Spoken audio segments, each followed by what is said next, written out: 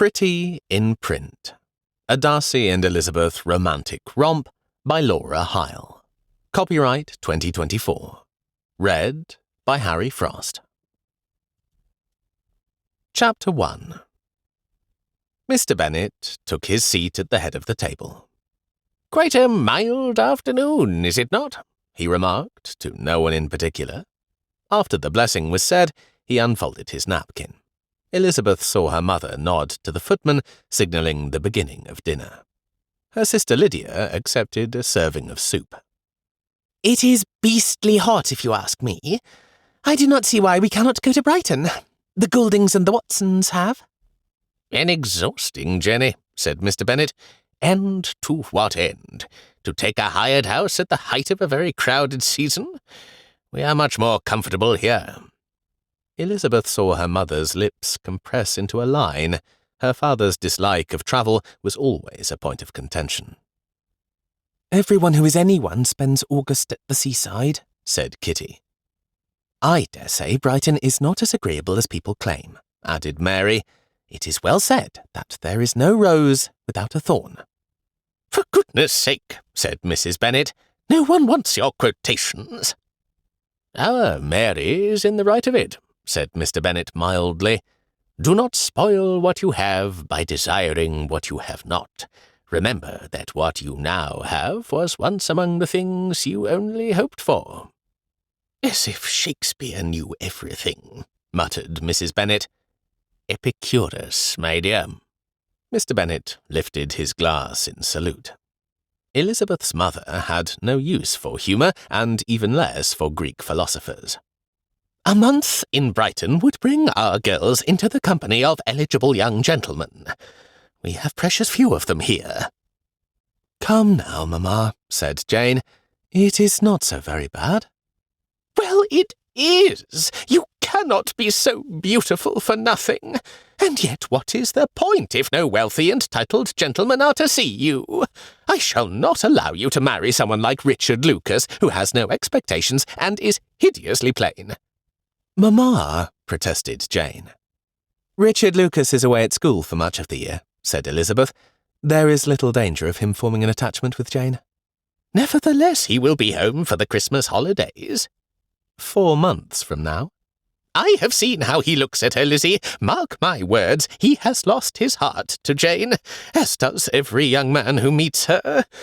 All the more reason to go to Brighton. And so we should, if I had any say in the matter." "A little sea-bathing," said Lydia, "would set me up forever." "But it has been raining," Mary pointed out. "No one minds rain in Brighton." "The lake on the Netherfield estate should answer nicely," said Mr. Bennet. "At this time of year it would certainly be warmer than the sea. Since there is no tenant in residence, you are free to trespass as much as you like." "A fine thing," said Mrs. Bennet. "Why has no one taken Netherfield Park? There were inquiries last year, according to Mrs. Phillips." "Perhaps someone wonderful shall do so," suggested Jane. "An event that is, shall we say, highly unlikely," said Mr. Bennet. "I hate to disappoint you, but wealthy, unmarried young gentlemen are hard to come by, even in the best of neighbourhoods." "Mind, he must be handsome as well as rich," said Mrs. Bennet. Mr. Bennet gave a sharp laugh. "It is improbable that one of them should wish to reside here." Elizabeth bit back a gurgle of laughter. She should not tease her mother, but the temptation was too great. "What about the man who will one day inherit Longbourn?" Mrs. Bennet laid down her fork. "Good gracious, Lizzie, the less said about him, the better. From what I have heard, he is positively ancient, as well as being bad-tempered and purse-pinched." "He is a widower," Mr. Bennet pointed out. "Oh, Mr. Bennet, this is no laughing matter. If only we had had a son, then your wretched cousin would not inherit, and we should never be driven from our home." Elizabeth's mother waxed eloquent on this theme before the conversation moved to a less volatile topic. Later that evening, Elizabeth joined her father in his library. A pot of tea and 2 cups waited beside the chessboard, and a bright fire burned on the hearth. She sank into the overstuffed chair opposite his with a grateful sigh. This was not lost on Mr. Bennet. My favourite hour of the day. Peace and quiet and a welcoming fire. What more could a man wish for? I have been amply blessed. Elizabeth's thoughts returned to the conversation at dinner. You inherited Longbourn from a cousin, did you not? He twinkled at her. Males are not plentiful in our family line. Elizabeth busied herself with pouring out the tea. And a cousin shall inherit after you. Have I met him? No, my dear, Collins and I did not get on, to put it mildly. I did not say so at dinner, but the man passed away last year without achieving his ambition to possess this estate. Her father's sharp tone was surprising. It was not like him to be spiteful. Elizabeth passed him the cup and saucer. Frank Collins was, shall we say, an unsavoury person. In addition, he was sordidly parsimonious. He left his son to starve at Oxford. How dreadful! The man wrote to me, begging for school fees. He ought to have presented his request in person, as befits a gentleman, but he did not. I must assume that the thought of seeing me, hale and hearty and in possession of Longbourn, was rather too much. That was poorly done. Yes, but in his eyes the crime was mine. Mr. Bennet paused, and his lips twisted into a smile. I dare say I ought to have died at birth. Elizabeth knew she should not laugh. Did you refuse his request? I relented, although not to the tune he was expecting. Mr. Bennet took a sip of tea. Such is often the case with poor relations. What one gives is never enough to satisfy them. And now he is dead. Do you know anything about the son? Presumably, young Mr. Collins has finished his studies and is making his way in the world. I have no interest in learning more. Elizabeth hesitated. Is he unmarried? It is safe to assume that he is. Mr. Bennet raised an eyebrow. It goes without saying, my dear, that your mother must never learn of this. Heaven only knows which one of you she would coerce into becoming his wife. Elizabeth could not help but smile. Is a trip to Brighton in order? She teased. As a husband-hunting expedition? She saw her father draw a long breath. The expense would be considerable. What about next summer? We could economize through the year. While all things are possible, my dear, some are not very likely. Your mother is too fond of what she terms the elegancies of life to economize. Never fear, there will be opportunities to travel to London to visit your aunt and uncle Gardiner, perhaps later in the year. He indicated the chessboard. Will you begin the game, or shall I? Elizabeth shared a bedchamber with her eldest sister. In their very busy house, this was perhaps the only safe location for confidences. As they climbed into bed, she laughingly related what she had learned from their father. Old Mr. Collins passed away not long ago, which is rather sad, although not for us. Can you imagine what would happen if a miserly man were to step into father's shoes? Mamma's most dire predictions would come to pass. He would pitch us out of the house at once. There was no answering smile from Jane. Come now, I was only funning, said Elizabeth. You know how fond Mamma is of exaggeration. You heard what she said at dinner. 5 daughters and no eligible gentleman to wed them. We have been hearing this for years. It cannot be as bad as all that. What if it is? We have no fortune. Then it is a very good thing that we are pretty, teased Elizabeth. Jane did not reply. Come now, dearest, you know how Mamma can be. She laments that there is no money, but somehow in the end there always is. We have no fortune, but we are not penniless. I dare say father has money set aside for each of us. Do you think so? But of course, you know how fond he is of teasing Mamma and causing her to fret. I wish he wouldn't. But Lizzie, what if Mamma is right? What if my chances for marriage are slim? After all, I am 22. Old haggish, in fact. Jane did not smile. Elizabeth made another attempt. As our Lydia would say, you are of age, thus you are able to marry whomever your heart desires. Even poor Richard Lucas. There was a pause. In truth, said Jane, I would not like to be married to someone like him. Not that he isn't a worthy young man, but it would be rather hard to live without means. He hasn't even a house of his own. An excellent point, said Elizabeth bracingly. We must therefore look about for men of substance. I intend to marry a charming gentleman with considerable expectations, if I should chance to meet one, which I shan't. Jane said nothing. Elizabeth's smile slipped. It sounds rather dreary, marrying a stranger simply for his property. I would much rather remain as I am. Do you mean to live with Mamma for years and years? This was unanswerable. Then it is up to you to marry well, said Elizabeth, and I shall help care for your children. Should we convince father to take us to Brighton? I have already asked him, replied Elizabeth gently, but without success. The expense is a barrier, but so is his dislike of travel. We are left to hope and pray that someone wonderful comes to Meryton. Not alone, but with a friend. I mean to see you happy as well, Lizzie. Chapter 2. In the library of the Hunsford parsonage, William Collins stood before the windows, chewing his lip and thinking. Lady Catherine's carriage had passed by earlier, so it was safe to assume that she would not return for some time. It was his habit to go out into the lane in order to greet her. Noble ladies expected such attentions, and it cost Collins nothing to give them. Besides, the living Lady Catherine provided was generous. What better way to express his gratitude? She also expected compliments. Here Collins was never at a loss. He made it a point to write them in advance and then commit them to memory. Writing was a particular talent of his, had not his professors said so?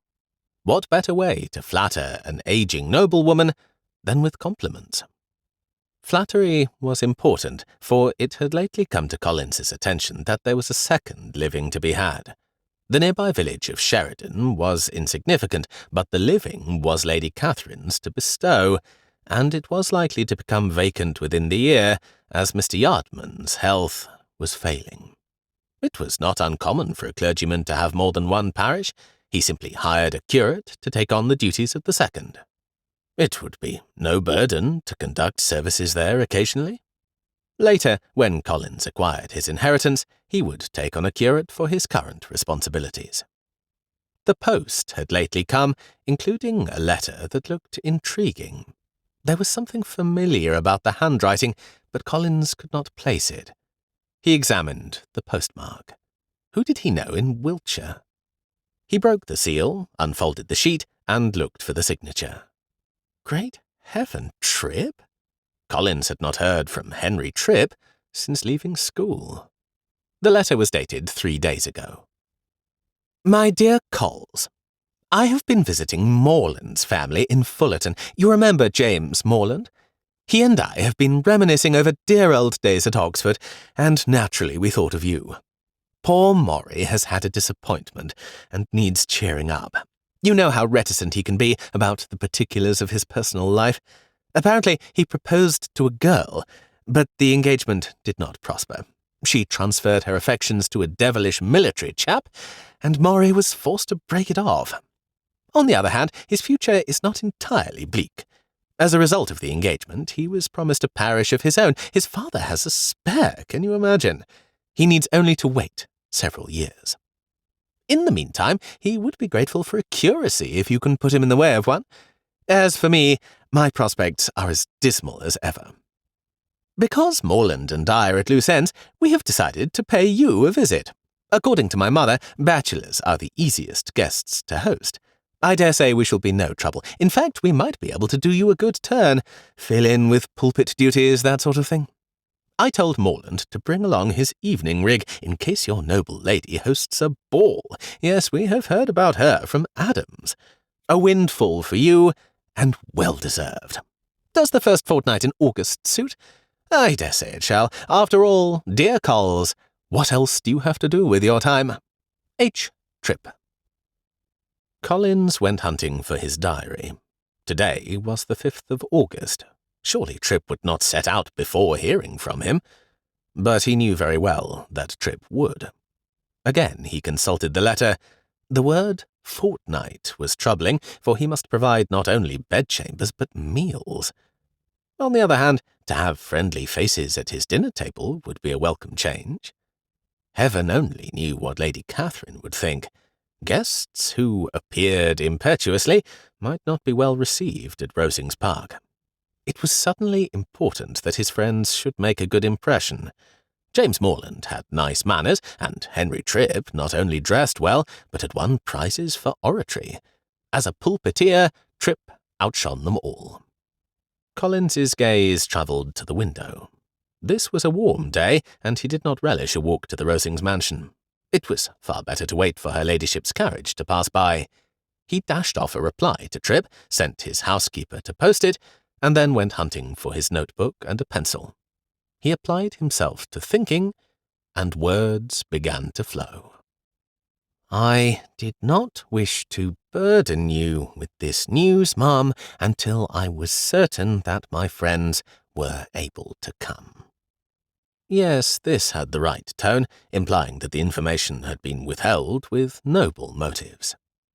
James Morland's father is a gentleman, a rector in Wiltshire. Henry Tripp is the younger son of a baronet. His family estate is in Somersetshire. Not that Tripp's father was living on the property. The last Collins knew, he had let it to tenants and removed to a fashionable quarter of London. Nor would Collins mention Tripp's good looks for fear that Lady Catherine would think him a fortune-hunter. This thought brought a laugh. However, the more Collins thought about it, the more he realized that it was not far off the mark. Henry had always had an eye for heiresses, but as the youngest son, not many had come his way. As for Lady Catherine's daughter Anne, the idea of an alliance with Tripp was out of the question. Soon the sound of horses and wheels caught his ear. At once Collins cast down his diary and rushed out of the house. Chapter 3. Lady Catherine's carriage had the top down, and she carried a frilly parasol as a shield against the sun. This feminine ornament was at variance with her scowl of disapproval.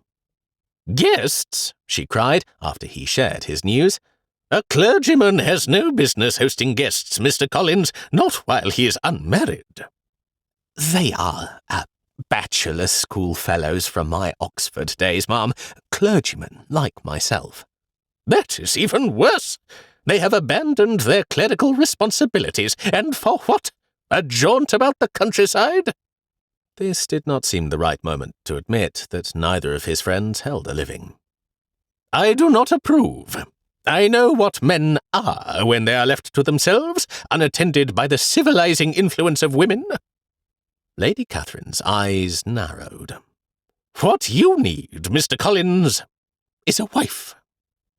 Collins felt his mouth drop open. Surely she was not serious. But Mr. Tripp and Mr. Morland could arrive as soon as tomorrow, ma'am. There is not time to obtain a wife, even if I were to propose to someone today." Lady Catherine put up her chin. "Bless me, have you no sense of humour? Of course you cannot obtain a wife on such short notice. However, the idea has merit. We shall discuss this subject again." There was a pause. "Bring your friends to after-dinner tea tomorrow." How was Collins to answer? He had no idea if such a thing were possible, but he knew better than to contradict Lady Catherine. "You are graciousness itself, ma'am. My friends will be altogether bowled over by the magnificence of the Rosings estate."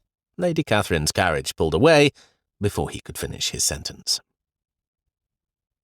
Under normal circumstances, Collins would have spent the evening in Lady Catherine's drawing-room. However, her talk about a wife made him nervous. Hadn't he enough to do without becoming embroiled in a courtship? as if there were women he was willing to court. Sunday by Sunday he examined the faces of his female parishioners without feeling the least twinge of attraction. As a very young man, the stirrings of the heart had seemed unimportant. This was before Collins had learned about the workings of the feminine mind. Now he knew better. He spent the remainder of the evening pacing through the parsonage. What was there to worry about? The 2 bedchambers were ready.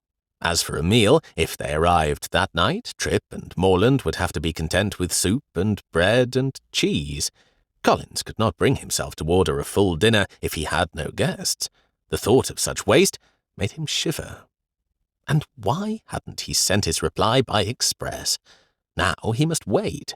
It was altogether too bad. The next morning was no better. 24 hours ago he was unhappy to think that his friends would come. Now he was worried that they might not. Since he would be calling at Rosings with or without them, he requested a nice cut of beef for dinner. Lady Catherine would doubtless inquire about the meal, and Collins's pride would not permit him to disclose that he'd served only soup. To his relief, his friends arrived in the early afternoon. After a noisy greeting, including seeing an enormous trunk carried up to Trip's bedchamber, Collins had time to reflect. Some things never changed. Morland was as reserved as ever, and Trip was just as talkative. Nor had he mended his spending habits. Always Trip must present a fashionable appearance. When Collins mentioned this, Trip merely laughed. "My dear Colls, opportunity is everywhere.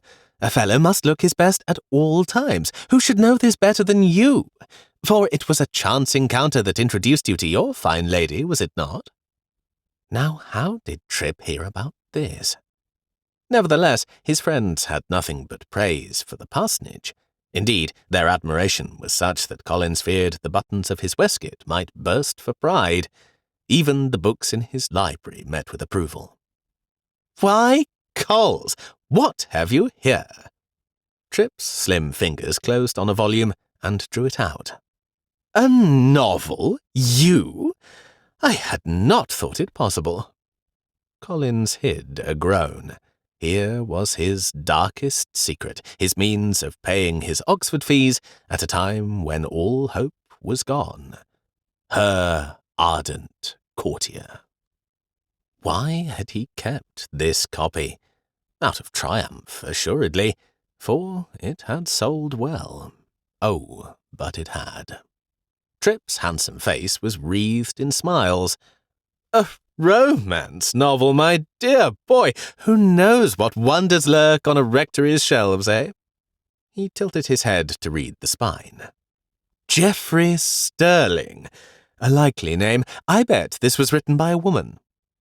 Collins gave an elaborate shrug. "Who knows?" "Now that is very well said. Who knows what foolishness lurks in the female heart? Not that it would be so very difficult to write a novel." "I should like to see you try." This slipped out before Collins could stop himself. "Perhaps I shall," said Trip. "Anyone could do it, even you and I. We are, after all, educated men." Trip continued his search. "And here's another one. Her impetuous Earl." He gave a shout of laughter. "Which Earl? There are not many, and most of them are ancient. The ones my father knows certainly are. Mr. Sterling made a fatal error there." Collins was rather hurt. "I expect most women would enjoy being courted by an earl." Trip continued flipping through the pages. "Seduced, more like. You know how women are." "Henry, really?" "2 novels. I wonder whether there will be another." Collins caught his breath. No one except his publisher knew that a new, almost finished manuscript had just been submitted. Not for anything would he betray this to Trip. James Morland spoke up.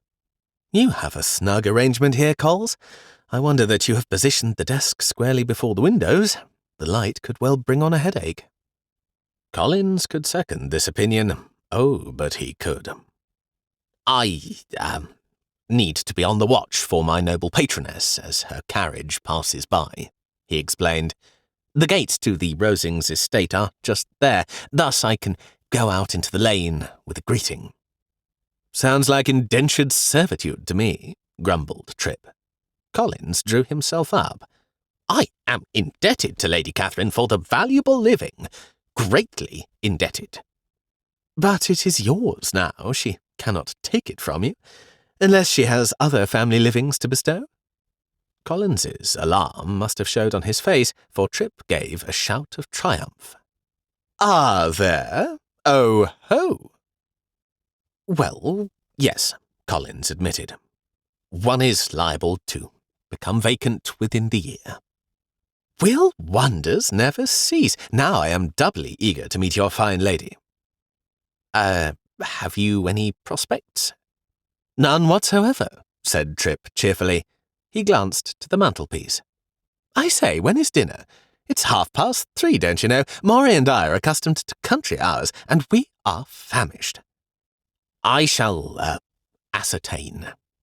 Collins could not leave the library fast enough, but not before hearing, "Quick, Maury, let's have a look around. There has got to be another novel hidden on one of these shelves." A fine meal of beef and potatoes put Collins into a more affable frame of mind. And later, when he and his companions were announced at Rosings Park, Lady Catherine de Bourgh was courtesy itself. "So these are your bachelor friends?" James Morland was struck silent, not that Collins blamed him. He was afraid that Henry Trip would be equally overwhelmed, for the drawing-room at Rosings Park was indeed magnificent, but he gracefully bowed over Lady Catherine's hand. "The pleasure, ma'am, is ours." She indicated a group of overstuffed chairs. "Pray be seated." Trip became the object of her scrutiny. "So you are Mr. Trip," she said presently. "Where is your parsonage located?" Her tone was sharp. Collins set his teeth and braced for the worst. "At present, ma'am, I haven't one," said Trip easily. "I reside with my father, Sir Richard. Our family estate, Auvray, is in Somersetshire." "Is it indeed? An unusual name. I dare say it is not English." Collins swallowed hard. This was dreadful. Poor Trip. He must distract Lady Catherine. But how? No compliments came to mind. Why hadn't he thought to prepare more thoroughly? "The name is Norman, ma'am," said Trip quietly. "Oh," said Lady Catherine in an altered tone. "Norman?" "Mr. Morland," continued Trip, "has a living waiting for him in Wiltshire." Lady Catherine pursed up her lips and became occupied with stirring her tea. She gave several sidelong glances in Trip's direction, but said no more. Just as Collins began to breathe more easily, she turned to him. "Mr. Collins, it is high time we continued our conversation of yesterday. You must marry. A clergyman like you must marry." Collins gave a gasp. How was he to reply to this? A choking sound came from Trip. Hang it all, was the man laughing? He was. Collins gave him a quelling look, not that it would do any good. Lady Catherine sent a gracious smile in Trip's direction. "The same could be said for you, Mr. Trip, as well as for your Wiltshire friend. Once you obtain a living of your own, that is. In this, Mr. Collins has the advantage over you." "That he has, ma'am," said Trip. "You cannot expect a decent woman to consent to live on nothing. Mr. Collins is amply provided for." Again Collins came under Lady Catherine's examination. How he wished he had Henry Trip's ease of manner. "Choose properly, Mr. Collins," she said. "Choose a gentlewoman for my sake." She had much more to say on this theme. By the time she was finished, Collins was trembling with worry. Never had he been so relieved to escape from her drawing-room. Trip and Morland were another matter. During their walk back to the parsonage, they gleefully went over every one of Lady Catherine's instructions. Let her be an active, useful sort of person, mocked Trip, not brought up high. As if you would marry the daughter of an earl. I dare say you do not know anyone like that. Lady Catherine is the daughter of an earl? Stammered Collins. Heavens, what was wrong with his voice? Is she? Well then, find someone like that, marry, and then Lady Catherine will deign to visit her. Trip broke into laughter. I liked the bit about being able to make a small income go a good way, said Morland. That was my mistake. I assumed that most young women would be willing to do so. Miss Thorpe had other ideas. You are well rid of her, said Trip. The brother was certainly no prize. The less said about them, the better. Collins gave a heavy sigh. Find such a woman as soon as you can. How am I to do that? Lady Catherine has shown every kindness, every consideration. Her wit and good sense are unparalleled. But this time— Trip interrupted. This time she has gone too far. After all, a man must be allowed to choose his own wife. I feel sorry for her husband. She is a widow, said Collins. Is she now? The three walked in silence for some minutes. I wonder why she has not remarried, said Morland. Why should she? Trip made an expansive gesture. She has old ears. Why bother with a husband?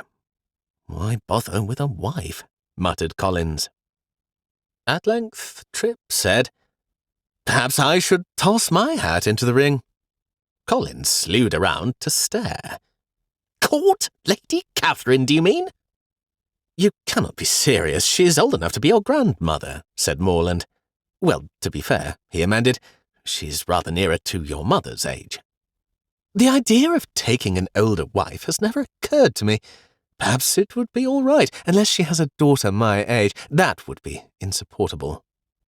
That is just exactly what she does have, cried Collins. Mr. Berg's health has prevented her from marrying. Oh, ho, said Trip. An heiress. Perhaps I ought to make her acquaintance. Even if her health is frail? Trip spread his hands. One never minds the premature demise of an heiress. The sooner after the wedding, the better. My dear Henry, be serious. Would you cast yourself as a fortune hunter? If given the opportunity, why not? You would marry for money? See here, a fellow must provide for himself. Your father gives you an allowance, Collins pointed out. Yes, but as all allowances are, it is never quite enough. As I recall, dear fellow, you had your own brush with poverty. Every day of my life, grumbled Collins. It was a close-run thing with your school fees. Surely you remember? As if Collins could forget. Trip would joke about such a thing. We thought you were done for, he added. My father's cousin sent assistance to the tune of £25. I am greatly in his debt. Which cousin? By Jove, do you mean the fellow with the estate? My dear Coles, 25 is a paltry amount. You have no idea how much I needed it then. If I had not come up with another way to meet my obligation— Collins broke off, speaking. Great heaven, what had he almost confessed? No one knew the secret, not even his late father. Yes, said Trip. You were saying? I was able to make do, Collins stammered. And look at you now. You've landed in a dashed comfortable spot. He gave Collins a hearty thump on the shoulder. Never fear, Coles. Maury and I shall put our heads together and come up with a wife for you, see if we don't. This was precisely what Collins was afraid of. Chapter 4. Unfortunately, the breeze chose this moment to lift Collins's wide-brimmed parson's hat from his head. He gave a cry and went scurrying after it. The laughter of his friends followed. Collins was seriously displeased. There was nothing amusing here. Why must people make everything into a joke? He pushed the hat onto his head and redoubled his steps. Confound it! Called Trip. Hold up! Why the hurry? Collins gestured to the sky. we've a rainstorm coming, and I have an important piece of business to, transact." "Now?" cried Morland. "Parish business you would not understand." Indeed, it was crucial to record everything Lady Catherine had said. His careful attention to her remarks was pleasing, and Collins was determined to be pleasing. But he must also please his guests. Botheration! There was nothing for it. He must find a way to excuse himself and get to work. Into the parsonage he came. His housekeeper was on hand to take coats and hats.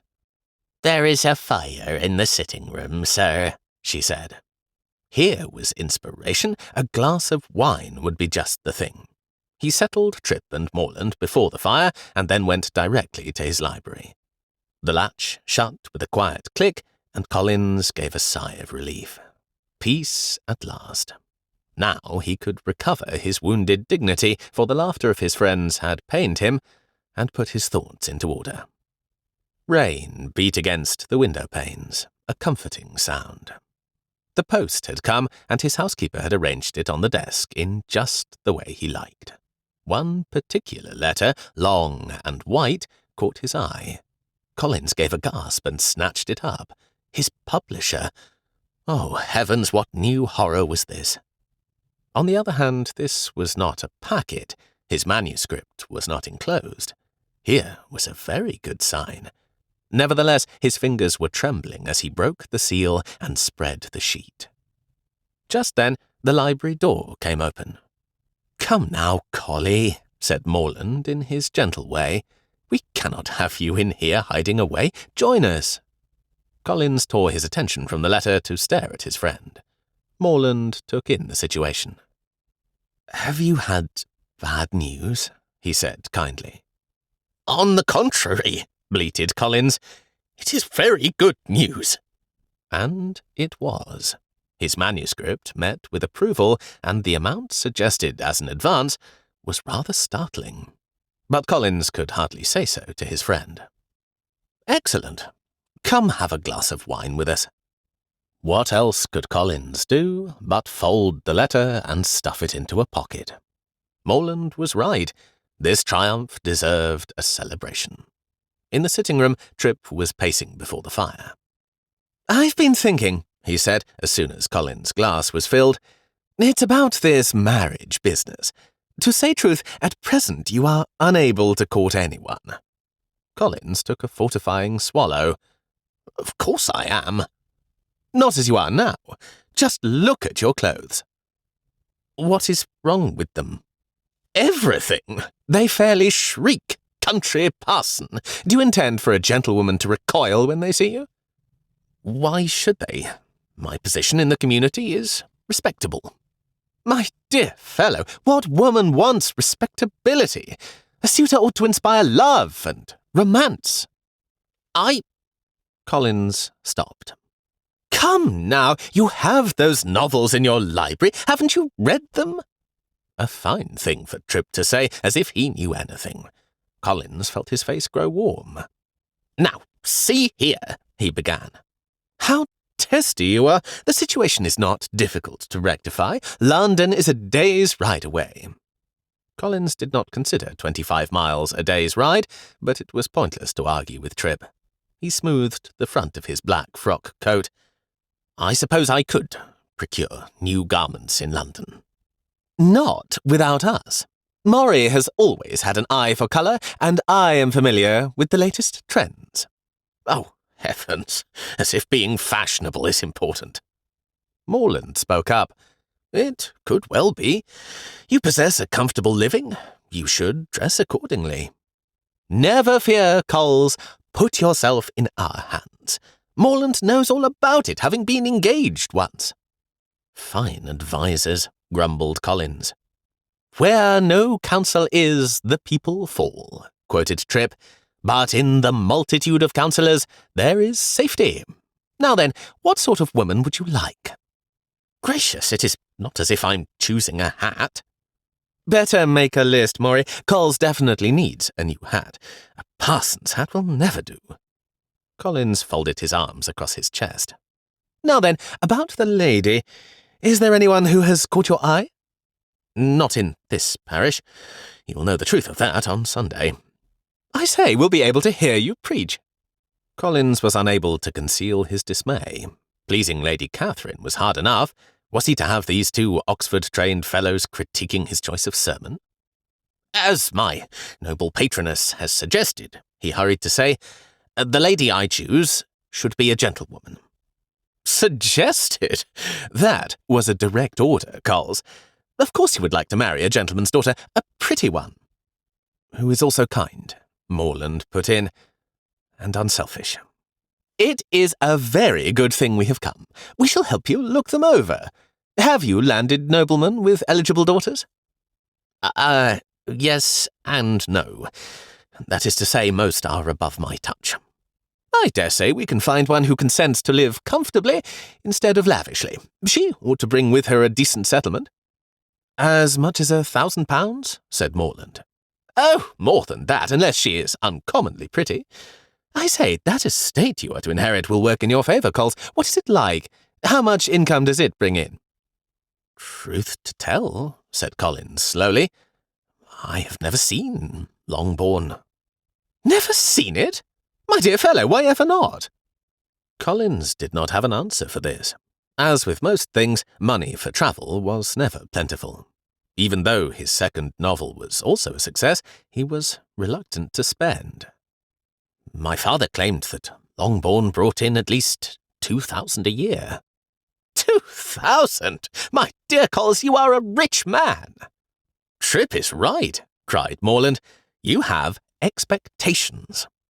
And yet you have never seen the estate. Where is it? Buried in the wilds of the north? Actually, it is in Hertfordshire. Ha! An easy distance. Where in Hertfordshire?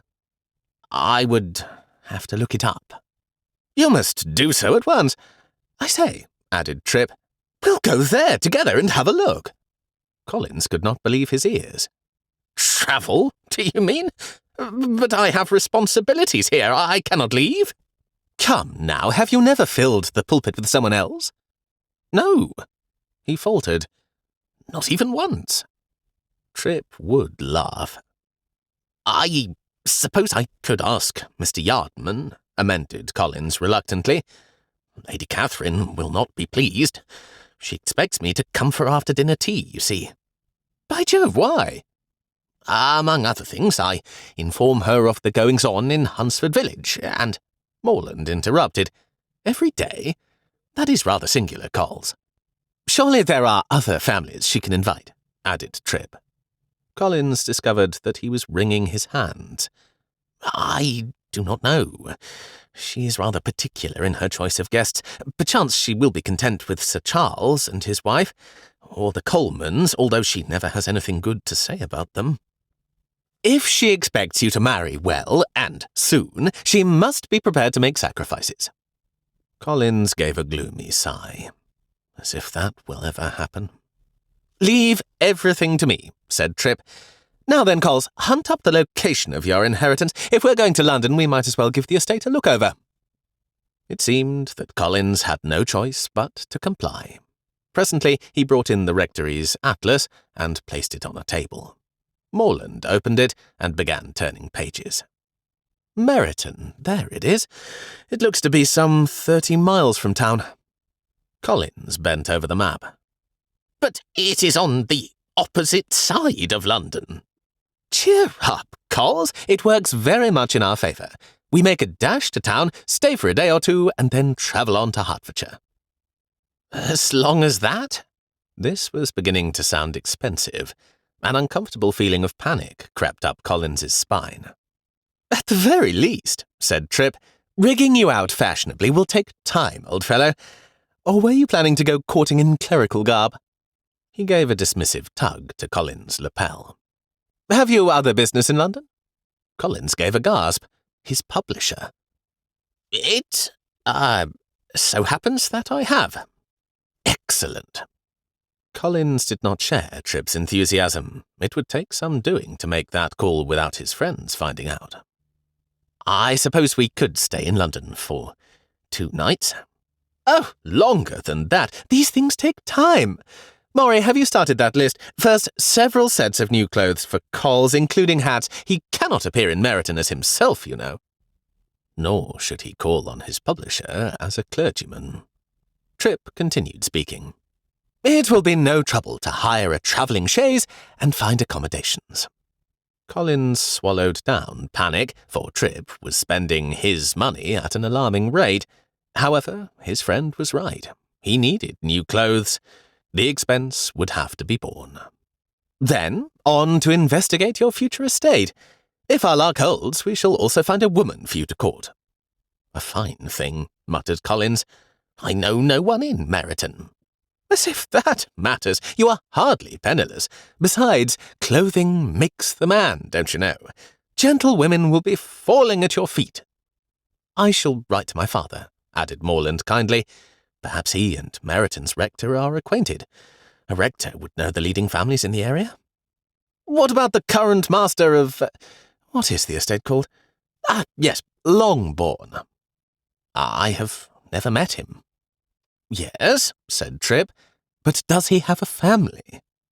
There are several daughters, said Collins, which is hardly a surprise, since I am the one to inherit. Spinsters? I have no idea. From what my father said, they could be somewhat younger than I. Famous! Moreover, with 2,000 a year, their father has surely piled up dowries for them. Anyone would. Trip turned to grin at Morland. You might do a little courting yourself, Maury. After all, you too have a living waiting. On the following day, the request was duly presented to Lady Catherine. Trip was at his most charming, with sunny smiles for all. Collins, on the other hand, quaked in his boots. Would she consent to his absence? More travelling! Lady Catherine gave a huff of displeasure. During August, decent gentlemen remain at home in the country, as I told my brother. But did he listen? Like a fool, he must spend the month in Brighton with a company of friends and relations. Mr. Yardman has kindly consented to fill the pulpit, faltered Collins. Lady Catherine sniffed. If he lives... You do understand that your absence is very inconvenient. Never had Collins seen her so disapproving. He hung his head. But the errand is an important one, ma'am, said Trip. How else is our friend to find a wife? That is his business, not mine. Mr. Collins, I suggest that you begin your search where your inheritance is located. What did you say the name of the place was? Meryton, ma'am, in Hertfordshire, said Trip. Appropriate, is it not? We shall do our best to find an agreeable gentlewoman for Mr. Collins to marry. She did not share his smile. See that you do. Never at a loss, Trip added, We are not without resources, ma'am. Mr. Collins's cousin has daughters of marriageable age. We shall begin with them. Lady Catherine studied Collins with narrowed eyes. 3 unmarried young men roaming the countryside. Clergymen or no, this is a most untrustworthy undertaking. See to it that you behave. Yes, ma'am, said Collins earnestly. Lady Catherine's gaze never wavered. Where did you say this place was? In Hertfordshire, ma'am. Meryton. Hertfordshire, she repeated. That is not an impossible distance from Brighton. What are 50 miles of good road, my nephew is fond of saying. Well then, we might put that to the test. Lady Catherine rose to her feet, indicating that the interview was over. You may have 1 week's leave of absence, Mr. Collins. He began to thank her, but she interrupted. I must bid you good evening. I have several letters to write, one of particular importance. Her shrill tone made Collins's knees feel weak. After the drawing-room doors closed behind them, Trip whispered, A parting shot, if ever I heard one. What the devil did she mean by it? Collins wished he knew. Chapter 5. Fitzwilliam Darcy's aunt slid into the chair beside his. "My dear," she said in her well-bred way, "are you not enjoying the refreshments? A pity, for Evans has taken such pains to please. Her cucumber sandwiches are excellent." A wave of girlish laughter came from across the salon. This did nothing to improve Darcy's frame of mind. Such foolishness. "My compliments to Mrs. Evans," he said. "I find I haven't an appetite." "Pooh, you are taking delight in being disagreeable, which is not at all like you. I wonder why. If not the refreshments, then perhaps you have found fault with the company." Darcy worked to conceal a grimace. Why had he agreed to come to Brighton at the height of the summer season? It was certainly not to endure the company of his young cousins and their friends. If it were not for Georgiana— The Countess's musical laughter interrupted his thoughts. "Good gracious, one would think you a misogynist, Darcy." His busy aunt saw rather too much. "I haven't a taste for foolish conversation and posturing, ma'am. I've had rather enough of that in London." "I dare say you have, although I must point out the fault is your own. You ought to have married long before this." How was he supposed to answer? He felt his eyes narrow. "I have been doing my best, ma'am." Again she laughed. "Glowering and scowling do not advance your suit. I must agree, however, that these girls are a bit too young for marriage." Before he could stop himself, Darcy said, "I quite agree." "And yet it was for this reason that I invited Georgiana to join us. She and Phoebe need more experience before their season next year." More laughter came from the group. "Experience?" scoffed Darcy. "Developing a taste for gossip is not what I call beneficial experience, ma'am." "My dear boy, how else is Georgiana to learn the ways of the world? She has been too sheltered. No, hearing about the mistakes others have made is an education in itself." "Unless they serve to embolden her." "There is little chance of that happening to our sweet Georgiana." If the Countess only knew. Georgiana's failed elopement opened Darcy's eyes to her vulnerability and to his own ignorance and neglect. Thank God she had written to him from Ramsgate. The man, the son of Pemberley's late steward, had been paid off and sent away, but Darcy suspected that Georgiana's heart was still bruised. Wickham had always been a credible liar, and she was far too trusting. His aunt interrupted his thoughts. "What Georgiana needs is a brother to guide her, not a testy henchman who takes offence on every hand. I must say I am agreeably surprised in her new companion." "Mrs. Annesley is a treasure," said Darcy quietly. "So good-natured, and yet quite wise. She had young Mr. Devon's measure almost at once. Your Mrs. Annesley adroitly disengaged his flirtation without showing her hand. It was very nicely done." "She has raised sons, so I must assume she knows her business." "Young people dislike being scolded and scowled at. If I wished for this, I would have invited your cousin Anne." "Anne does not precisely scowl," said Darcy. "She is petulant, which is nearly as bad." "To be fair," admitted Darcy, "she is often unwell." "I wonder," said the Countess. "But alas, where Anne goes, so must her mother. I am unequal to the task of watching over two protégées and Anne, while at the same time having to endure Lady Catherine. A pity, for Anne could use the social experience." "Including exposure to fortune hunters?" Again the Countess laughed. "It might do the poor dear some good."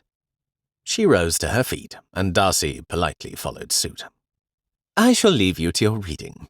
A scholarly tome, I presume?" This book was anything but.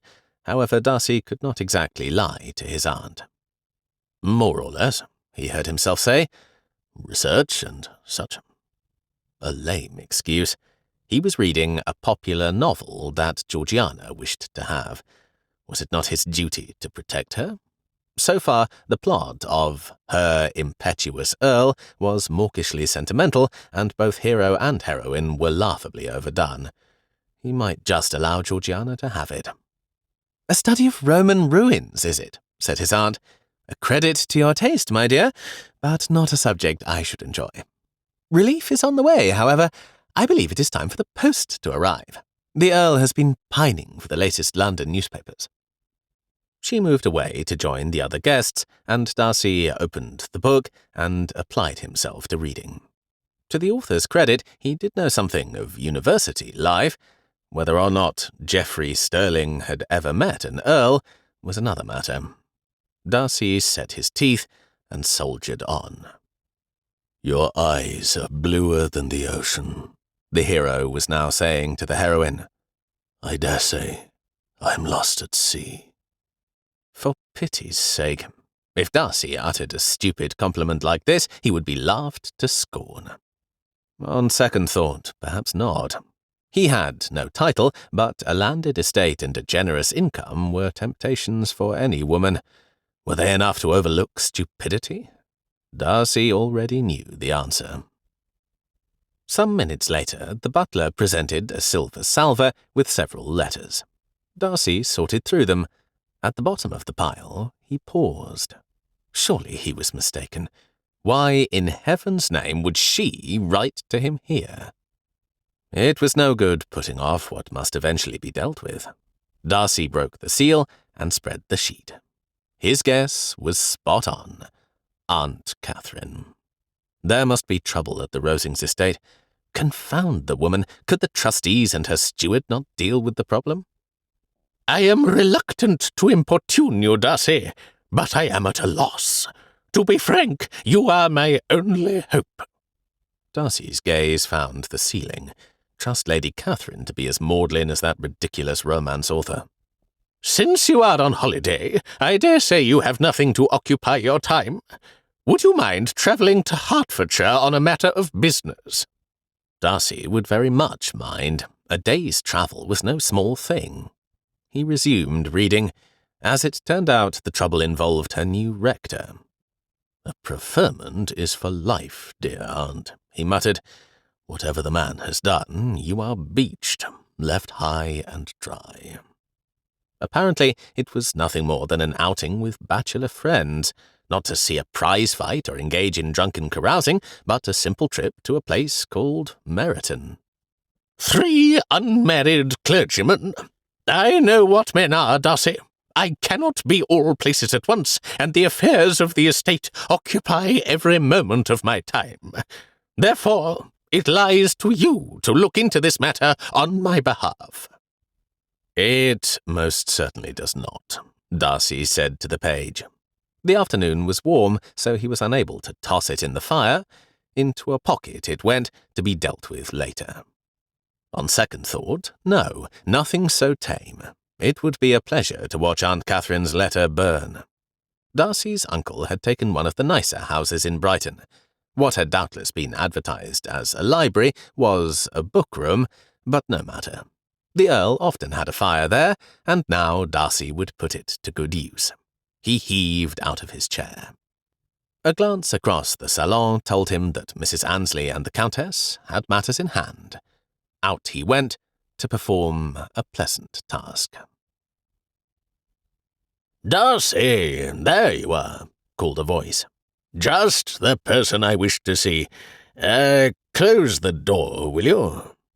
Darcy hastened to do as he was bid. There sat his uncle behind the desk, glowering at a paper. "Sir?" The Earl waved him into an overstuffed chair. "Ah," he said, "I assumed this was to be a pleasant month at the seaside, but not if I'm to have Catherine breathing down my neck." Darcy kept his eyes fixed on his uncle, but said nothing. "You've had the post? There should have been a letter from my sister." "There was," said Darcy quietly. "And you've read it? A high-handed order for you to deal with some confounded rumpus involving her rector. As if anyone cared for that." Darcy did not trust himself to speak. Had Lady Catherine written to the Earl in an attempt to force Darcy's hand? "I have," he managed to say. "I can see you like it as much as I. However, if you are planning to refuse or fob her off, I beg leave to inform you that—" The door came open. take yourself off, barked the Earl. Oh, aye, sir, said a familiar voice. Upon my word, is that you, Fitzwilliam? Why are you in Brighton? Never tell me that my sister sent you here. Colonel Fitzwilliam came in and closed the door. Lady Catherine, do you mean? He said pleasantly. Why should she do that? Good afternoon, Father. Darcy? He cast himself into the other overstuffed chair. I take it there is trouble brewing? You could say that. Darcy has been ordered to Hertfordshire. By Lady Catherine? The very same. The Earl turned to Darcy. Take the coach. Take whatever you need to do my sister's bidding. Otherwise she has threatened to come here and see that you do. The iron hand in the velvet glove, remarked Fitz. Charming as always. How hard can it be to watch over a clergyman for a week? The Earl paused to consult the letter. Or apparently a trio of them. It will be just the thing for you, Darcy, since, as Catherine so sagely observes, you have nothing to do with your time. I'm the one with nothing to do, said Colonel Fitzwilliam cheerfully. I've a fortnight's leave. Why hang about in town? I'd be happy to bear you company, Darcy. Hold hard. Are you able to spare the time? I am. Your parents invited Georgiana to join them here for the month. Under the circumstances, I thought it best to accept. Fitz gave him a look. You brought her to another watering hole? He cast up a hand. Never mind me. I expect she cannot get into trouble, not with Mamma to guard her. I thought you were hip-deep in searching for an estate. Was it on behalf of some schoolfellow? Bingley, said Darcy. What are you talking about? Complained the Earl. Nothing important, said Darcy. I welcome your company, Fitz. Mind, we shall be looking for the proverbial needle in a haystack. For 3 clergymen frolicking about? We'll make short work of finding them. See if we don't. Darcy rose to his feet. We'll leave you to your business, sir, he told his uncle. When do you depart for Hertfordshire? As soon as maybe, said Fitz. Possibly tomorrow. Good. I shall tell Catherine so in my letter. Darcy could not leave the library quickly enough. What a hullabaloo, said Colonel Fitzwilliam. I haven't seen the old man so annoyed since I don't know when. You do not mind if I come along? You are the answer to all my prayers, said Darcy. How's that again? Darcy gave a sigh. It is a line from a foolish novel I am previewing for Georgiana. Not a romance novel? The very same. Well then, as we travel, we'll keep a weather eye out for heiresses. I am always on the hunt, you know. And also for that estate for your friend. What is this place called? Meryton, said Darcy. Sounds promising, replied Fitz. Who knows what we shall find? Chapter 6. A breeze rustled the leaves of the tree-lined lane. The sky was a cloudless blue.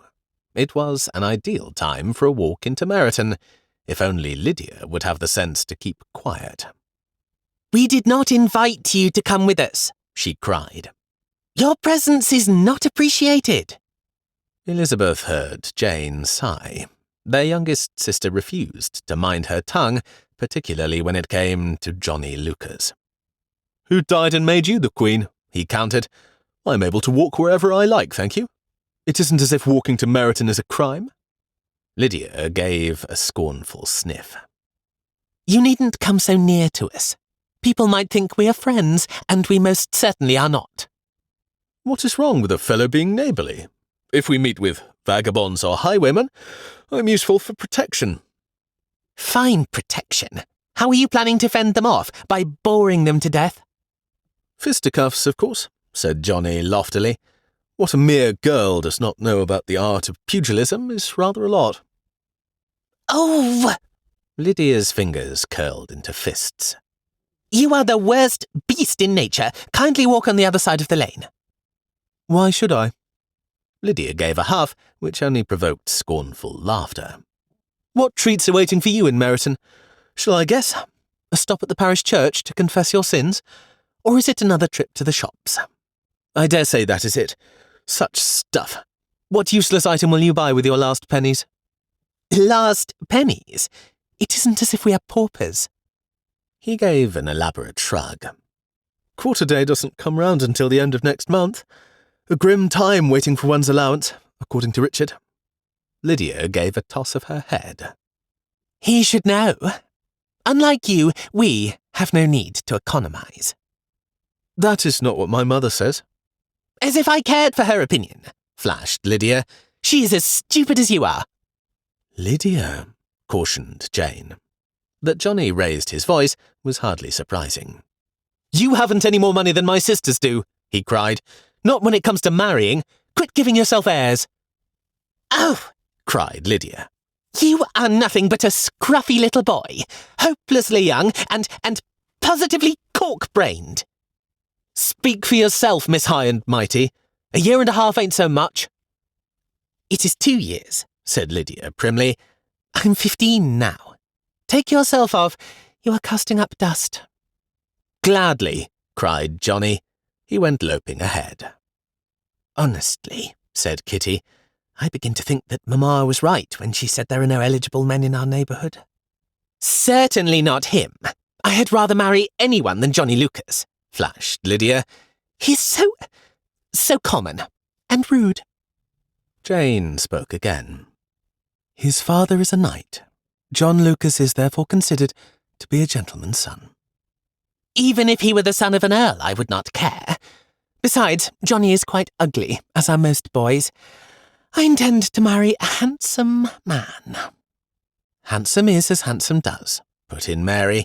For myself, I would not trust a good-looking man. Nobody asked you. Besides, who wishes to marry a younger son, especially one who is scraggy? Mary gave a cry. What a thing to say! Where did you learn that word? Scraggy? It was in a novel. I dare say it is perfectly respectable, so you needn't look down your nose at me. You do realise, said Elizabeth, that Johnny Lucas could one day be as tall as his brother Richard. Then you can be the one to marry him, cried Lydia. In the dim light of the Swan's coffee room, Collins hunched over a table. The quill trembled slightly between his fingers. This would never do. He must reply with resolute confidence. And yet his situation was precarious. The last letter from his publisher had politely requested the final chapters of his new romance novel. It was almost complete, but not quite. In fact, a copy of this manuscript was safely concealed at the bottom of his portmanteau. Nevertheless, dread clawed at him. If anyone were to discover his secret, his reputation could crumble like a house of cards. To confirm this afternoon's appointment was not difficult. Nevertheless, it would be prudent to include a reminder. Ensure absolute discretion. The name Geoffrey Sterling must remain untouched by gossip or association. After folding the letter, Collins pressed his seal into the hot wax with more force than necessary. A sharp clatter startled him, causing the seal to slide and smudge. Collins cursed under his breath, a rare occurrence for a man of his supposed piety. He collected his writing things, rose to his feet, and went to arrange for the letter's prompt delivery. The Swan Inn was a modest establishment located in a section of London that was devoted to business. It was Collins who had insisted on this neighbourhood, despite Tripp's lamentations about the lack of elegance. I still cannot fathom why you would not opt for Mayfair, Tripp said later that day. He was fond of pointing this out. Economy, my dear Tripp. Economy. One must be prudent. Mayfair is for those with deeper pockets than I. Presently, it was time for Collins to depart for his appointment. His somewhat new set of clothing had been purchased when he was a student, using money from his first novel. It was conspicuously non-clerical. This drew chuckles from his companions. Off to do a spot of courting, are we? Teased Tripp. Collins ignored the jibe. His unfamiliarity with London meant that he must hire a hack to take him to his appointment. Unfortunately for his pocketbook, the office of Morton and Sons was quite nearby. He ought to have walked. Upon arrival, he was shown directly into Mr. Morton's inner office. "My dear Mr. Sterling, you have come at last." Mr. Morton waved Collins into a chair. "Your work, it flies off the shelves. More, we need more, and quickly." "I shall endeavour to expedite my writing," said Collins uneasily. 2 or 3 chapters should suffice for the ending." "Splendid." Mr. Morton leaned in, his eyes keen. "But if I may share an observation, just the slightest hint, your hero needs more amorous zest, more fervent liveliness. A satisfying romance must have fire and passion." Were there more demands? Great heaven, this man was almost as bad as Lady Catherine. Collins managed a weak smile. "I shall see what can be done." Mr. Morton's expression changed into something like a leer.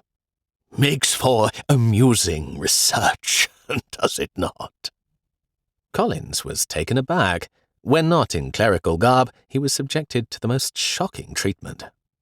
"So, splendid," repeated Mr. Morton, and he brought forward a slim slip of paper.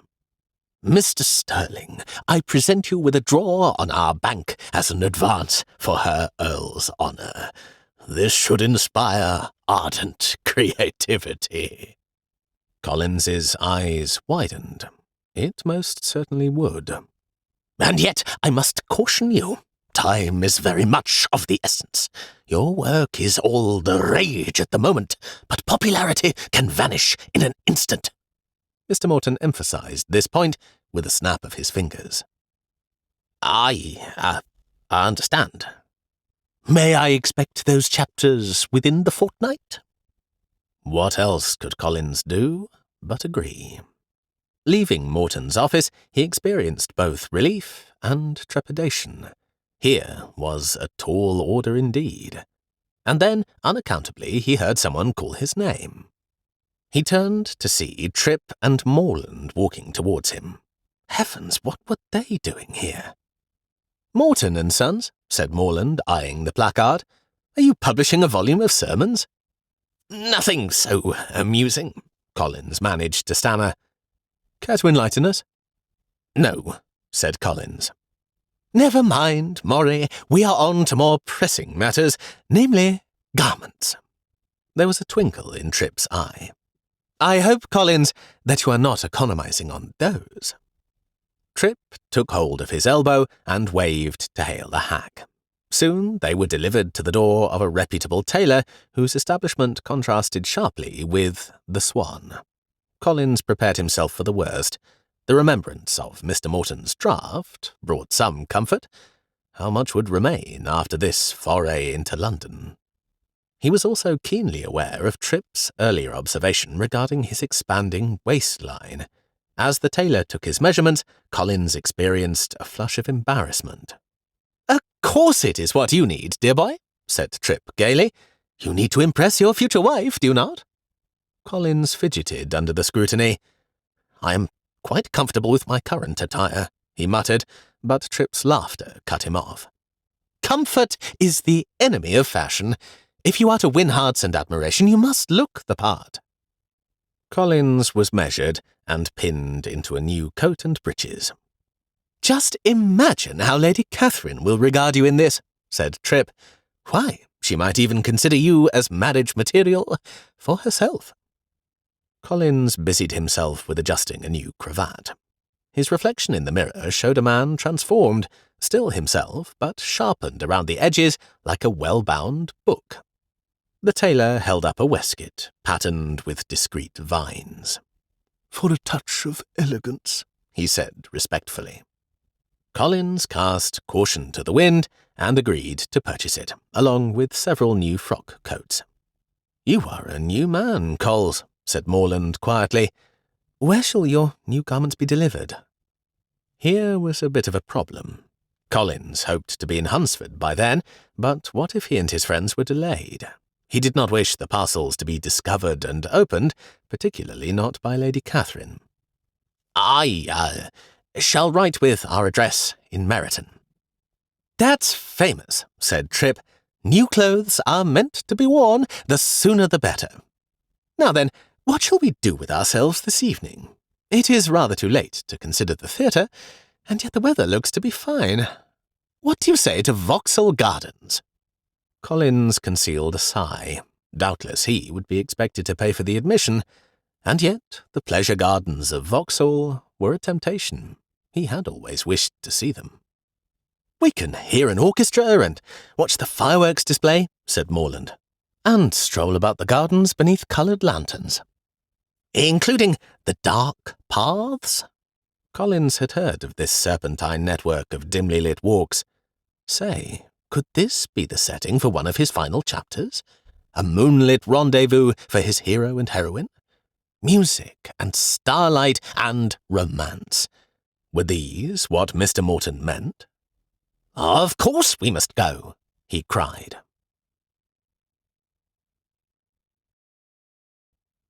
Chapter 7. The afternoon sun cast a mosaic of light and shadow upon the bench where Elizabeth sat with her sister. Jane's concern lingered like a cloud. Her serene face was etched with worry.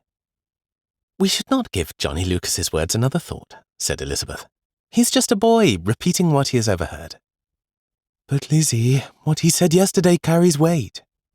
Remember, he was angry with Lydia. Angry people are not always wise. Jane's voice sank to a whisper. But if even he sees our prospects as dim, what are we to expect from others? We have cleverness and charm and character, said Elizabeth bracingly, and you, dearest, possess a beauty that outshines any fortune. You should never settle for less than what your heart desires. Life can be unkind to those who seek love without the means to invite it. Elizabeth turned to face Jane fully. Our lives are not determined by the size of our inheritance, but by the largeness of our hearts. We are not paupers. Mamma brought 4,000 when she married, and Father has certainly added to it. Jane gave no answer, so Elizabeth went on. It is useless to worry. Mamma has said she would like to host a supper party. That should be amusing. Isn't the point to invite eligible unmarried gentlemen? And there aren't any. Jane lapsed into silence. Presently she said, Lizzie, if Richard Lucas does offer for me, should I accept him? Certainly not. He does have prospects. He's studying the law. In our family, having a profession is hardly a disgrace. Only Father is a gentleman.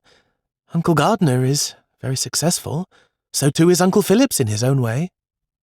But, Jane, you do not like Richard. I do not dislike him. That is no reason to marry. Jane's gaze drifted to the ground. Her fingers combed the fringe of her shawl. Should I instead seek introductions among Uncle Gardner's London friends?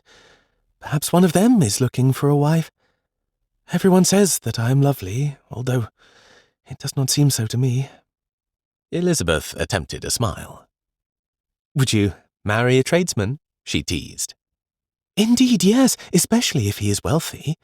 I could then introduce all of you to similar men and so benefit the family. Jane, there are limits to altruism. Not according to Mamma. Elizabeth drew a long breath and let it out slowly. Then we are left to follow the biblical injunction to go out into the highways and hedgerows. One way or another, we must bring unmarried gentlemen to Mamma's party. Poor Mamma. She has such hopes. We must do what we can, you and I. Elizabeth placed a reassuring hand on her sister's shoulder. We are not characters in a novel bound by some author's whim. Darcy had enough to do to leave Brighton in a timely manner, and he was in no mood for a letter, particularly one from Lady Catherine. He snatched it from the butler's silver tray and broke the seal. No new information, he told Fitz, and yet she wonders that I have not arrived. She knows full well that travel cannot be arranged in a day. Colonel Fitzwilliam, ever curious, leaned over to have a look. What a tartar! I wonder what has put her in a foul mood. She prefers to have everything just as she likes, in obedience to her specifications. Now that her rector is away, she must deal with the unwelcome prospect of adaptation. I wonder what the fellow is like." Fitz made a face. "She engaged him, so I think we can guess. A hen-pecked humbug, I expect. We shall find out soon enough. If we are able to locate him. Oh, we shall do that easily enough. There is not much room for concealment in country places. We'll run him to ground." A few minutes later, they came out of their uncle's rented residence, where his coach and a team waited. Darcy was surprised into a laugh. He had forgotten that the doors were emblazoned with the Earl's coat of arms. "So much for making an inconspicuous entry into Meryton," he muttered. Fitz clapped him on the back. "Cheer up. If nothing else, we shall make quite the impression." With that, the two cousins set off on their journey. Lady Catherine's latest missive was left behind in the house, crumpled and forgotten on the floor. Mrs. Bennet was deep into planning the evening soiree. "We are rather thin of company at present," she said. "However, those who are away in Brighton will have cause to feel jealousy." Lydia and Kitty gave cries of approval. "What a shame that Richard Lucas is spending the summer in Oxford," continued Mrs. Bennet. "Mamma, I thought you did not want him," said Kitty. "Not want him?" "Because he's in love with Jane." "Nonsense, Kitty. He is someone to dance with, which is of the utmost importance at a party. When you have a house of your own, you will understand. I must say, all this planning is quite fatiguing." Mrs. Bennet sighed heavily and drew out her handkerchief. "Please do not fret, Mamma," said Lydia. "We shall help. Kitty and I will write the invitations." Mrs. Bennet leaned forward. "I was thinking, girls, that we should have an al fresco supper on the terrace with coloured lanterns hanging overhead." "Like Vauxhall Gardens," cried Kitty. "I've always wished to go there." "Perhaps one day your Uncle Gardiner will take you. We shall have dancing, but only if we procure enough gentlemen. What do you say to games in the drawing-room?" "Perfection!" cried Kitty. Elizabeth observed her mother with amusement and concern. Her enthusiasm was infectious, but the practicalities of this event were sure to present challenges. "It will be only a modest party," Mrs. Bennet was now saying, "but we shall do our best. It is not every day that Longbourn hosts an exclusive event such as this." "Are we to hire musicians, Mamma? Please say that we may." Mary spoke up. "Why? I'm able to play country dances." "Yes, my dear," said Mrs. Bennet, "but not particularly well. Moreover, you should be free to dance. I shall speak to your father about the expense." As her sisters chatted about the party, Elizabeth resolved to do what she could. Perhaps her father could be convinced to contribute. It would serve as an olive branch, a compromise. Her mother's soiree was certainly less expensive than a month spent in Brighton. Just as the late evening sun dipped towards the horizon, Collins and his friends arrived in Meryton. The Red Lion offered welcoming warmth to weary travellers. However, this did little to appease Collins's growing frustration. The innkeeper's voice was laced with regret. "No, Mr. Smith, I am very sorry. Our bedchambers are bespoken, save for 2. "But I already told you that we require 3. The man hastened to explain. 2 gentlemen and a valet, sir, have the others. They are due to arrive late this evening." Collins felt his cheeks flush with indignation. "But I am the one paying. I also require 3 bedchambers, and I expect to be accommodated accordingly." Tripp stepped forward. "Perhaps you are unaware of who we are," he said smoothly. "I am Henry Tripp, son of Sir Richard Tripp of Auvray Manor. It would be most beneficial for you to ensure our comfort." Mr. Green fidgeted with the edge of his apron. "Of course, Mr. Tripp, we shall do our best. The Boar's Head might be able to put you up, although not to your satisfaction. They do not normally host gentlemen of your station." After several awkward moments, it was decided, and Collins signed the ledger as William Smith. He and Morland would share one bedchamber, while Tripp, the son of the baronet, would enjoy the private comfort of the other. "This is intolerable, Morrie," grumbled Collins as their belongings were carried upstairs. "Why must I, the one funding this venture, be made to share quarters?" "It is of no consequence, Coles. The day after tomorrow, Tripp returns to Hunsford to fill the pulpit. You will have his room for yourself." "I suppose. And you should not be calling me by my given surname. If my identity were to become known, it could cause embarrassment." "For you, or for your cousins?" "Possibly both. We ought to see about dinner. I am famished." The Red Lion's dining room was modest, but well kept. The food served was hearty, consisting of a stew brimming with turnips and an unidentifiable meat. Collins concealed a shiver. Knowing the quality of such country inns, it was best not to inquire too particularly. The bread was plentiful, and the ale surprisingly good, which did much to lift their spirits. After dinner, the summer twilight beckoned.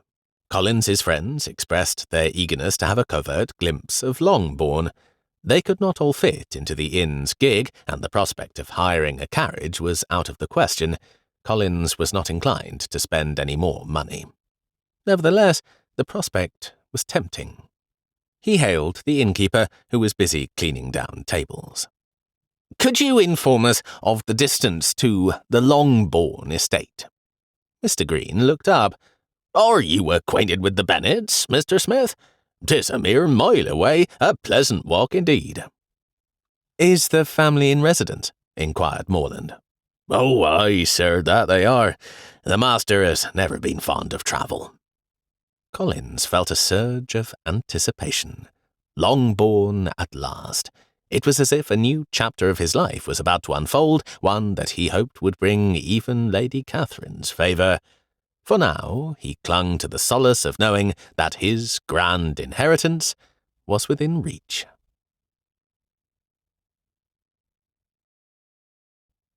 Chapter 8. After breakfast, Collins was eager to have another look at Longbourn.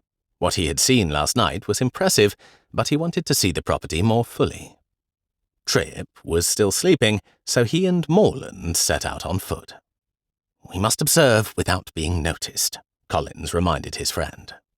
Morland pulled his hat lower. "Of course." Presently Longbourn came into view. Collins's eyes widened in delight. The house was stately, built of mellow red brick. The surrounding park featured magnificent, mature trees. Why, the Hunsford parsonage was nothing to this. No wonder his old father had coveted this estate. And the income was £2,000 a year. Not long ago, Collins had had to make do with 20. Monetary income should not alter his judgment, he knew this, but it did. In the light of day, it most certainly did. A wondrous future lay before him. "I would like to get a closer look," he told his friend. "Do you suppose anyone from the house is watching?" "We shall have to risk it," Morland whispered back. Soon they were huddled behind a hedge. A boy brought out a horse and gig from the stable-yard and waited in front of the house. Just as Collins's leg began to cramp, the door opened and a young woman came out. "She is quite pretty," whispered Morland. "Could she be one of your cousins?" Collins shifted his position. "I have no idea. Perhaps she is a friend." He attempted to sound nonchalant. "It is rather early in the day for a social call." Before Collins could reply, the door opened again. A golden-haired young woman came out of the house. Even at a distance, her presence radiated warmth and kindness. With an affectionate smile, she handed up a book to the woman in the gig. He heard Morland's sigh of appreciation. "This one must be a cousin," he said. "She looks to be a daughter of the house." Collins was struck silent. Never had he seen a more beautiful girl. The willowy figure, the evident sweetness in her demeanour, why, she would please Lady Catherine immensely. But then a more urgent thought struck him. What did it matter what his patroness thought? She would please him. "Oh, I hope so," he said reverently. "She is perfection itself, an angel come to earth." Without another thought, he made a move towards her. Morland put a firm hand on Collins's shoulder. "Hang it all, no," he whispered urgently. "You've not been introduced." "As if I care for that." Collins's eyes never left the young woman. "No, old fellow, you must have a proper introduction. Not while wearing your oldest clothes and covered with grasses from the field. She'll think you a scarecrow." Collins looked down at himself. He was indeed fairly covered with straws. He began brushing himself off. "Let's be off before we are seen," said Morland. "There are better ways to approach a lovely woman. We need to strategize." With reluctance, Collins watched the young woman go back into the house. "I say, it is a good thing that Tripp convinced you to order that corset." Collins ignored the sting of this remark. Indeed, Maury was right. His new clothing was now a key to success. Moreover, he was no callow youth, inexperienced in the art of love. He was a romance novelist. Confidence flooded through every fibre of his being. When it came to flirtation, he was an artiste. Did not the sale of thousands of books prove this? Women throughout the kingdom adored his heroes. His mind now teemed with a flood of compliments. He could not wait to record them. Such courtesies would charm his lovely cousin into matrimony. Oh, but they would. Morland gave his arm a tug. "Off we go." With a sigh, Collins scrambled to his feet. "Very well," he said, "but not before I promise myself that I shall win her heart. She must be my bride." A bold statement, considering that you know nothing about her. In my own case, I was greatly mistaken. Collins cut him off. "She is the one for me. Her goodness is obvious." "I hope you are right." Darcy was not about to kick his heels in the Red Lion's common room, waiting for Fitz to appear. He knew his cousin. Unless on duty, Fitz would not emerge until shortly before noon. Here was an opportunity to not only explore the countryside, but also to have a look round for that fellow Collins. What was the name of the estate? Darcy consulted his notes. Longbourn. He would take a morning ride to Longbourn. Mr. Green summoned the stableman. "For a fellow your size," the man said, "Atlas will do." Presently a saddled horse was brought out. Atlas did not resemble his Titan namesake. He was an unhandsome, rather elderly gelding. He eyed Darcy with suspicion. Darcy stroked his shoulder. "He can be skittish, sir. Not fond of rodent-like animals and such." Darcy nearly laughed aloud. "I shall be on my guard," he promised, and he swung into the saddle. Atlas responded with a huff, but did not prance about. The stableman pointed Darcy in the direction of the Longbourn estate. "Must be having a party," he remarked. "Another gent asked Mr. Green about the Bennets just yesterday. Never rains but it pours." Darcy made a mental note of the name, Bennet. The lane was deserted, save for two men who left it to walk across a field. If Atlas startled easily, this was probably just as well. Even so, the horse was unhappy. He danced about, and presently went crashing through brush and foliage. Muttering curses, Darcy lunged to the side to avoid a low-hanging branch. He kept his seat, but not his temper. Of all the horses in the kingdom, he would be saddled with this one. Presently he settled Atlas into a steady canter. Why hadn't he had his own horse sent ahead? On the other hand, why go to the expense and bother when he would only be in Meryton for a few days? Whatever Darcy discovered, he knew that Lady Catherine would not be happy. He and Fitz were here to appease the Earl. That would be the end of it. While lost in his thoughts, Darcy did not notice a scuttling movement in the undergrowth.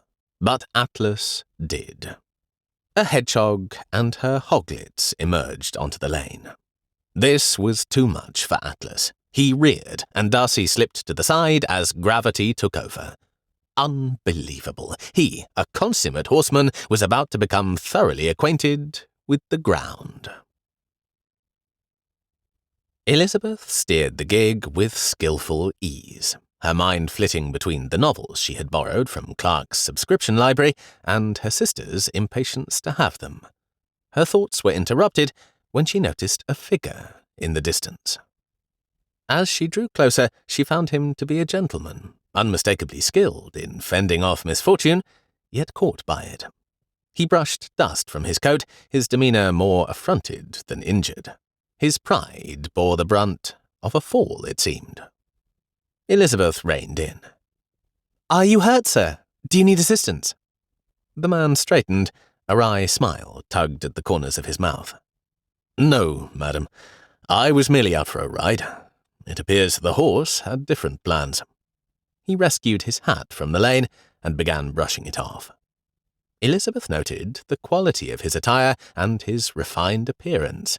Here was no vagabond or tramp. "Would you like help in searching for the horse?" The gentleman cast a glance down the lane. "Atlas, an ill-named beast, if ever there was one, has likely returned to the Red Lion from where he was hired." Elizabeth had a decision to make. Driving into Meryton with this stranger might verge on impropriety, but leaving him stranded was a far greater discourtesy. She suspected he might have been injured by his fall. "Allow me to drive you to the Red Lion," she offered. A shadow of surprise flickered across his face. "You are most kind. It would be my pleasure to accept your generosity."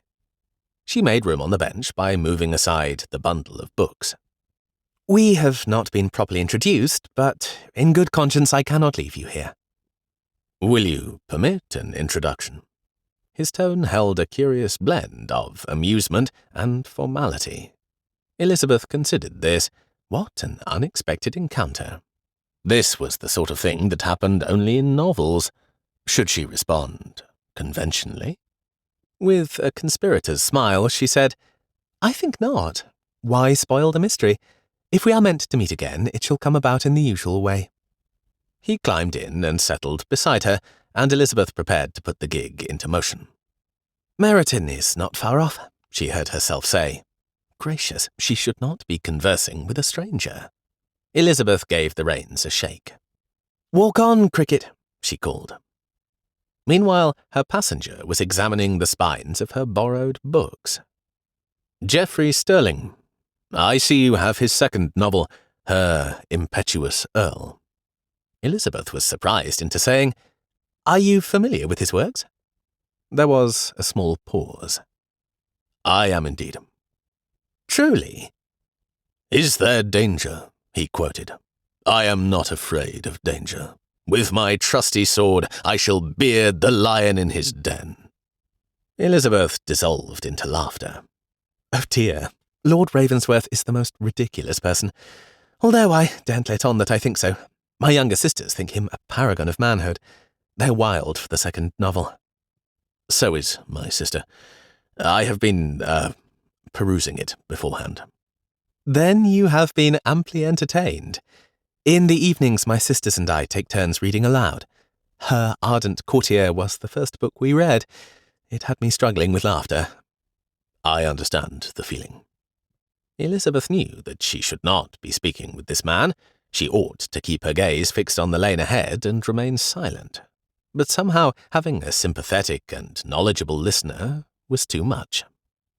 "Honestly," she confided, "is there anything Lord Ravensworth does not do well?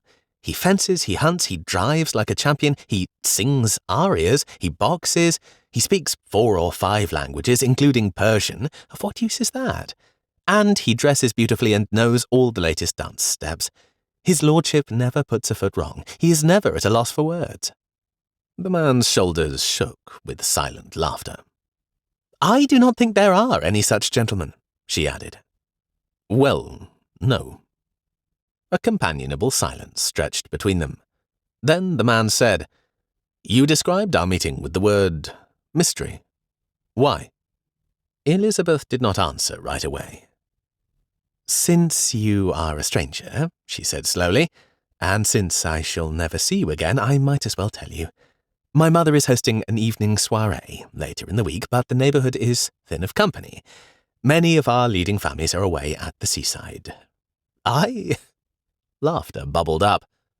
Yes, he said politely. Do continue. Because of this, I told my sister Jane that we must go to the highways and hedgerows, as it says in St. Luke, to find eligible gentlemen to invite. And then not a day later I find you climbing out of the hedgerow. He said nothing. Unaccountably, Elizabeth's eyes met his. They were brimming with laughter. Chapter 9. Not that you are eligible or would wish to come to our party, the young woman added, but you must admit the coincidence of finding you here is amusing. Darcy felt a rare temptation to return her smile. She was lovely, and the charm with which she extended the invitation was undeniable. Nonetheless, he had no intention of socializing with the family of a tradesman. And yet she was an enigma. Her gown and bonnet were beautifully made. Moreover, she conversed openly without affectation and did not seem to seek his attention. This was, he had to admit, rather refreshing. A look down the lane showed they were approaching the outskirts of Meryton. I hope you will find less mysterious ways to occupy yourself while you are here, she said, with a teasing note in her voice. He found himself appreciating her tone. I am here on business that involves, research. It was a weak answer, and hardly convincing. Roman ruins, that sort of thing, he added. Are you writing a book? Darcy started in surprise. What an idea. Additionally, I am seeking properties for a friend's consideration. Mentioning Bingley's quest seemed perfect. He decided to add, Do you happen to know of any that are available? A cottage. A smile threatened to break, and he hastily suppressed it. Rather more substantial. She gave the matter some thought. There is the Netherfield Park estate, which has been vacant for several years. It is some 2 miles outside Meryton itself. Purvis Lodge might be available. There is also the great house at Stoke. Darcy noted these suggestions in his notebook. Thank you. I shall inquire about them. Mr. Phillips is a solicitor in Meryton. He should be able to direct you to the proper agents. Thank you. If you would rein in just here, I'm able to walk into town on my own. There was surprise in her eyes, but also appreciation. Darcy descended from the gig, wincing a little. Goodbye, she said. If you would not mention my name to Mr. Phillips, I would appreciate it. He looked up at her. But I do not know your name. He hesitated, and then added, Please tell me. How would she respond? Darcy raised an eyebrow. He was rewarded with an unexpected smile. Oh, very well. I am Miss Elizabeth Bennet, of Longbourn. At once she put the gig into motion. Darcy was left to gaze after her. Longbourn? She was one of Collins's relations? A gentleman's daughter. Collins followed Morland into the Red Lion. They found Trip waiting for them in the coffee room. Where have you been? I am famished. Let us settle then, said Morland, and he led them to a vacant table in the dining room. The barkeep came forward and described what was available. Collins asked only for tea. Trip raised an eyebrow, a smirk playing on his lips. Are you unwell? What has become of your hearty appetite? Collins gave an evasive answer. Presently, a pot of tea was brought to the table. As soon as the food was delivered, Trip and Morland set to eating. Collins nursed his tea. Come now, said Trip, spearing a sausage. You must have something to eat. I ate earlier in the day. And then tramped a mile to Longbourn and back, Morland pointed out. We worked up an appetite. Collins rested a tentative hand on his belly. Was it smaller yet? Trip guessed his thought. No corset for you, eh? Collins shot him a look. Things have changed somewhat, explained Morland. He has seen one of his cousins, and has decided to court her. Love at first sight. Poor Coll, she must be very pretty indeed. A golden-haired beauty. He says she has the face of an angel. Heaven help us, scoffed Trip, though not unkindly. To be fair, added Morland, I have never seen a lovelier young woman. Collins found his voice. Laugh if you will. I'm determined to make her my wife. Trip's smile widened. That will be the last of Mr. Smith, then. You must take on your proper identity. I assume you will be calling on the Master of Longbourn. That will be amusing to witness. This caught Collins by surprise. I prefer to send a letter and inquire as to when I may call upon him. An awkward bit of business. You will not be here to see it. You must fill my pulpit on Sunday as agreed. Well then, you and I should arrange for transportation. You will travel on the mail, of course, said Collins decidedly. There is a coaching stop at Bromley.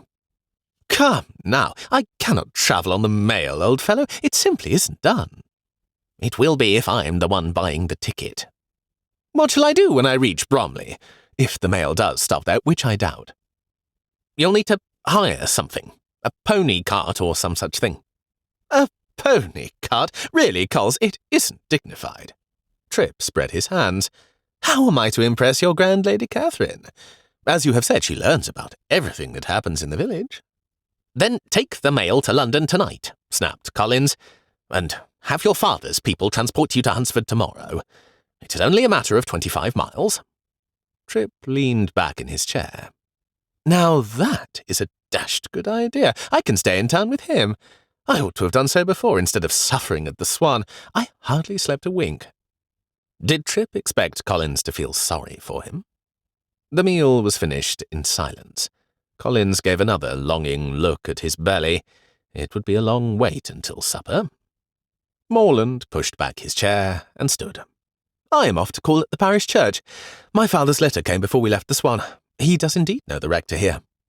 One needs no introduction to a clergyman, Trip said confidently. 10 to 1, he's able to tell you all about your cousins at Longbourn.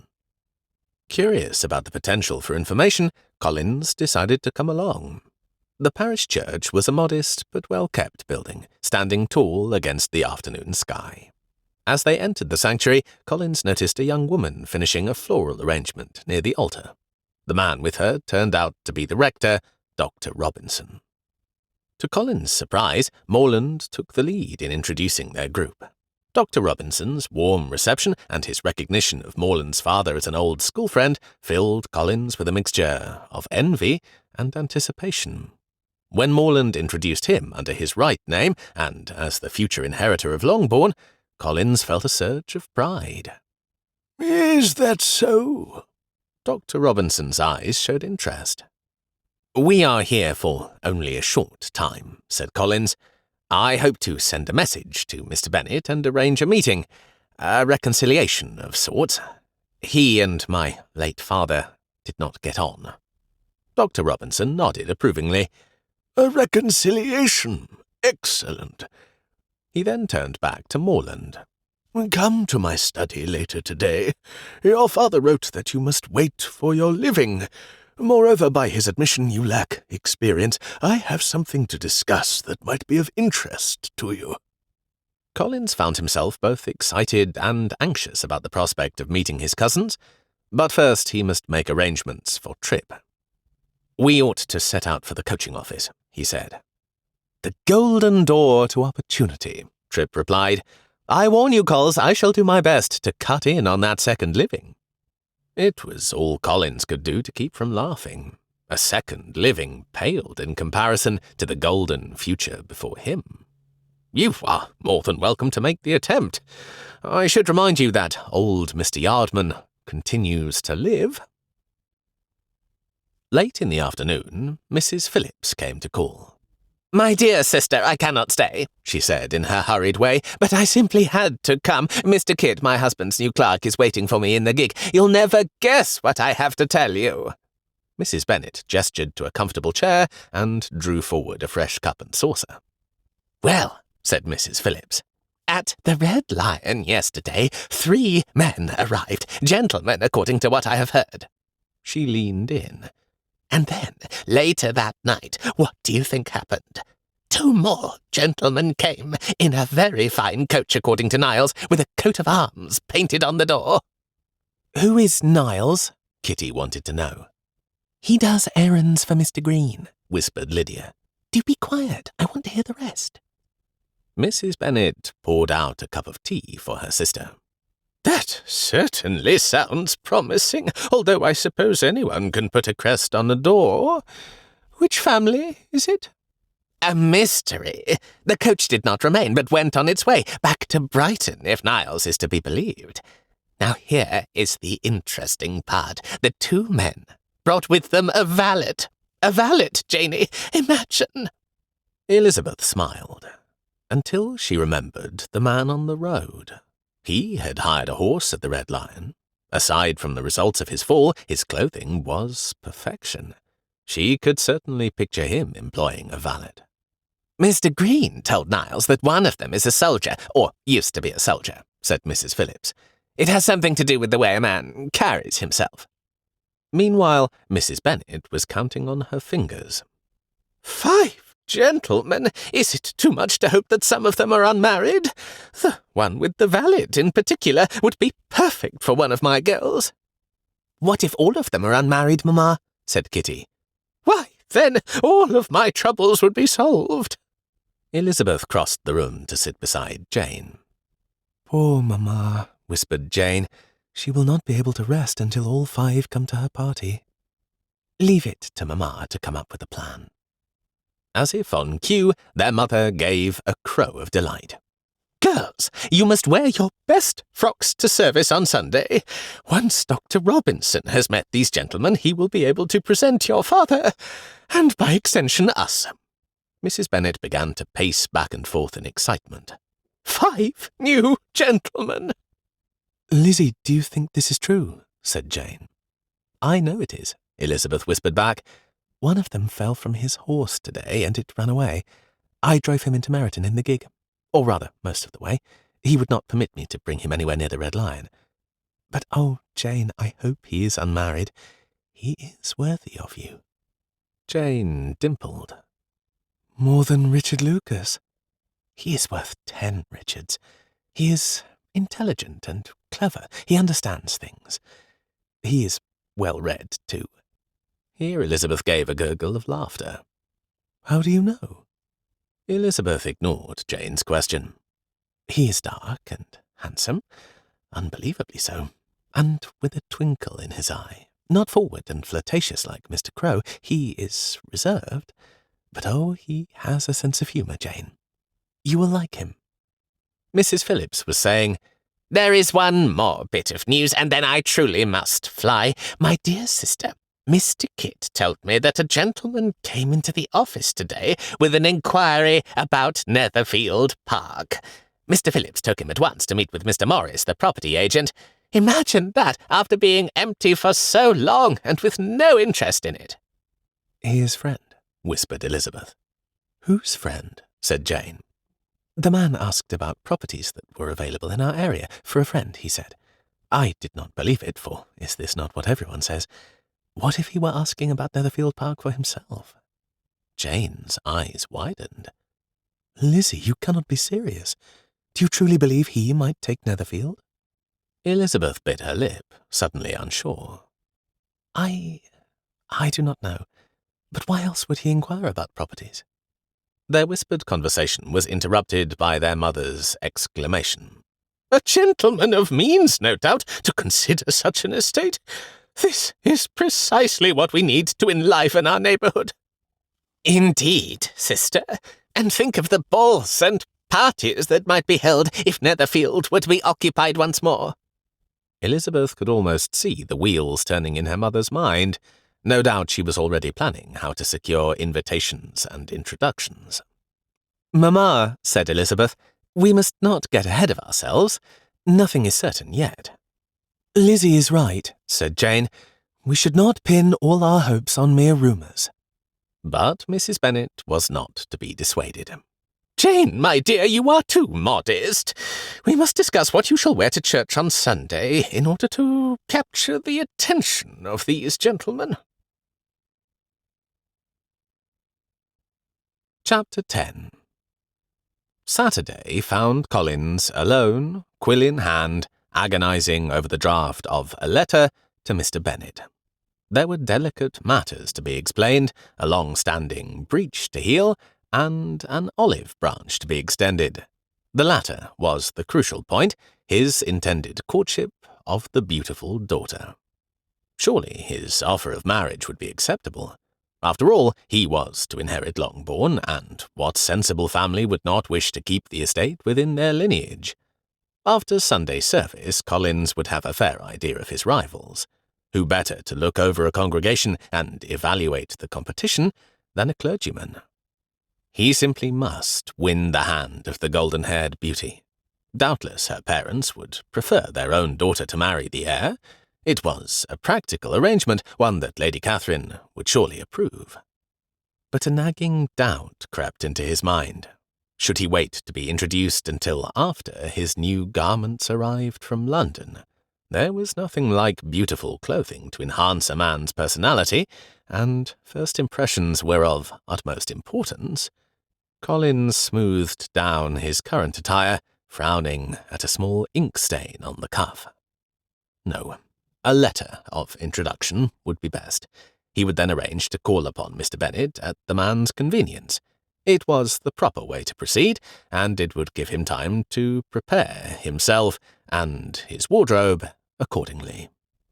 A second week was what he needed. Lady Catherine was likely to allow it, because Tripp would be filling the pulpit.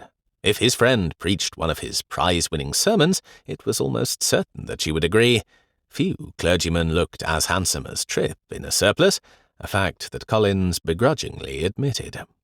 With renewed determination, Collins bent over the page and began to write. Dear Sir, the disagreement subsisting between yourself and my late honoured father always gave me much uneasiness. Here Collins paused, his quill hovering above the paper. This was not precisely true, but Mr. Bennet was the father of his beloved.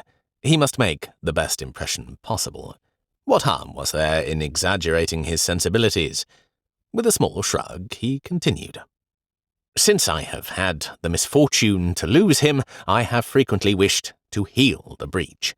For some time I was kept back by my own doubts, fearing it might seem disrespectful to his memory. Collins put down the pen in frustration. This was becoming maudlin, not the right tone at all. He ought to demonstrate that he had made his way in the world. At present he had much to offer as a husband, without taking into account what he would gain by Mr. Bennet's demise. Taking a deep breath, he applied himself once more. I have been so fortunate as to be distinguished by the patronage of a right honourable lady, whose bounty and beneficence have preferred me to the valuable rectory of my current parish. This was better. What father would not appreciate the benefits of the Rosings Park estate? Collins would circle back later and enlarge upon this theme. It was now time to broach the delicate subject of marriage. I cannot be otherwise than concerned at being the means of injuring your amiable daughters, and beg leave to apologise for it. This was rather awkward. How could he apologise for being next in line for the entail? His months under Lady Catherine, however, had taught him that apologies were always welcome. As well, I seek to assure you of my readiness to make your daughters every possible amends. Collins studied this last statement with narrowed eyes. What if his beloved were to read it? It would appear as if he were willing to marry any of his cousins, and he was not. How should he proceed? He had no idea. To put it plainly, he had reached an impasse, a deadlock. The word deadlock reminded Collins of his unfinished novel. Horrors. As if the letter were not bad enough, he must also agonize over those remaining chapters. My poor nerves, he cried. Fortunately, there was no one near to overhear this. Now that Tripp was gone and Morland had occupation, he ought to be able to dig in and finish. His lips twisted into a grimace. His clandestine career as Geoffrey Sterling had brought needed funds, but also real trouble. He pushed the draft of the letter aside. If he could not make progress with one, then he ought to work on the other. Romantic and passionate. Those were the qualities his readers craved. He had those feelings in abundance for his golden angel. What a pity that the heroine of his new novel had dark hair. Collins heaved a heavy sigh. One way or another, he must finish the book, and this troublesome letter. His future happiness, both as a husband and a successful novelist, depended on it. Shadows were lengthening when Darcy and his cousin were shown over the Netherfield Park mansion. In the Italianate Palladian style, remarked Darcy, studying the front of the house. It featured stately columns and was constructed of golden Bath stone, an appealing aspect that reminded him of the warm glow of Pemberley. The property agent, a portly man with a receding hairline, led them up the steps to the main door. The original owner of Netherfield Park made his fortune in service with the East India Company. The house has been vacant for almost 2 years. And it is 30 miles from London? A most convenient distance, agreed the agent.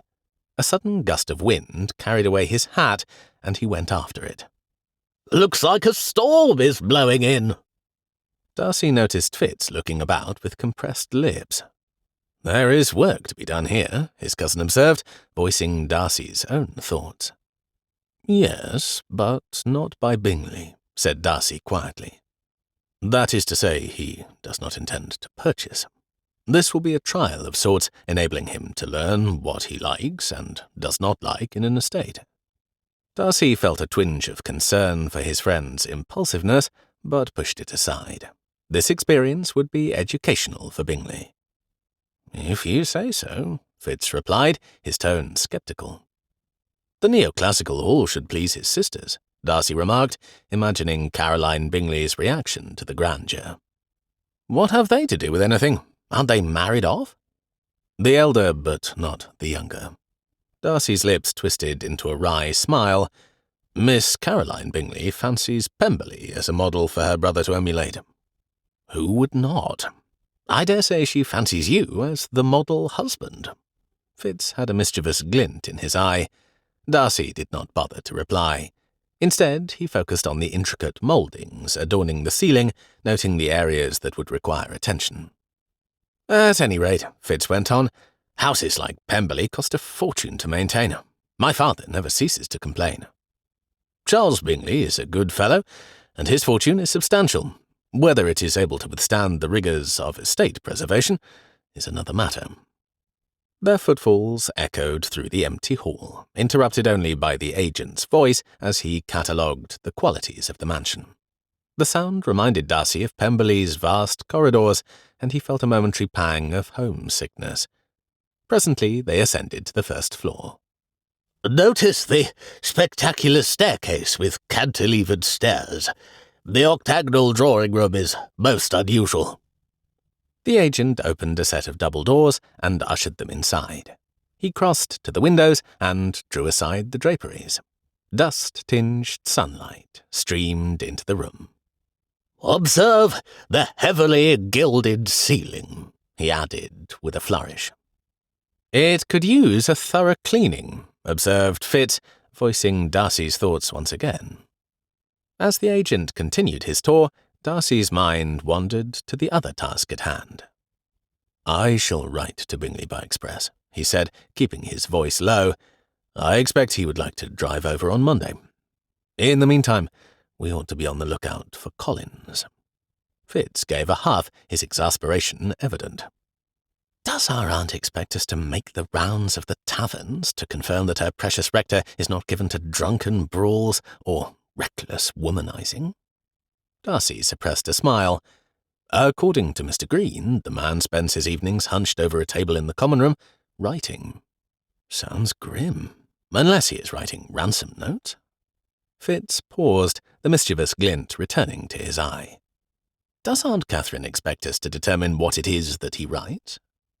Darcy considered this for a moment. Lady Catherine's instructions had been typically vague and overbearing. I would like to think that she would not approve of us prying into Collins's private affairs. Fitz gave a crack of laughter. Don't bet on it. Later that night, Darcy found himself in the common room at the Red Lion. He shifted uncomfortably in his seat. The property agent was correct in his prediction about the weather. The rainstorm had driven many into the inn. The air was thick with the smell of damp wool and ale. He glanced over at the man whom Mr. Green had identified as Collins, an ordinary fellow who obviously was fond of pampering the paunch. Just now he was hunched over a table in the corner, writing furiously. Now and then he paused to gaze into the flame of the candle or to smile to himself. A moment later he was wringing his hands.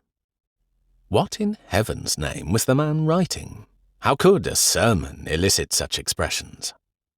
Colonel Fitzwilliam's voice cut through his musings. Where are the other two clergymen? Darcy raised an eyebrow.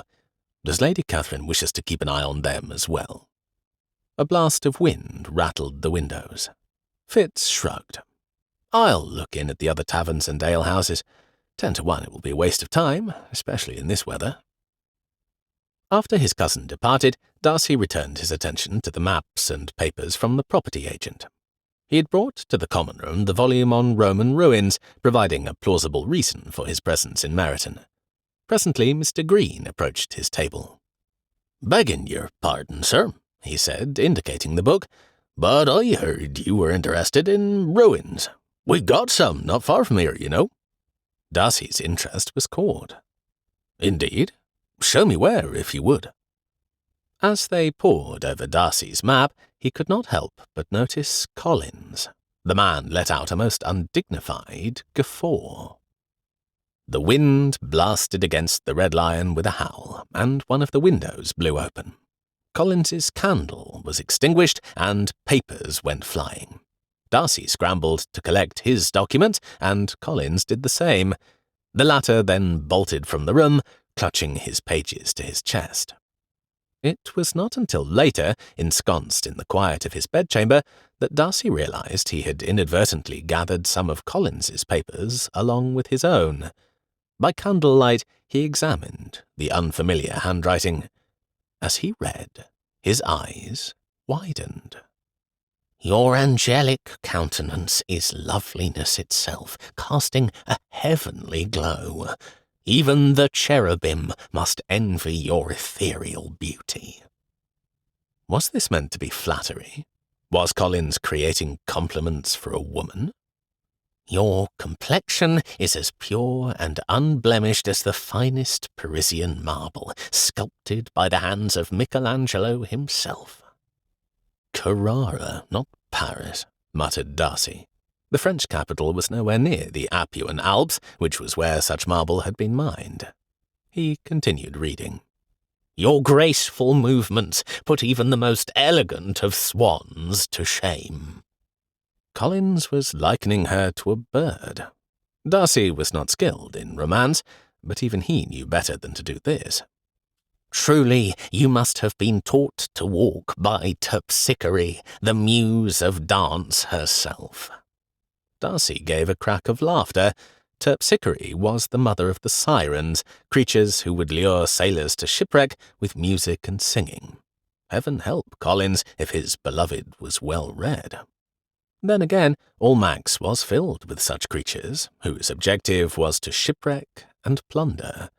As if a country rector would know anything about the fashionable world of the temps, or about writing doggerel for women of a questionable class. What in the world was Collins involved in? Was this why Lady Catherine was suspicious? He was not much to look at, but one never knew. Darcy was obliged to send a report to his aunt, but what in the world should he say?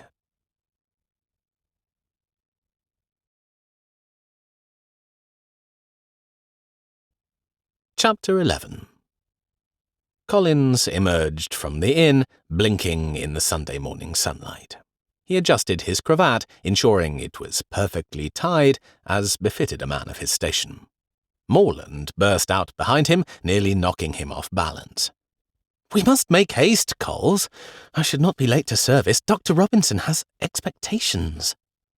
"Do you mean the rector? Why should he care?" "He has offered me a position. Temporarily, but I count it as a godsend. He needs a curate." A snort of derision escaped Collins before he could stop it. "Really, James, you can do better than a curacy. After all, we are Oxford men." They set off down the street.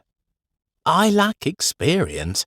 When I step into the living Father has for me, it could prove invaluable." "What of it? You have observed him all your life." "Yes, but I ought to serve the people of my parish, not just go through the motions." The very idea seemed preposterous. Collins prided himself on his ability to perform his duties with precision and decorum. "One reads out the service and delivers a sermon. How difficult is that?" Morland's brow furrowed. "It is best to know the foundation of things and how they are done on a practical level." Collins waved this aside.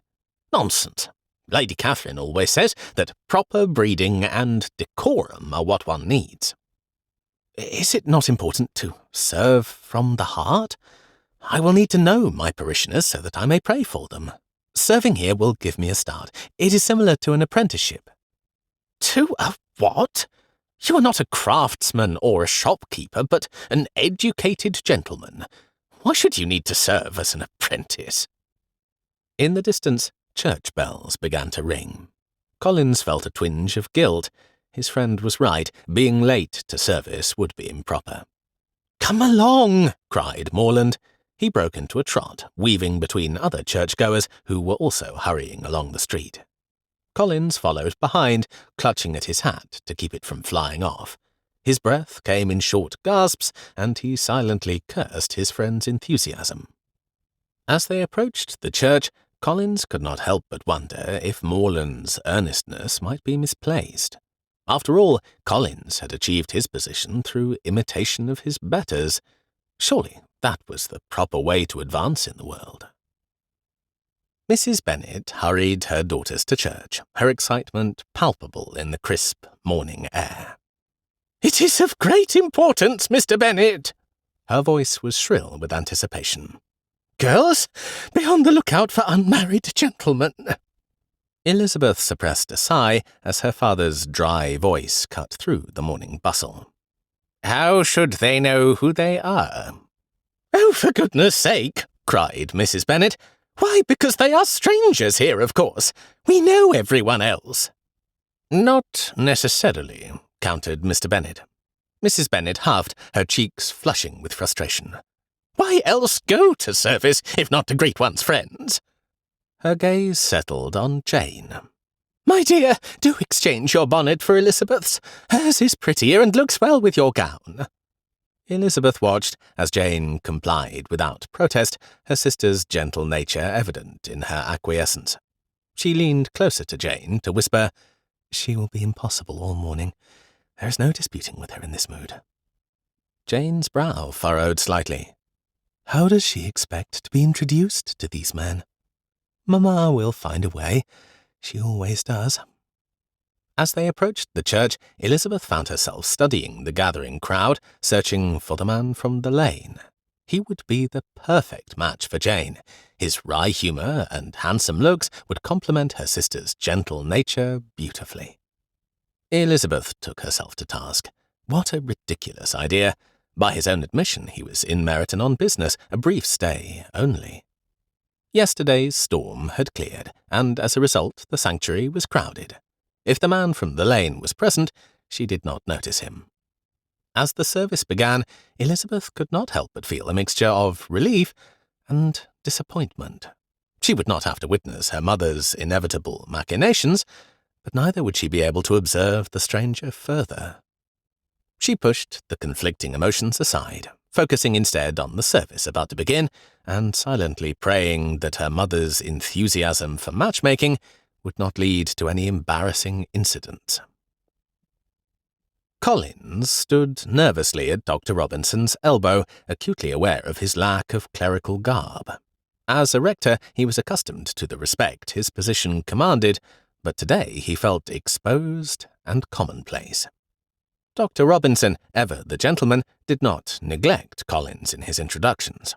When they approached Sir William and Lady Lucas, he said, "I understand that Mr. Collins will one day inherit the Longbourn estate." Collins felt a surge of pride at these words. Lady Lucas's interest was immediate and flattering.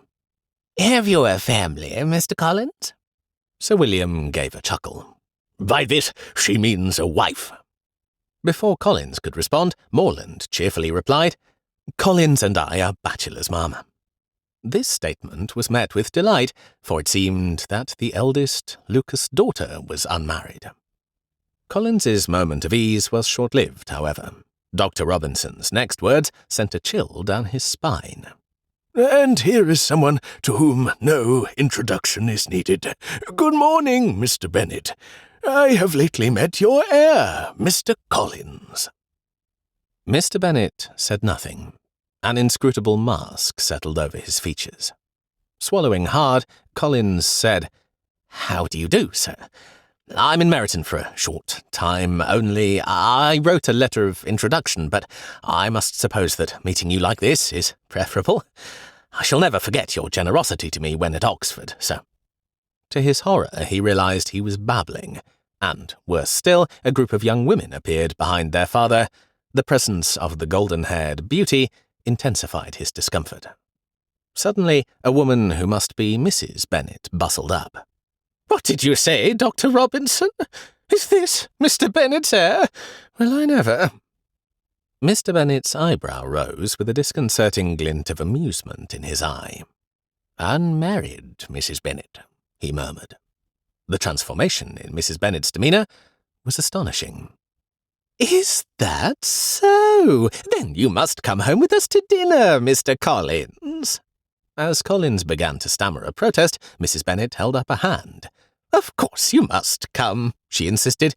"Bring your friend as well." "Oh, but I—" Sir William's hearty laugh cut through the moment. "Too late, Mrs. Bennet, too late. Our new curate is to dine with us today at Lucas Lodge."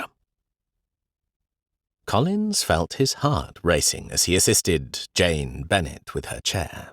Mrs. Bennet's deliberate seating arrangement had not escaped his notice, and he found himself both grateful and overwhelmed by the proximity to such beauty. As the meal progressed, Collins struggled to maintain his composure. Jane's gentle smile and serene nature were more captivating than anything he could have imagined, even in his most fanciful writings as Geoffrey Sterling. When she inquired about his parsonage in Hunsford, he seized the opportunity to impress her. "My dear Miss Bennet," Collins began, puffing up with pride, "Hunsford Parsonage is a most agreeable dwelling, made all the more splendid by the generosity of my esteemed patroness, Lady Catherine de Bourgh." He noticed the table fall silent as he launched into a detailed description of the renovations Lady Catherine had graciously overseen. Collins revelled in the attention, particularly from Jane, as he expounded on the felicity of Lady Catherine's person and the grandeur of Rosings Park. Mrs. Bennet's voice cut through his reverie. "And you are a bachelor? How fortunate will the lady be who will one day share your charming abode?" Collins caught the pointed look Mrs. Bennet directed at Jane, who blushed becomingly. His breath caught in his throat. "Our Jane is looking particularly well today. Do you not think so, Mr. Collins?" Panic seized him. His carefully prepared compliments seemed to evaporate from his mind. He, who prided himself on his ability to flatter and charm, was struck mute by Jane's radiance. Collins scrambled to piece together a worthy response. "You are loveliness itself," he heard himself stammer, "casting a heavenly glow of Parisian marble. Even the swans must envy your ethereal beauty." The younger Bennet girls began to giggle. Collins felt his face grow hot. Mrs. Bennet's approving nod reassured him. I quite agree. Our Jane is the most beautiful girl in all of Hertfordshire. After dinner, Collins found himself brought into the drawing-room, where Mrs. Bennet deftly manoeuvred him onto the sofa beside Jane. His palms grew sweaty as he attempted to charm her. Kitty Bennet's voice pierced through his fumbling attempts at conversation. Come and read with us, Mr. Collins. We've begun the most romantic story by our favourite author, Mr. Sterling. Have you heard of him? Collins felt the blood drain from his face. I suppose everyone has heard of him, he managed to say. The mere mention of his secret nom de plume brought a wave of panic. I expect Mr. Collins would prefer a selection from Fordyce's sermons, said Mary Bennet. She brought out a volume and opened it. Lydia Bennet wrinkled her nose. That old thing? I dare say he wouldn't. It must be at least 50 years old. Mary Bennet read out, Happy indeed is the author who, beyond the vulgar storytelling tribe, and who, with a lively fancy and fine sensibilities— Lydia cut her off. Who wants that? Come, let's have the next chapter of Her Impetuous Earl. It is so thrilling. What else could Collins do but watch as his novel was taken out and opened? His embarrassment was short-lived, however. Clearly these young women were overcome with his prose.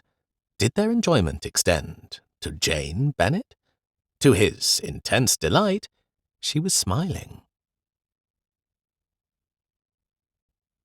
Chapter 12. It came as no surprise that Mr. Collins was invited to spend all of Monday at Longbourn. Mrs. Bennet wasted no time in singing the praises of her eldest daughter. How Elizabeth wished her mother had learned the art of subtlety. Jane's girlhood sampler was brought out to display to Mr. Collins. "Oh, Jane is very talented with her needle," explained Mrs. Bennet. "She knows everything about running the household. I do not know what I would do without her." She paused to smile at Jane. "You know this is true, my dear." Mr. Collins beamed. "As you have no doubt discovered, our sweet Jane is modest. Speaking of modesty, she has a lovely singing voice, and she plays beautifully." A glance at Jane's expression was enough. Elizabeth rose to her feet and went to open the pianoforte. "I shall play, Mamma, and we shall sing a duet together. Which of the ballads do you prefer?" The question was meant for Jane, but Mr. Collins answered, "Do you know The Water of Tyne?" His lovelorn expression decided the matter. Elizabeth was not about to gratify him with a heartfelt love song. She made room for Jane to sit beside her on the bench and spread her fingers over the keys. "We shall sing Scarborough Fair." Before Mr. Collins could say anything, she launched into the song. And when she and Jane reached the part about the lass who lives there, Elizabeth was mindful to sing with emphasis, "For once she was a true love of mine." But Mr. Collins, incapable of recognizing a hint, was quite overcome. "Your melodious voice is sweeter than the harmonies of angels," he said to Jane. "Even Lady Catherine de Bourgh, a fastidious connoisseur, would be impressed." Presently tea and sandwiches and cakes were brought in. At her mother's insistence, Jane poured out. Her countenance was serene, but Elizabeth noticed that she ate nothing. Mr. Collins was again encouraged to describe his parsonage and the beauties of the Rosings estate. "Did you say there are gardens?" prompted Mrs. Bennet.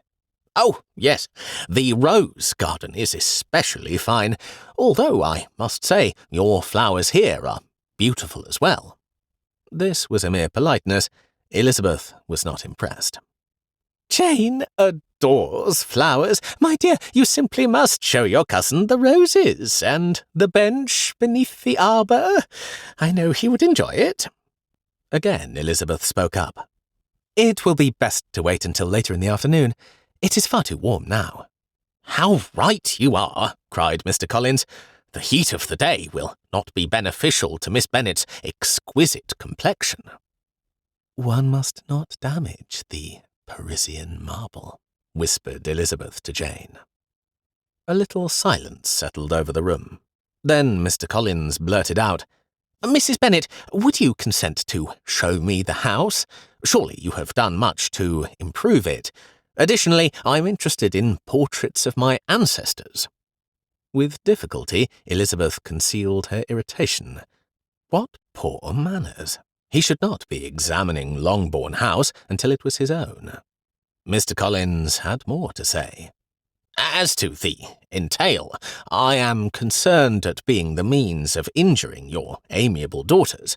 I beg leave to assure you, ma'am, of my readiness to make them every possible amends." There was an awkward pause. "Or rather," he added, "to make amends to one of them." As this was accompanied by a pointed smile for Jane, it was impossible to miss his meaning. Elizabeth could only be glad that her younger sisters were not present to laugh. "A noble sentiment, yes, and very proper." Mrs. Bennet rose to her feet. "Allow me to show you my renovations to the dining-room, and after I shall show you the portraits." Jane made a movement to join them, but Elizabeth held her back. As soon as Mr. Collins went out, she pulled Jane to her feet. "We are going for a walk, a long ramble away from the house." "Now?" "Yes, now." Elizabeth opened the door and led the way to the vestibule. She then darted into the cloakroom and came out with 2 bonnets. She passed one to Jane. "Quick, we must be off before Mr. Collins comes looking for you, which he shall do as soon as he sees your resemblance to Cousin Delphine's portrait." She put her hand on the latch of the main door, but then thought better of it. Down to the kitchen she went, tugging Jane's hand. She found a basket, 2 cups, and a large, clean cloth. In this she wrapped a pile of biscuits. She and Jane left the house through the service door.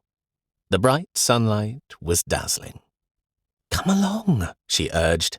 The gravel crunched beneath their feet as they crossed the stable-yard. "Do not look back at the house." While Colonel Fitzwilliam indulged in sleeping late, Darcy looked over the information given to him by the agent. The only appropriate offering was Netherfield Park. The age of the house and its proximity to London were points in its favour. And then there were those pages written by Collins. Should Darcy show them to Fitz? Perhaps not just yet. Darcy's eyes fell upon a description of a rendezvous in what could only be Vauxhall Gardens. The words seemed to leap off the page, painting a picture of intrigue and passion. Was Collins drawing from personal experience?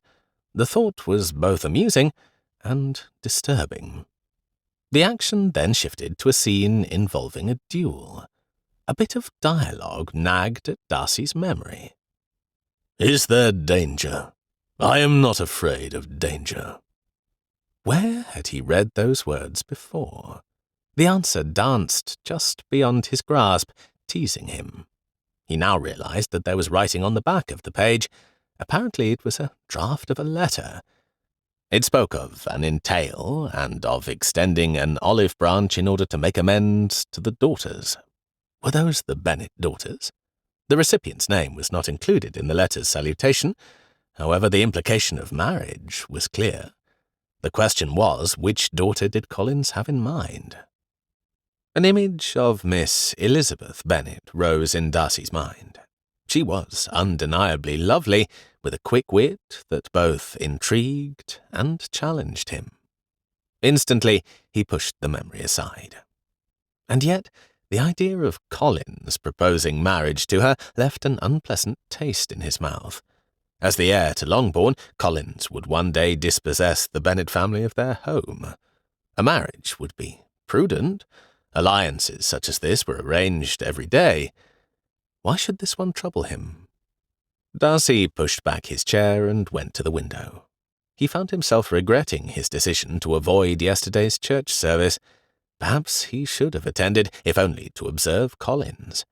It might have provided some insight into the man's character beyond these surprising writings. But Darcy knew the true reason. He did not wish to be formally introduced to Elizabeth Bennet, for an invitation to her mother's party would certainly have followed. He despised such gatherings where he was scrutinized like a prized stallion by unmarried women, and their scheming mothers. Presently, Fitz made an appearance. "Do you know, I'm very glad we came away from Brighton. The food is surprisingly good, and so is the drink. Tonight I'll have a go at cards. But can you guess what I would like to do most?" Darcy hid a smile behind his hand. "Win?" "Fish," said Fitz. "Mr. Green will fix us up with the tackle we need. I've already spoken to him about it. He says there are rivers here where fish are abundant. The estate we saw yesterday has a lake." "Bingley has not yet agreed to take Netherfield," Darcy pointed out. "Then you must convince him, if he comes." "Never fear. Bingley is probably just as eager as we were to escape into the country." About an hour later, a carriage pulled by a team entered the yard. Darcy could not help but smile, for his friend jumped out before the carriage had fully stopped. His face was bright with excitement. "Bingley is here," Darcy called over his shoulder. "About time." Fitz cast down his newspaper and joined Darcy at the window. "I was beginning to think he had changed his mind." "Not Bingley. Once he sets his mind to something, he is like a dog chasing a stick." Bingley burst through the door of the coffee-room. "Darcy! Colonel Fitzwilliam! What a journey! We were off before dawn, but I'm here at last. When can we see Netherfield?" Darcy raised an eyebrow. "Would you like a bite to eat first? There will be plenty of daylight left to see it later in the evening." "No, indeed. I've been thinking over what you said in your letter, and I shan't be put off. We changed horses not so long ago, so why not drive over now? Have you the key?" Darcy could not help but be amused by his friend's eagerness. It was typical of Bingley to rush headlong into things. "First things first," he said. "I have bespoken a room for you, and your men ought to unload your gear. We shall stop by the property agent's and ask him to meet us at the house." "Famous!" Fitz stepped forward, a glint in his eye. "In the meantime, I have a proposition for you. There is a river on the property, and apparently a lake of some size. Do you like fishing, Bingley?" Bingley's face lit up even more, if that were possible. "Do I?" he cried. "Above all things." "Excellent." Fitz clapped Bingley on the shoulder. "The innkeeper will supply us with tackle. I'll just see about it now." With that, he made for the bar where Mr. Green was polishing glasses. Bingley turned to Darcy. "I say, I am doubly glad that Caroline is with the Hursts. Had she known, she would have wheedled and begged to come." "A decision like this is one you ought to make on your own," Darcy replied. "Indeed, yes. And you already know how she feels about fishing." He paused. His expression became suddenly thoughtful. "Is the house very fine? Do you think I shall like it?" Darcy considered his answer. He did not wish to unduly influence Bingley's decision, but he also saw no reason to conceal his impressions. "You must form your own opinions, but yes, it is a fine property." Bingley's enthusiasm was infectious, and for a moment Darcy found himself looking forward to the return to Netherfield almost as much as Bingley himself. Jane hurried after Elizabeth, struggling to tie the ribbon of her bonnet. "Lizzie, where are we going?" "To the stone bridge. It should be shady there." "But that is on the Netherfield estate." "It borders our fields. Almost." "On the far side of the estate," protested Jane. "You need freedom from Mamma and her talk of Mr. Collins. I cannot bear to see her pushing you at him." Jane did not answer right away. "I suppose he's better than Richard Lucas?" "He most certainly is not. He talks incessantly on 2 subjects, and both of them concern himself." "He is not so very bad. Sir William is much the same. I can accustom myself to a little foolishness." Elizabeth passed the basket to Jane and mounted the stile. "I could not." She jumped down and reached for the basket. "We shall cut across the fields. It is shorter that way." Jane gathered her skirts and negotiated the barred fence. "I should not be unhappy with Mr. Collins, Lizzie." "I say you would be." "But I love our home. It would be comfortable to be mistress here, surrounded by our friends. Then Mamma and all of you will have a place to live." "Not at the expense of your happiness." Presently they found the lane, and followed it until they reached the ancient stone bridge. A weeping willow hung over the water. Its long, graceful branches swayed in the light breeze. Dappled sunlight cast patterns on the slow-moving river. Somewhere in the distance, a lark trilled its melody. It was an idyllic setting. Elizabeth scrambled over the low wall and descended the bank. "Isn't this lovely? We'll have a little feast, with water instead of tea. I noticed that you ate nothing earlier. I brought biscuits." Jane found a seat in the shade. "This is much better." Elizabeth removed her bonnet, and then her shoes and stockings. Gingerly, she made her way to the river's edge, hitched up her skirts, and stepped into the water. The gentle current caressed her ankles. "Lizzie, someone will see you." "Nonsense, we are hidden by the wall. Besides, no one comes to Netherfield." "The man you met in the lane might." "I think not. I did not see him in service yesterday. I expect he has left Meryton." Elizabeth dipped her handkerchief into the water and wrung it out. "Come, put your feet in the water." "Thank you, but no. Have a care, Lizzie, that you do not fall in." Elizabeth waded back for one of the cups. She dipped it into the river and examined the contents. "I suppose this is clear enough to drink, which is a very good thing because I am parched." She emptied the cup, refilled it, and handed it up to Jane. She saw Jane settle herself on the grass and take a biscuit. Elizabeth inhaled deeply. The musty scent of damp stone and the gurgle of the river were a welcome change from the stifling atmosphere of the drawing-room. Jane's voice broke into her reverie. "Lizzie, do you hear that? Someone is coming." The sound of horses and wheels was unmistakable. "Botheration," grumbled Elizabeth. "If we remain as we are and do not call attention to ourselves, we shall not be seen." She then turned her back to the bridge. Bingley had decided to have the top down, which added a festive feel to their excursion. "If I am going to take on an estate," he told Darcy and Fitz, "I might as well see it thoroughly." He was impressed with the mansion, but quite rightly wished for clarification as to responsibilities for tenants and such. He was, for once, being circumspect instead of impulsive. "Look there!" Bingley pointed. "A river! A nice size, too, no doubt well stocked with fish." His driver brought the carriage to a stop on the bridge. Bingley stood up to have a better look.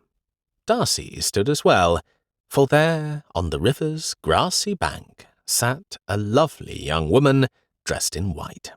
She wore no hat, and her blonde hair shone in the sun.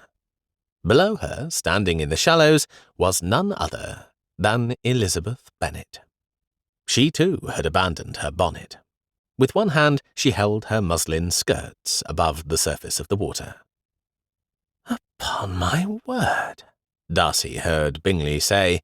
From the awestruck note in his voice, it was obvious that he was no longer interested in fish.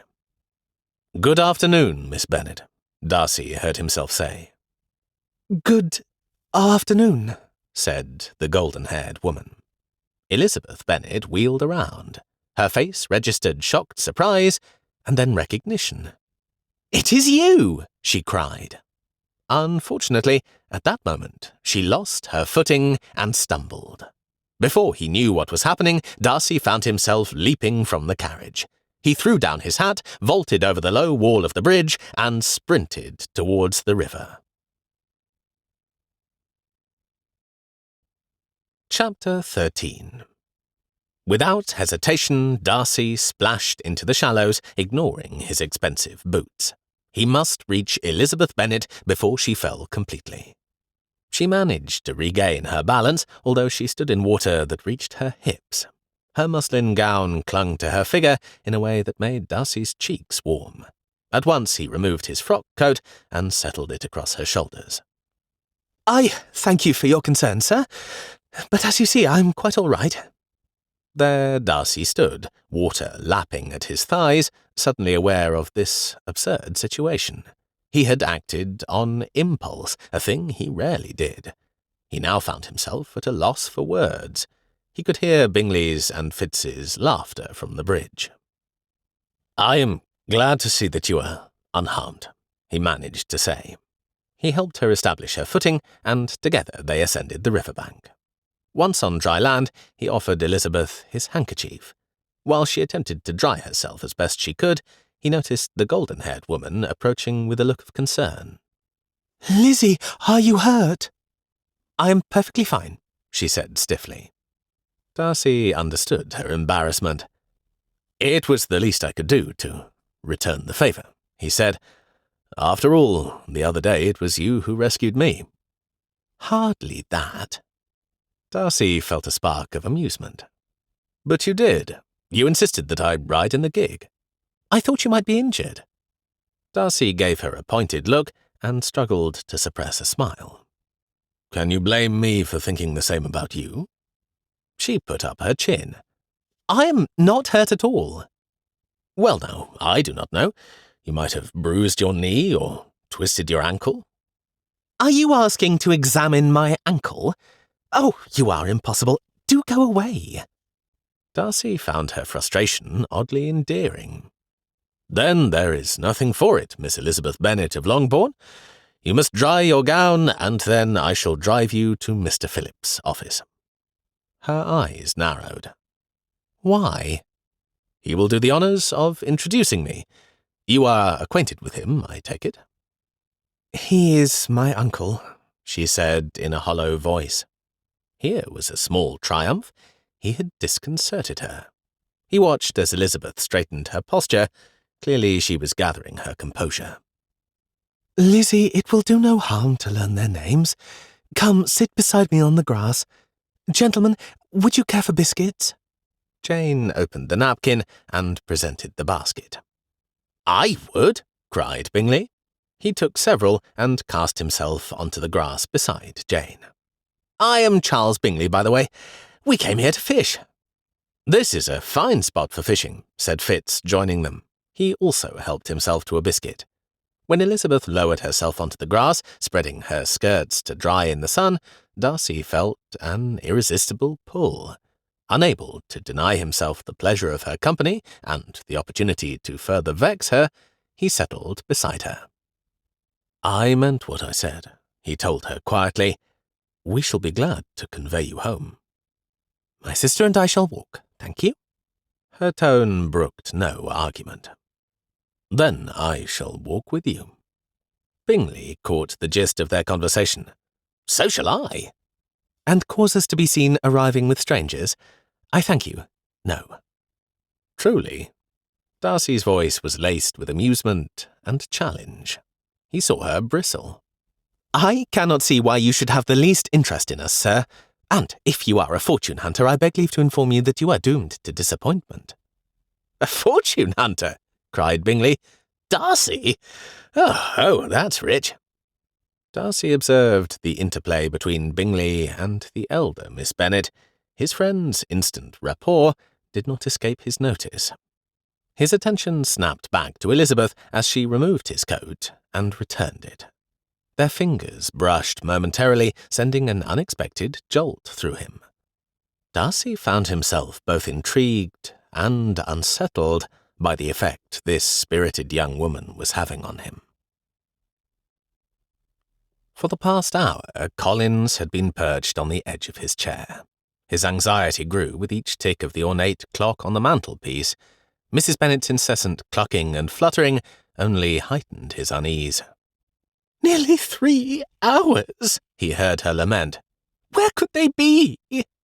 The prolonged absence of Jane and Elizabeth was indeed troubling. On the other hand, this unexpected turn of events had worked very much in his favour. Mrs. Bennet had given him an extensive tour, showing him room after room in the house. Her pride in Longbourn was evident in every gesture. With great ceremony, she had brought out the silver service that would remain when he inherited, as well as displaying many of the family's prized possessions. Collins made mental notes, calculating the potential value of each item. Of particular interest was a well-appointed bedchamber for guests. The thought of it made Collins's heart quicken. Would Mrs. Bennet invite him to stay? It would certainly ease the strain on his pocketbook. James Morland would soon be leaving the Red Lion for permanent quarters in Meryton. At long last, the door to the drawing-room opened, and Jane entered. She wore a bonnet with a blue ribbon that matched her eyes perfectly. Collins felt a surge of pride. He had prepared a compliment for those very eyes, and he would employ it at the first opportunity. "My dear," cried her mother, "where have you been?" "Lizzie and I went for a walk, Mamma. We strayed farther than we intended." Her sister Elizabeth entered behind her, and Collins felt a flicker of annoyance at the younger sister's presence. He was itching to deliver his compliment. Mrs. Bennet was wringing her hands. "Without telling us?" "You were occupied with showing Mr. Collins the gallery," said Jane, her tone soothing. "I did not think there was a need." This was too much for Collins. "You deliberately ignored my advice and went out during the heat of the day." He clicked his tongue in disapproval. "I do not see what you have to say in the matter," retorted Elizabeth. Collins bristled at her impertinence. He opened his mouth to rebuke her, but Mrs. Bennet's cry cut him off. "Just look at your gown! Good gracious, you are wet!" "Only a little. I waded into the river." Collins now turned his attention fully to Elizabeth. Not only was the skirt of her gown damp, but it was streaked with dirt and bits of river weed. "Come, Lizzie," said Jane. "We must change." As they departed, Collins watched Jane's graceful exit, contrasting it with Elizabeth's less refined movements. Mrs. Bennet turned to him, her face a picture of apology and exasperation. "My poor nerves! 5 daughters are certainly a challenge. No one knows what I suffer. However, it appears that a little river water has done Lizzie no harm." She gave a decisive tug on the bell-pull. "Cake and tea are in order, I believe." Collins was not about to argue with that. Presently the younger Bennet girls burst in. "Are you having cake?" cried Lydia. She helped herself to a piece and dropped onto one of the sofas. "There was a darling new bonnet at the milliner's," said Kitty. Collins, who had no interest in such things, had to listen to her enraptured descriptions. Contrary to his expectations, Mrs. Bennet urged her to buy it, with no concern for the price. Not long after, a gig pulled up before the house. Kitty went to the windows. "It's Mrs. King and Mary. What are they doing here?" "Kitty, hush, they might hear you," said her mother. She straightened her cap and arranged 2 fresh teacups. It was only a short call. Mrs. King came in person to accept the invitation for the soirée. Collins was introduced as the heir to the Longbourn estate. He felt his chest swell with pride at the interest Mary and her mother showed. Their brief visit left him pondering the dynamics at play when social rank and income were involved. He turned to Mrs. Bennet. "You are hosting a soirée," he said, by way of a hint. If there were to be a party, he would certainly like to come. "Bless me!" cried Mrs. Bennet, and she rushed to her writing table. From a drawer she brought out a stiff, white card. "For you, Mr. Collins," she said, presenting it with a flourish. "Do bring your friend Mr. Morland as well." "It will be a splendid evening," added Kitty. "Mamma has hired musicians, and we shall have dancing." "But why must Mary King be invited?" said Lydia.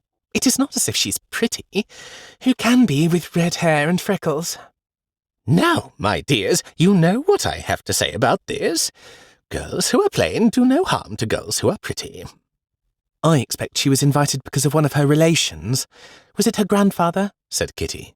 "Whoever it was has died and left her £10,000. Can you imagine?" "The presence of an heiress," said Mrs. Bennet serenely, "will encourage unmarried gentlemen to accept our invitation." "That is certainly a substantial amount," said Collins. Apart from Mr. Berg, he had never been introduced to an heiress.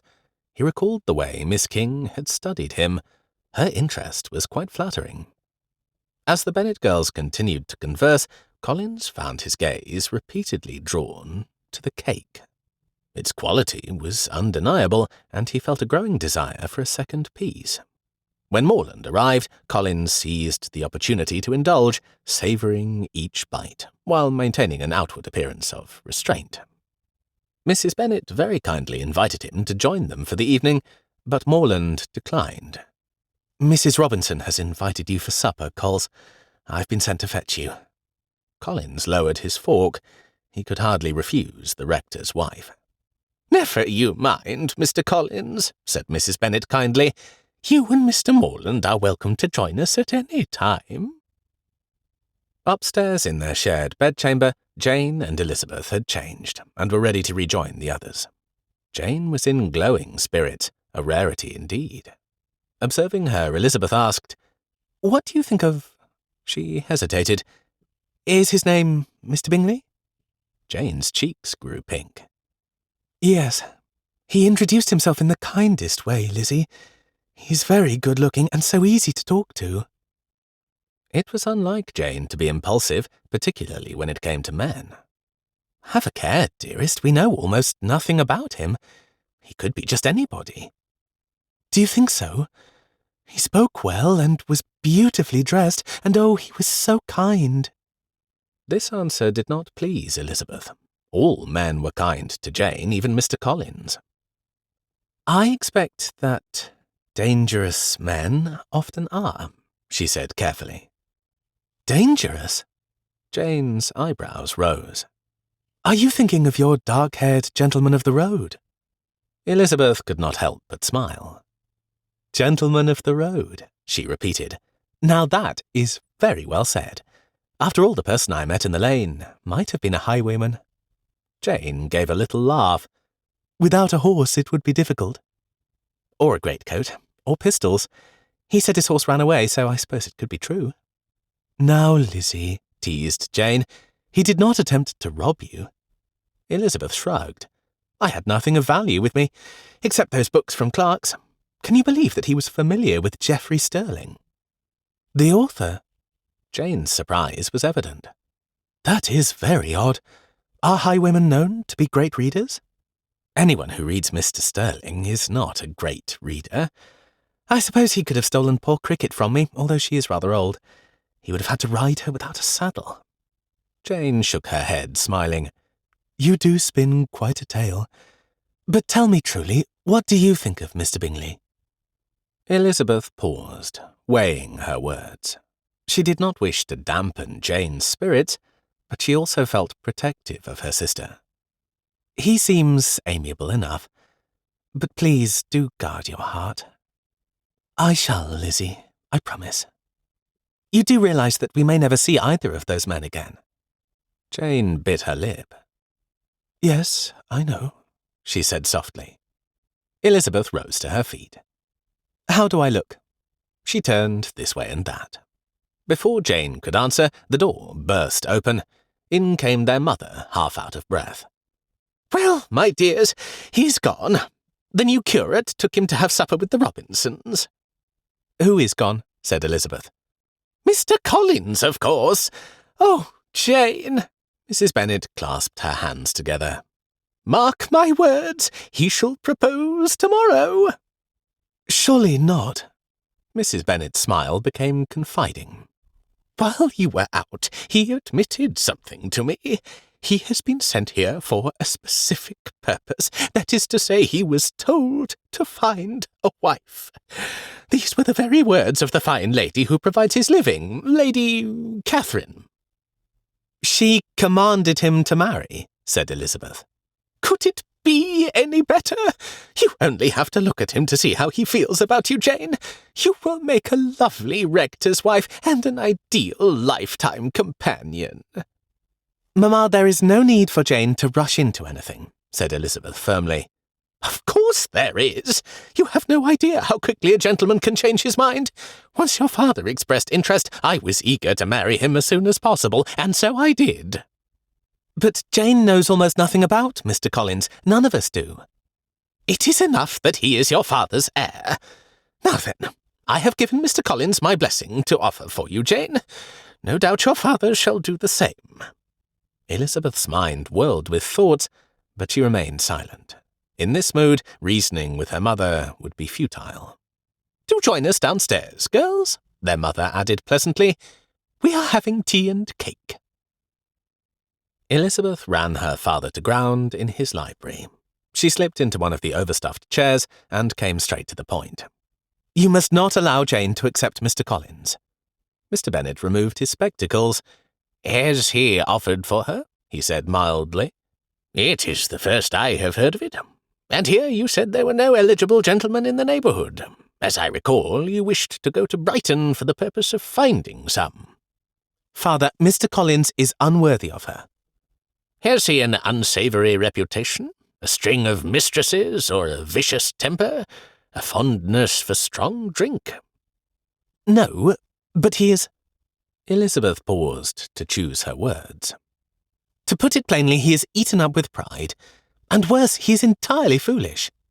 His eyes twinkled. "Most gentlemen are, my dear." "Father!" "He seems harmless enough. If Jane likes him, who am I to stand in her way?"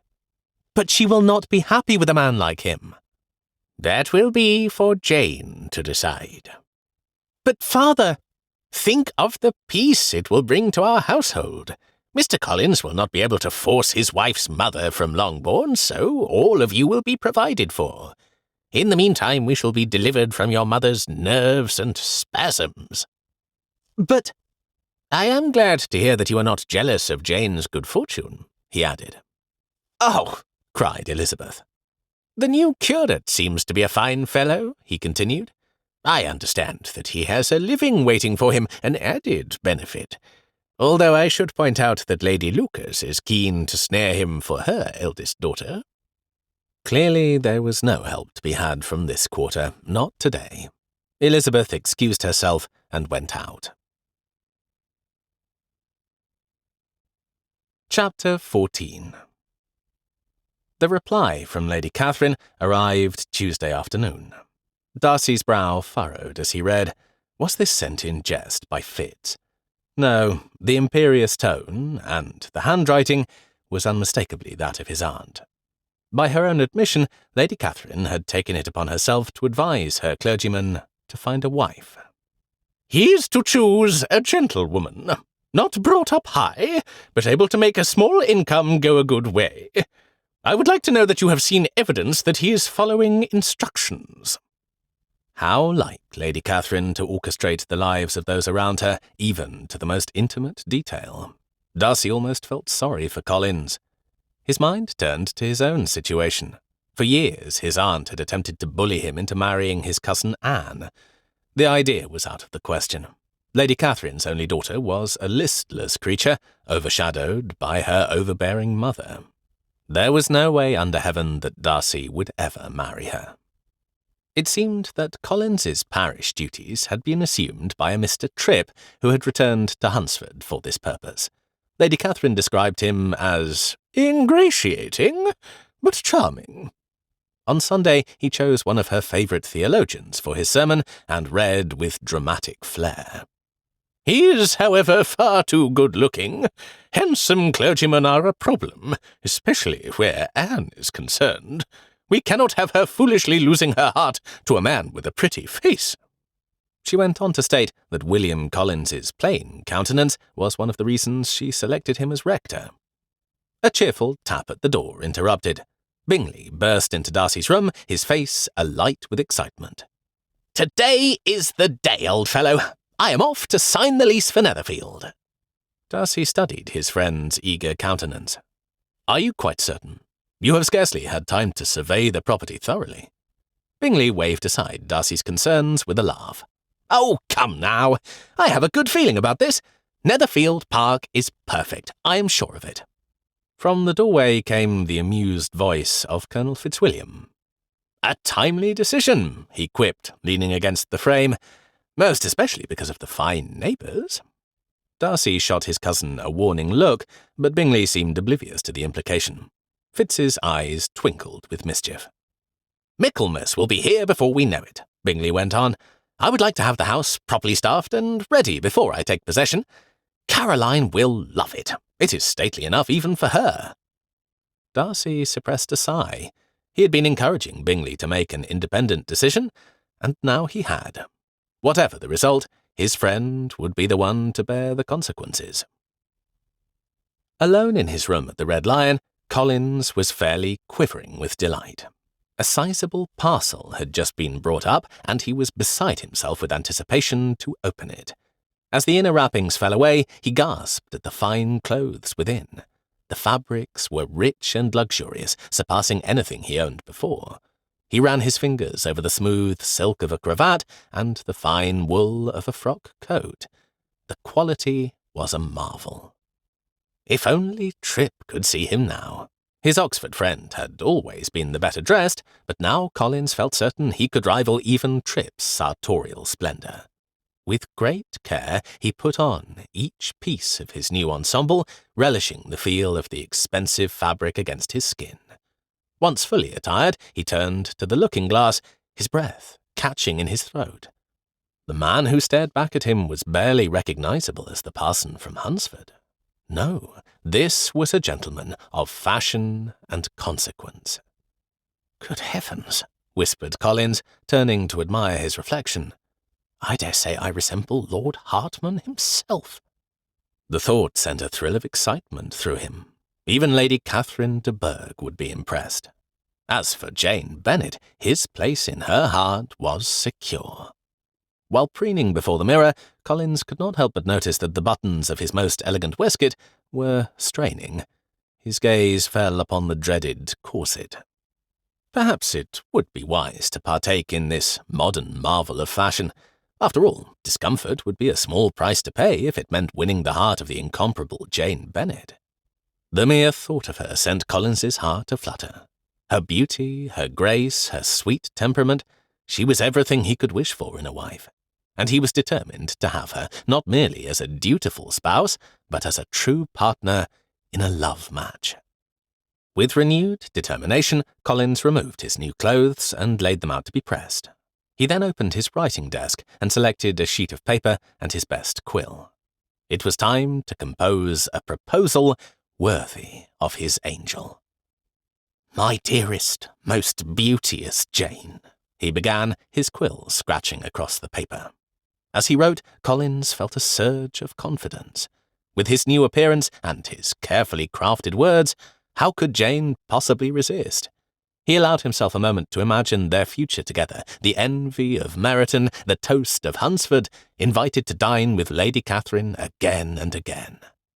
He, William Collins, a mere country rector, was reinventing himself as a man of fashion and romance. Darcy suppressed a sigh as he watched Bingley's excitement mount. His friend's eagerness to meet Miss Bennet was undeniable. "It was a very good idea you had." Bingley was fairly beaming at Darcy. "That is to say, having her uncle introduce us. I hope the man enjoys fishing," he added. "Why?" "Tomorrow he can show us the best spots on the estate, and afterward I shall arrange to have luncheon served in the— what do you call it? Yes, in the Folly." "It is more customary to do that during a hunting party," Darcy ventured, "but you may do as you like." "As lord of the manor, yes," said Bingley happily. "I'll have Phillips bring along his wife tomorrow, so that Miss Bennet and her sister may join us." At this, Darcy felt a twinge of unease.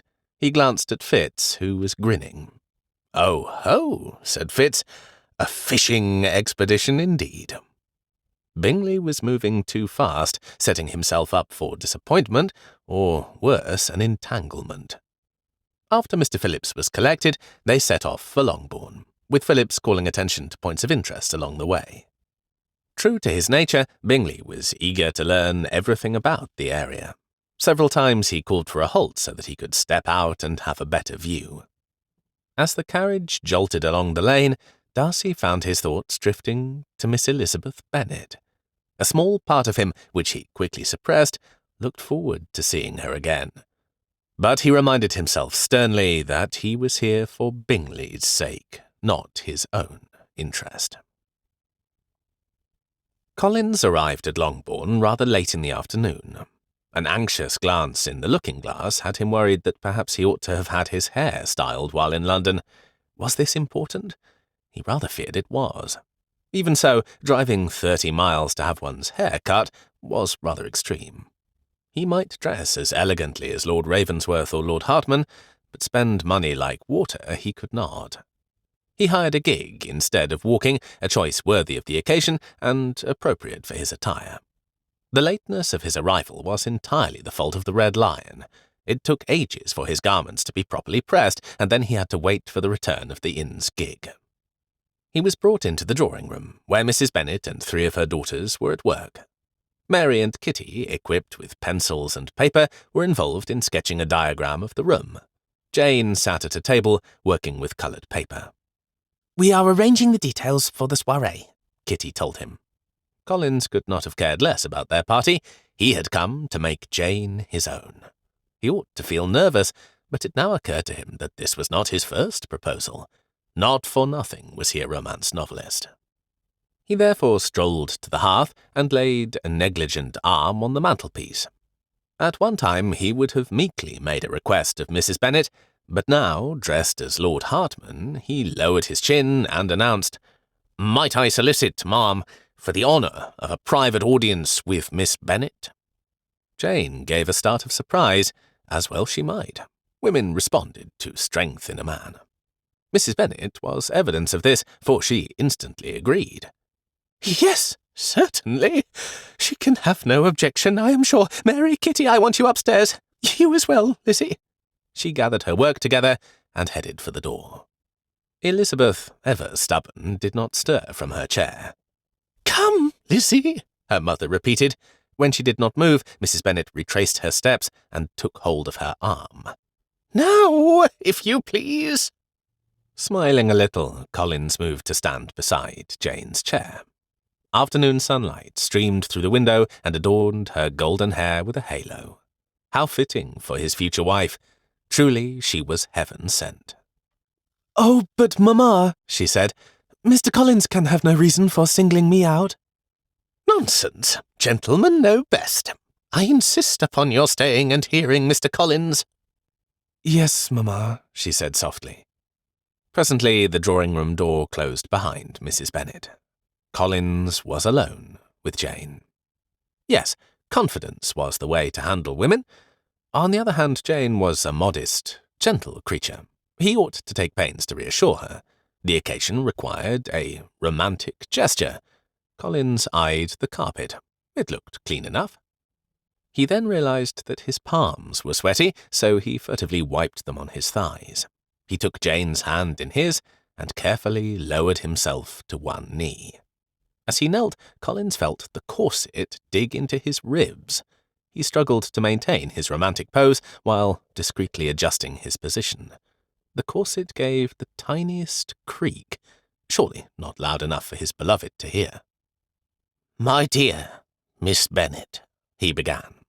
He paused to gaze deeply into her eyes. They were as blue as ever, but they were not glowing with affection. Collins began to worry that he had made a bad beginning. Should he kiss her fingertips like a French courtier would? Or perhaps she was longing to hear her Christian name. "My dearest, most beauteous Jane," he said, "you can hardly doubt the purpose of this interview." Jane said nothing. She was clearly overcome with emotion. He had seen this same reaction in a dozen novels, including his own. "My attentions have been too marked to be mistaken," he told her. "Almost as soon as I entered this house, I singled you out as the companion of my future life." Here he paused to admire his turn of phrase. Yes, this was very well said. "Perhaps," he added softly, "you felt the same." Collins recalled a passionate scene from his latest manuscript. Perhaps he should grasp her hand more firmly, or declare himself with more fervour. That worked well for Lord Ravenswood in Her Ardent Courtier. "Oh, no, sir," she said. "I would never make so bold an assumption." "Your modesty does you credit, my dear. Allow me to explain my reasons for marrying." She did not allow him to finish. "Mr. Collins, before you say anything more, have you spoken with father? I fear you will be disappointed. I have very little fortune to bring with me into a marriage." Here was the moment for Lord Hartman's largesse. "As to that, I am perfectly indifferent." The opening of the drawing-room door cut his speech short. Mr. Bennet strode into the room. "If you would come this way, gentlemen," he said over his shoulder. Jane pulled her hand from Collins's grasp, and he struggled to his feet. What misfortune to be interrupted by her father. "Jane, where is your mother?" said Mr. Bennet. "We have guests." I shall run upstairs and fetch her," faltered Jane.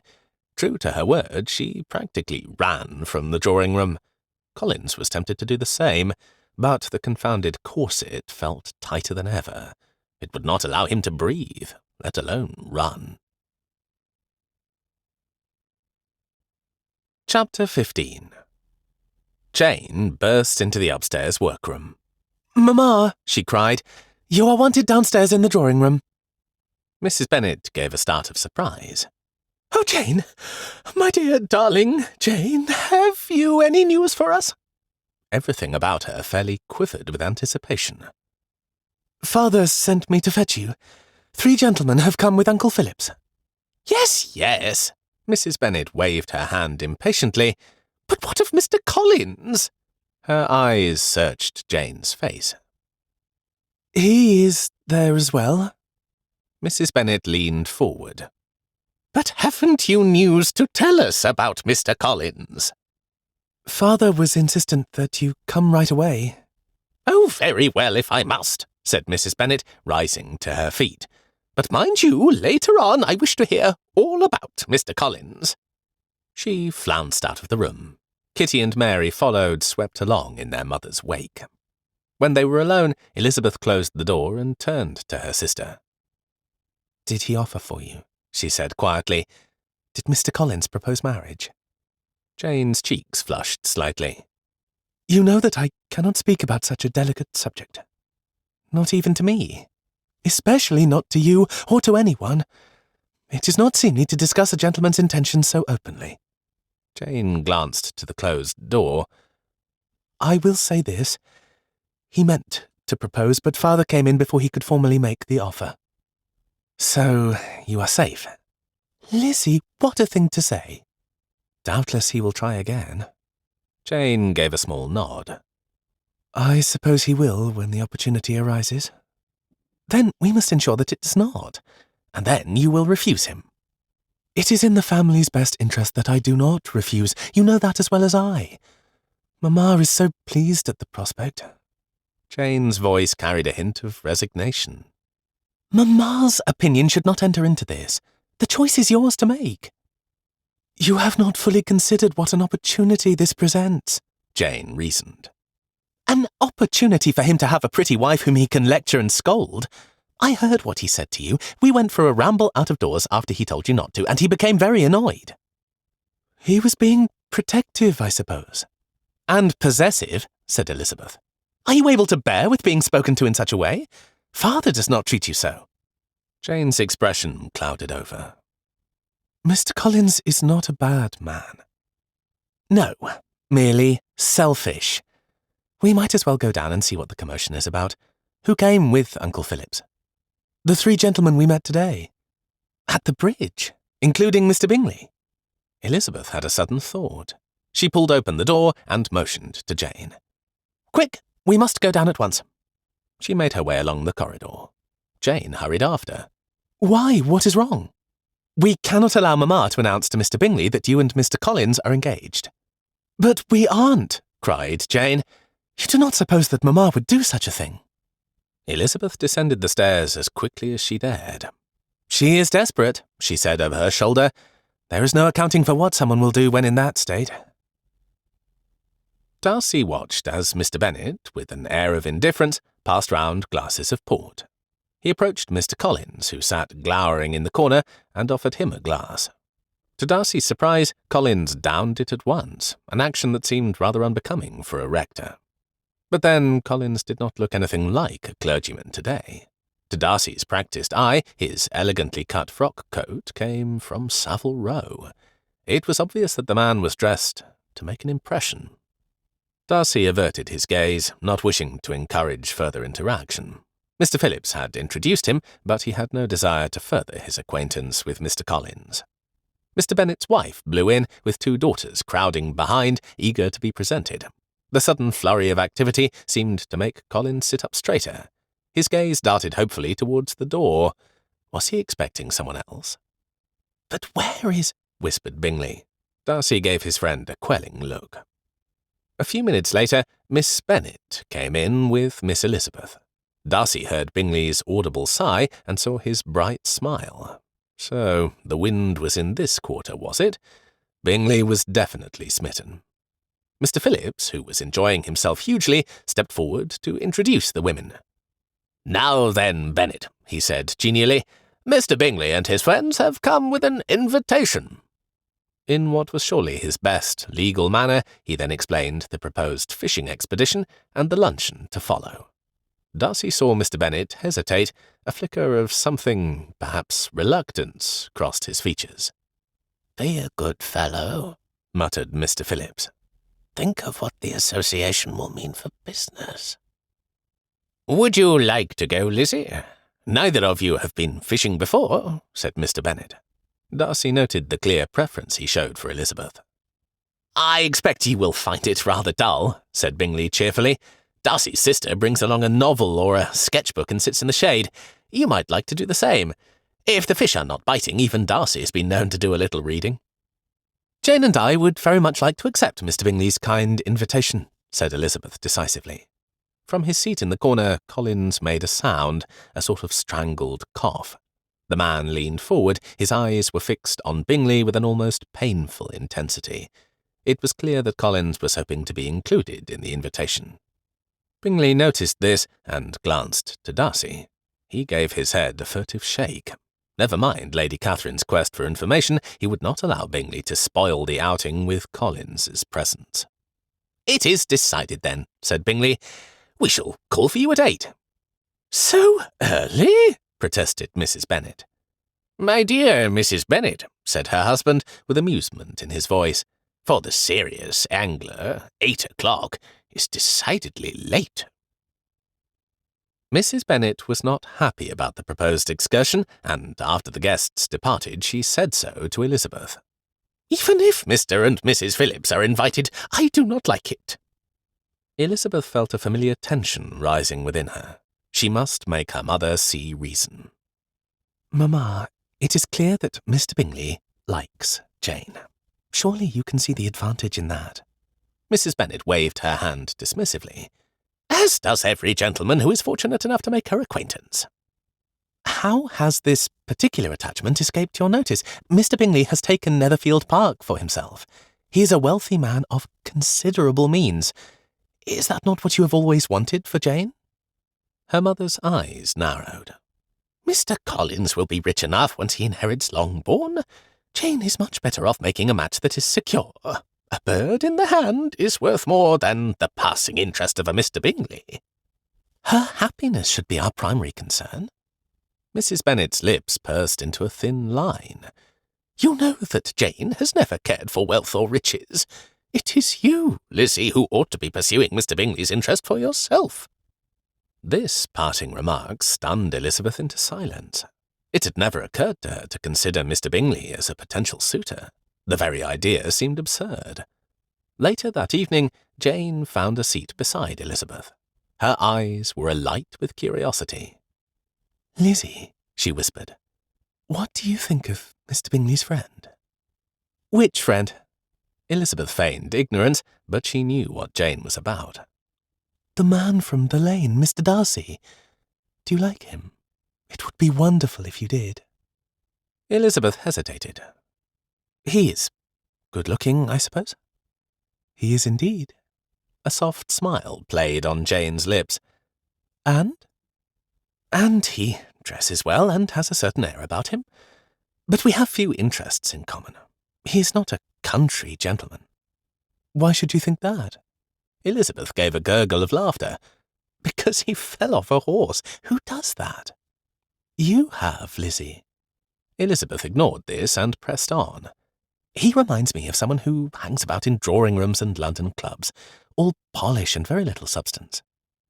"What do you know about such places?" Elizabeth dimpled.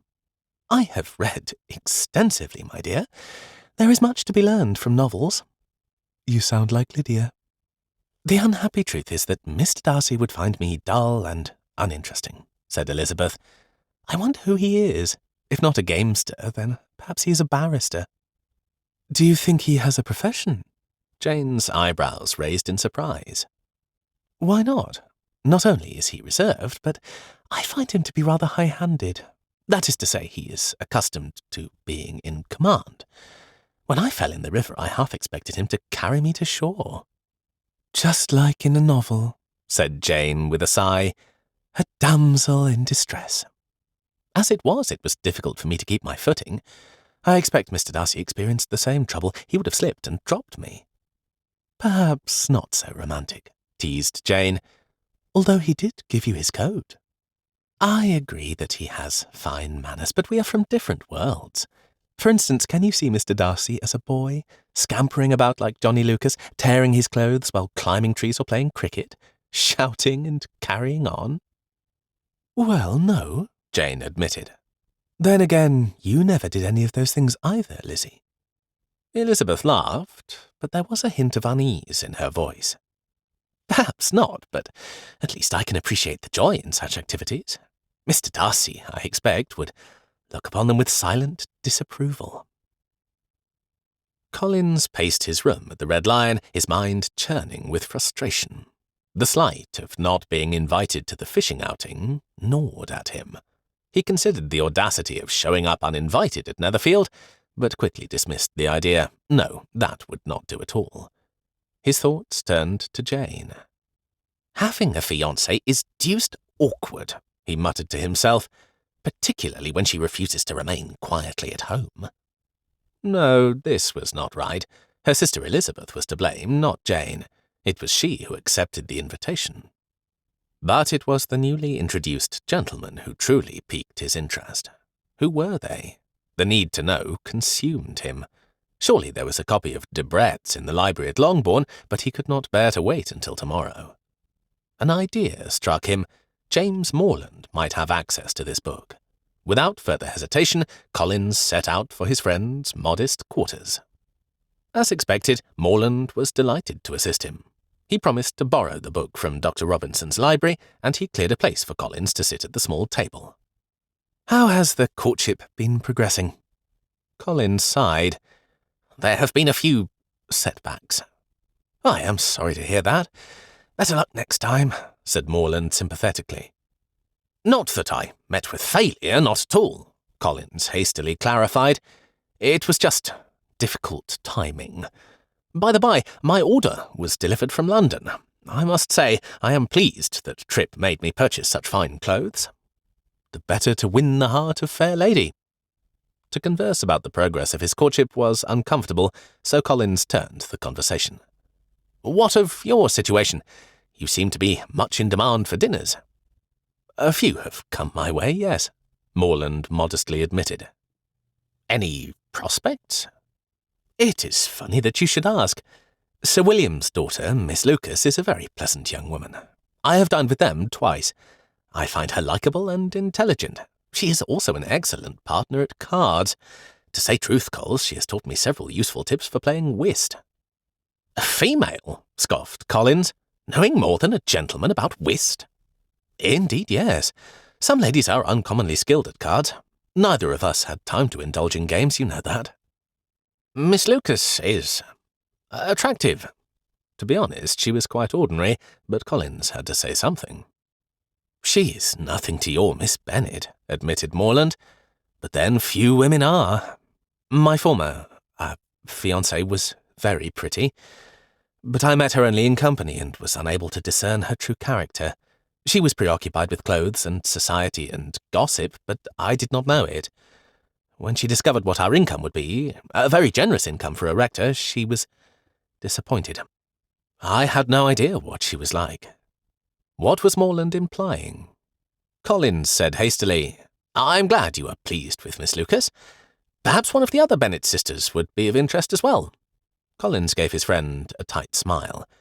I do not wish to rob you of your entire evening. If you could fetch the book. When Morland returned with Debrett, Collins could barely contain his excitement. With eagerness, he opened the volume and turned its pages. The first name he found was Fitzwilliam. Gracious, Colonel Fitzwilliam was the second son of an earl. Collins frowned in an effort to read the small print. It so happened that this man's father was the brother of Lady Catherine de Bourgh. What an exceptional development, that he should meet a relation of Lady Catherine's here. Indeed, this was, as the poets claimed, a small world. Something else occurred to him. He had overheard the word cousin when introductions were made.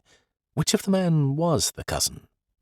The name Bingley did not have a listing. Therefore, he was not part of the gentry. His wealth possibly came from trade. But Darcy? Collins pored over the pages. There was a long history connected with that family. And here was another wonder. Darcy's mother, Lady Anne, was Lady Catherine de Bourgh's sister. Collins blew out a long breath. He was in the presence of two of Lady Catherine's nephews. But there was more. He recalled something about Anne de Bourgh being engaged to a cousin. How many cousins were there? Was her fiancé one of these men? He spent some time searching for male cousins who were near in age to Anne. Only two men met the specifications, Colonel Fitzwilliam and Mr. Darcy. Incredible. They would be escorting unmarried young women on an outing tomorrow. Her ladyship would certainly be interested in knowing this. If Anne's fiancé was frisking about with other women, there was no other word for it. Lady Catherine would certainly wish to learn of it. After all, was it not his duty to keep his esteemed patroness informed? Come what may, Collins would write to her this very evening. This time he would gladly bear the cost of sending the letter to Rosings by express. Yes, and as soon as possible.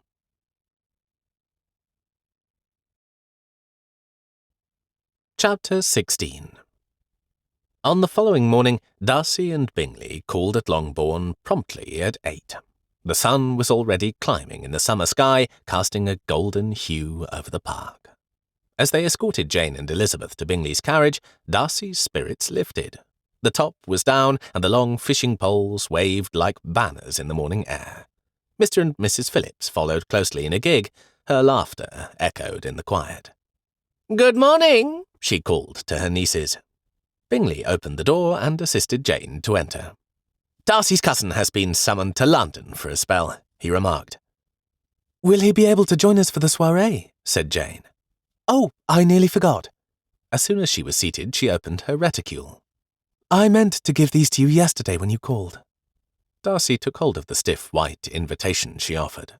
Bingley accepted at once, and he had many questions about the party. Darcy settled into the rear-facing seat across from Elizabeth Bennet. Apparently, he would be attending the party at Longbourn after all. He found that he did not mind. "Will you be serving supper out of doors?" cried Bingley. "A capital idea." "If it does not rain, we might," Jane told him.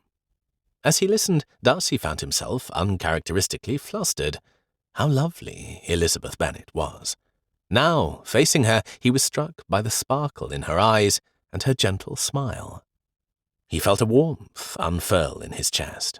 It was an unusual sensation. Darcy was never captivated by beautiful women. How was he to converse with her? The question loomed large in his mind. Surely he should not explain the intricacies of angling.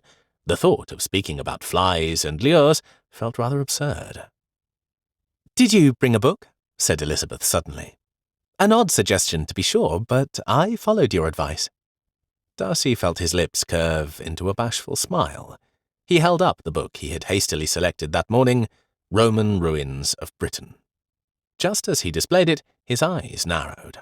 Those papers that Collins had dropped were wedged between its pages. He had forgotten about them, and him. Indeed, everything about Collins was forgettable this morning. "I have never been fishing," Elizabeth confessed. "My father is not a sportsman." This remark caught Bingley's attention. "He is not fond of shooting?" "I fear not," said Elizabeth. "He prefers the sanctuary of his library and indulging in a good game of chess." Darcy could see the fondness she harboured for her father. Your uncle seems a good fellow, remarked Bingley, shifting the conversation. His firm looks to be prosperous. It was Jane who responded. After Grandfather Gardiner's passing, Uncle Phillips married my aunt and took over the practice. My mother's brother is a businessman in London. His family lives in Gracechurch Street. Do you enjoy London? Said Bingley. Very much whenever I have chanced to visit, but we are there only occasionally. My father is not fond of travel. Oh dear, said Elizabeth with a teasing smile. To hear him described in this way makes him sound peculiar, which in general he is not. I expect we each prefer our own way of doing things, said Darcy mildly. His eyes met Elizabeth's. And what is your preferred way of doing things, Mr. Darcy? I confess I find you quite the enigma. I assure you I'm quite ordinary. A gentleman who carries a book on Roman ruins to a fishing excursion is far from ordinary. Mr. Collins frantically searched through his belongings. Several pages containing the Vauxhall scene from his manuscript were missing. He ran his fingers through his hair. What a catastrophe, he muttered, for surely this was some of his most brilliant writing.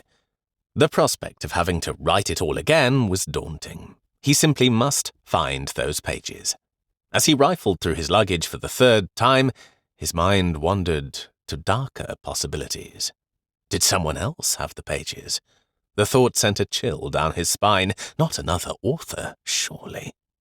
His thoughts turned to Anne Radcliffe, the famous novelist who had supposedly given up writing. What if his pages somehow made their way to her? The idea that another might make use of his brilliance was unbearable. When his thorough search turned up nothing, Collins resigned himself to temporary defeat. He straightened and decided to leave his room to do a little shopping. For what, he did not know. Perhaps a gift for Jane Bennet. The thought of her lovely face brought a smile, momentarily distracting him from his literary woes. As he made his way through the streets of Meryton, Collins reflected on the day ahead. There was no point in calling at Longbourn, for Jane had accepted Mr. Bingley's invitation to learn fishing.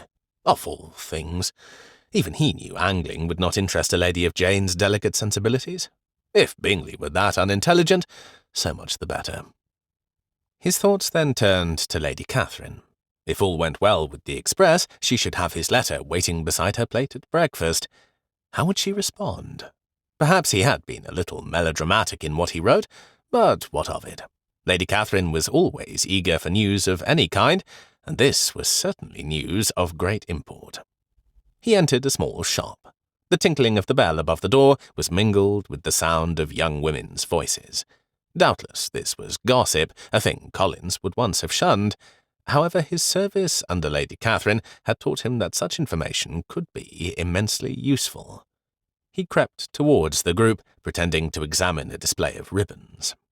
Kitty Bennet's voice was the first he identified, followed by the unmistakable tones of her sister, Lydia. There was someone else. Who was she? Collins stole a look. Beneath a modest straw bonnet, peaked red curls. This was Miss Mary King, the heiress. And Mother says that they are practically engaged, Kitty was saying. Collins held his breath. Could she be speaking of him and his beloved Jane? In other words, quipped Lydia, they are not. I feel rather sorry for Mr. Collins. He pines after Jane awfully. The note of pity in Kitty's voice made Collins wince. I dare say every young man feels the same way, said Mary King. Miss Bennet is uncommonly lovely. But Uncle Philip says that Mr. Bingley has taken Netherfield, said Lydia. Can you imagine? Of course she will prefer him, and Mr. Collins will be out of luck. Shh, said Mary, her voice dropping to a whisper. There he is.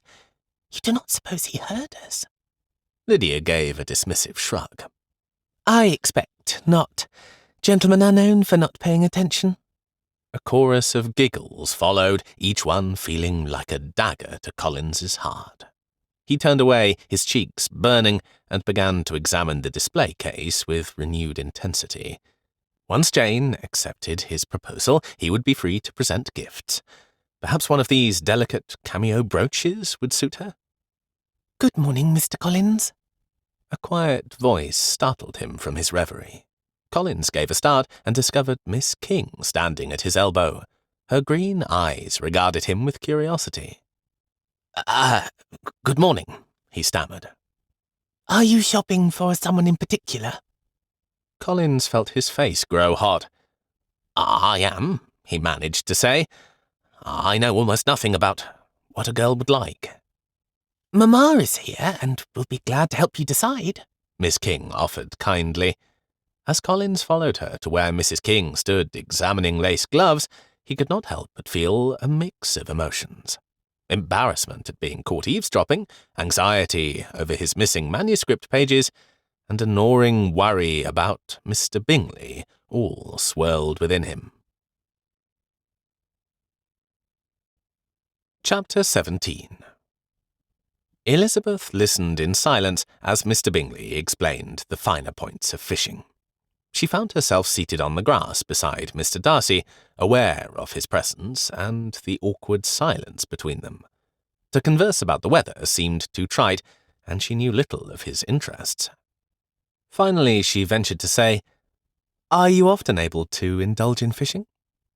Mr. Darcy's countenance softened slightly. "Not as much as I would like. My responsibilities keep me occupied much of the time." There was a wistfulness in his voice. "It is peaceful here," agreed Elizabeth.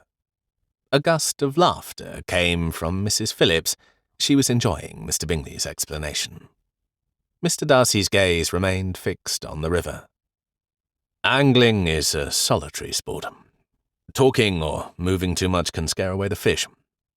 Elizabeth's eyebrows rose. "Fish can see us? I do not believe it." "Indeed they can." To her surprise, Mr. Darcy scrambled to his feet and held out a hand. "Come, I shall show you." Elizabeth allowed him to assist her to rise. She could not help but notice the strength in his grip and the unexpected warmth of his hand. He offered his arm, and together they made their way towards the river, but away from Jane and Mr. Bingley. "Now then," said Mr. Darcy quietly, "we first must pay attention to the rhythm of the water and the insects that are on its surface. We should also look for rising fish. There, do you see?" He pointed. "Why, yes, I see them," whispered Elizabeth. "Now we plan our attack accordingly." "Attack?" echoed Elizabeth.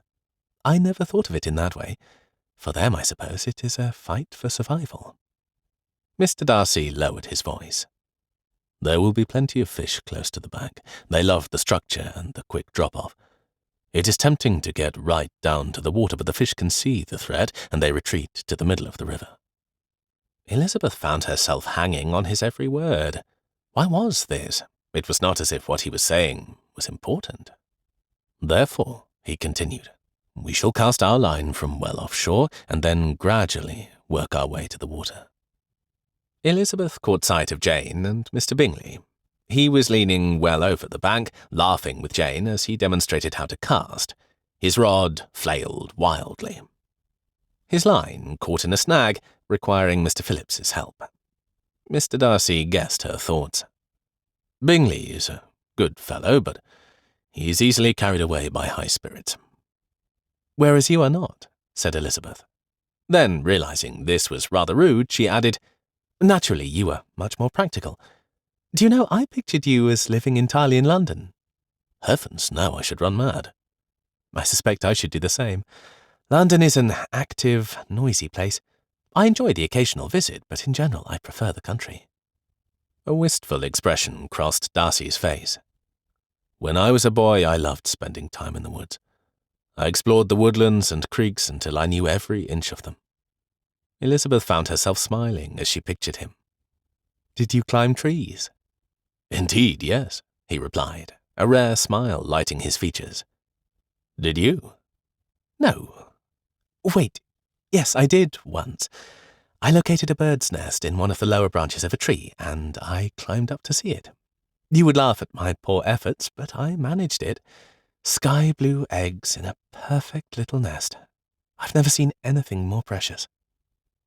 A lovely woman prefers the treasures of nature over fashionable hats and gowns. This drew a reluctant laugh. You must think me hopelessly provincial, she said. I do enjoy beautiful clothes, but your assessment is incorrect. I am not a lovely woman. He turned to her, amusement lighting his eyes. In their depths lurked a challenge. I have a looking-glass, Mr. Darcy. And what does it tell you? That I cannot hold a candle to my dear Jane, she said mildly. As to looks, I am tolerable, nothing more. Mr. Darcy was surprised into a laugh. Oh, she cried. Now look what you did. You have scared away the fish, and here I thought you were an expert. I humbly beg your pardon. He looked contrite, but Elizabeth knew that he was not. She feigned impatience. Now we shall have to look for a new spot, or we can admit defeat and sit in the shade with our books.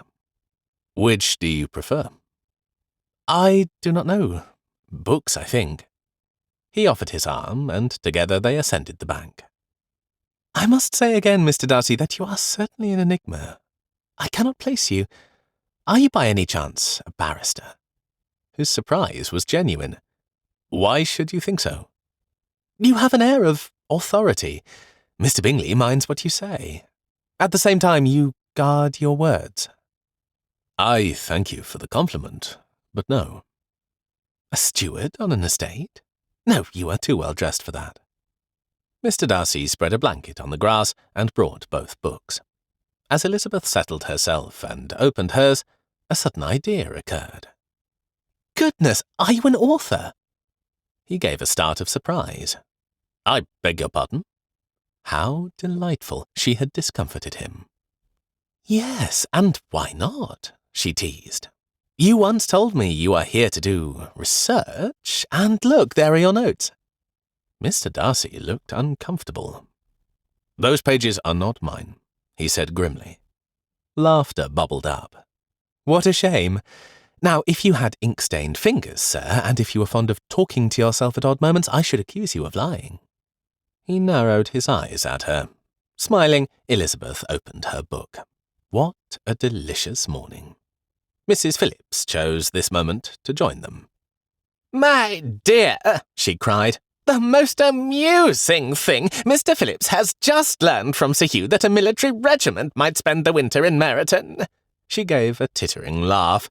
Officers and gentlemen in our midst, attending our parties and assemblies. What do you think of that? When her aunt paused to take a breath, Elizabeth made a proper reply. However, she could not help but notice Mr. Darcy. As Mrs. Phillips talked on and on, he withdrew into the pages of his book. Why had she teased him about being an author, and why had he appeared so flustered? For the remainder of the morning, and throughout the alfresco luncheon, there was no opportunity for quiet conversation. Elizabeth's aunt must talk, leaving Elizabeth both flustered and embarrassed. Mr. and Mrs. Phillips remained at Longbourn for supper, but Mr. Bingley and Mr. Darcy did not. Elizabeth gazed out at the sweep of the gravel drive. As Mr. Bingley's carriage disappeared from view, she felt a pang of disappointment. Their conversation by the river had revealed a side of Mr. Darcy she had not expected, one that intrigued her more than she cared to admit. It was then that she noticed that something had been left behind on the drive.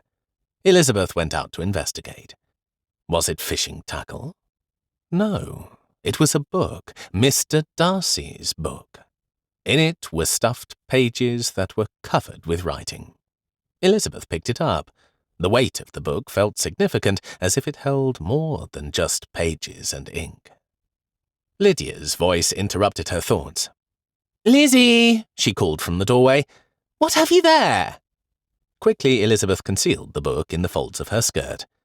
Nothing important, she called back. Her instinct to conceal the book surprised her. Why did she feel so protective of Mr. Darcy's property and his privacy? Moreover, she could not understand the excitement and trepidation that coursed through her. Now she would discover what Mr. Darcy was up to. Elizabeth felt a twinge of guilt at prying into Mr. Darcy's private affairs, yet her curiosity burned brightly. What secrets might this reserved, enigmatic man be harbouring. Her fingers traced the book's spine. Was it wrong to want to understand him better? Chapter 18. The weather on the day of Mrs. Bennet's soiree brought much disappointment. A leaden sky and continual rain meant an end to her fond plans for an alfresco supper on the terrace. Mrs. Phillips had driven to Longbourn to express her condolences and to offer assistance, although Elizabeth suspected her aunt's true motive was to share fresh gossip. Long and loud did Lydia and Kitty lament the changes brought by the weather. "What about the coloured lanterns?" wailed Kitty. "So much work wasted, no one will see them." Lydia cast herself onto the settee. "And how can we have a romantic evening when we must be shut up in the drawing-room?" Elizabeth looked on with both amusement and exasperation. "Romance requires eligible gentlemen," she pointed out. "As you recall, they are in short supply." Kitty was not to be deterred. "What about Mr. Morland, and the gentleman who hosted the luncheon for Jane and you? You cannot tell me that you have forgotten them." Elizabeth felt a slight warmth creep into her cheeks, particularly at the memory of Mr. Darcy's intense gaze. She pushed the thought aside. "As to romance," added Lydia with a sly grin, "Jane has Mr. Collins for that." "Oh, heavens," muttered Elizabeth. Lydia's eyes gleamed with mischief. "To propose under the stars would have been vastly romantic. Mr. Collins needs all the encouragement he can get. And now, because of the crowded drawing-room, he will be thwarted." Elizabeth moved to stand beside Jane. "I should hope so," she said in a low voice. Lydia caught the gist of this remark. "Why? Were you planning on accepting him yourself?" Elizabeth gave her sister a quelling look. "I am sorry to disappoint you, but Mr. Collins dislikes me thoroughly. Even if I wished it, he would never offer for me." Mrs. Bennet, who had been engrossed in conversation with Mrs. Phillips, looked up with an arrested expression. "Why, that is an excellent notion, Lizzie. You and Mr. Collins should do very well together." She turned to share a smile with her sister. "I have been hearing such things of Mr. Bingley." Mrs. Phillips set down her cup and saucer, clearly relishing her role as a purveyor of gossip. "Rose had it from Mrs. King, Sally, who had it from Mrs. Gage, who had it directly from Niles. As you know, he is the boy who works at the Red Lion, where a certain gentleman's valet is staying, and he is in a position to be well acquainted with the truth." Mrs. Phillips paused dramatically to gaze at each face in turn. Elizabeth felt her patience wearing thin. "Only imagine. Mr. Bingley, who has lately taken Netherfield Park, is a man of large fortune, 4,000 or 5,000 a year." Mrs. Bennet's eyes were alight with calculation. "According to Lizzie, Mr. Bingley has a fondness for our Jane." She turned to Jane, whose cheeks were flushed. "My dear, prudence demands that you abandon Mr. Collins to Lizzie and set your affection on Mr. Bingley." "What about Mr. Darcy?" said Jane softly. "I suspect that he likes Lizzie." Mrs. Bennet gave a dismissive gesture. "Whatever he is, he does not hold a candle to Mr. Collins's expectations. Lizzie, it is your duty to bring yourself into Mr. Collins's good favour." Elizabeth felt a surge of indignation. She opened her mouth to protest, but Kitty's excited voice cut her off. "What about the other gentleman, the one who is a colonel?" Kitty's eyes were shining with romantic notions of military men. Lydia chimed in. "I hope he is able to come and wears his regimentals." "I remember the time when I liked a red coat myself very well," said Mrs. Bennet with a wistful smile. Then, returning to the matter at hand, she added, "But he will never do for Lizzie. No, she must accept Mr. Collins." As the conversation devolved into speculation about the merits of potential suitors, Elizabeth found the drawing-room increasingly stifling.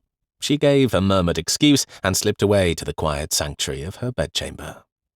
Once alone, Elizabeth sank onto her bed.